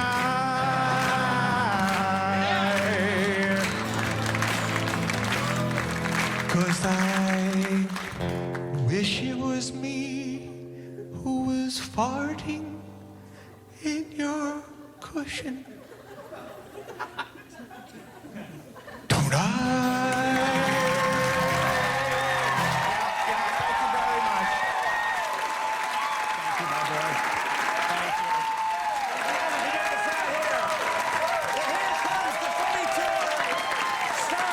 December 2nd.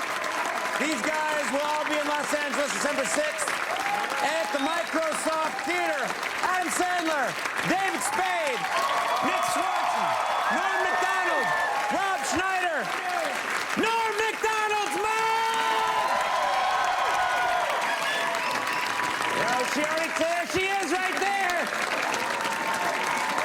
She tried to leave without paying. We'll take a break. We'll be right back. Stick around.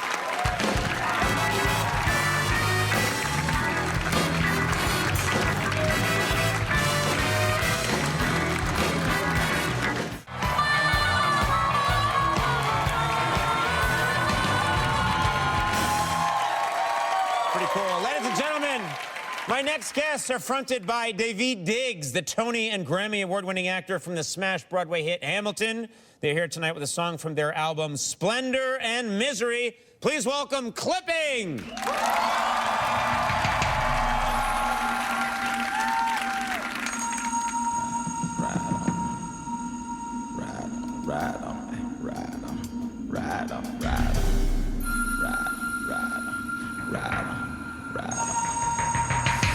Should've made the noose a little tighter, cause it ain't nobody dead.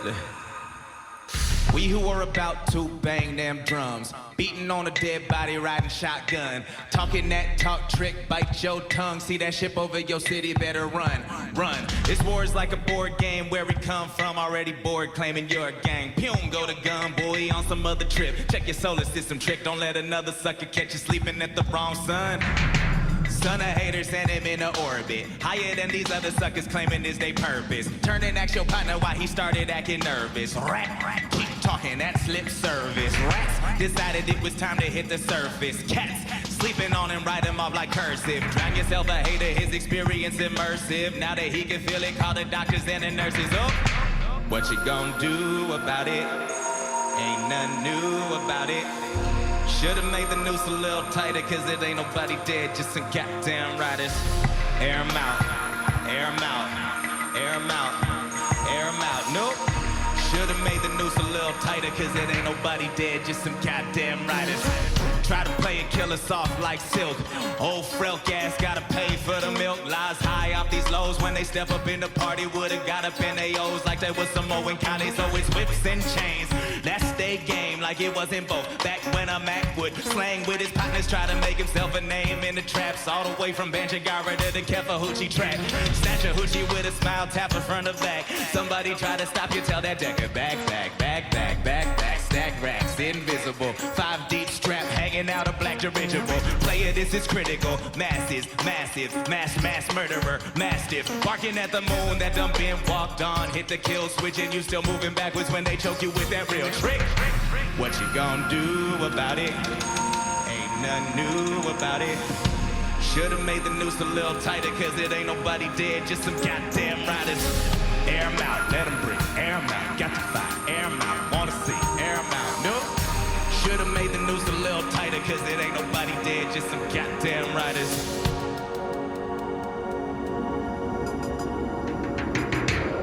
Come up off your smooth talk, player this raspy. You're stuck on Morse code, player this ASCII. Your birthright make you scared to get nasty. The key word is kimmer, that's what your ass need. Anybody bugging, get it in the mandible. Got a problem, go and hit him on the answerable. Ain't nobody flying just because they fly here. You can trip sets, real players trip light years. Tightrope time, twinkle toes, and what? Is he riding or not? Everybody's hands up. Who they want? Game over. Old leech calling anyone who ain't sober. Old leaking ass man on the corner, talking that talk to the sky is a warning. Hey, you should pay attention what he's saying, cause the acumen ain't everything and these killers ain't playing. Oh, what you gonna do about it? Ain't nothing new about it. Should've made the noose a little tighter, cause it ain't nobody dead, just some goddamn riders in it. Air 'em out, let 'em breathe, air 'em out. Got the fire, air 'em out, wanna see, air 'em out. Nope. Should've made the noose a little tighter, cause it ain't nobody dead, just some goddamn riders in it. Ride on, ride on, ride on, ride on, ride on, ride on.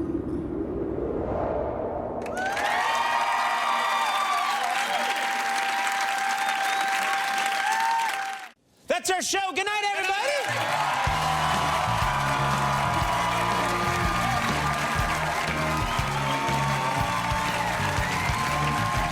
Had guys like you in the audience. Nothing I say gets a chuckle. Want to hear a joke? I had a German girlfriend, and she liked to rate my sexual performance on a scale of 1 to 10. I tried anal one night. I thought I was doing pretty well, because she was shouting, 9, 9, 9. See, the idea is 9 means no. So that's why that's funny. Listen, I know someone hurt you a long time ago, and you've built a wall. But it's time to let that wall down and let me in. I can take us back to the kitchen, and there's oil there. I can see you're thinking about it. If you're interested in having sex with me, blink once.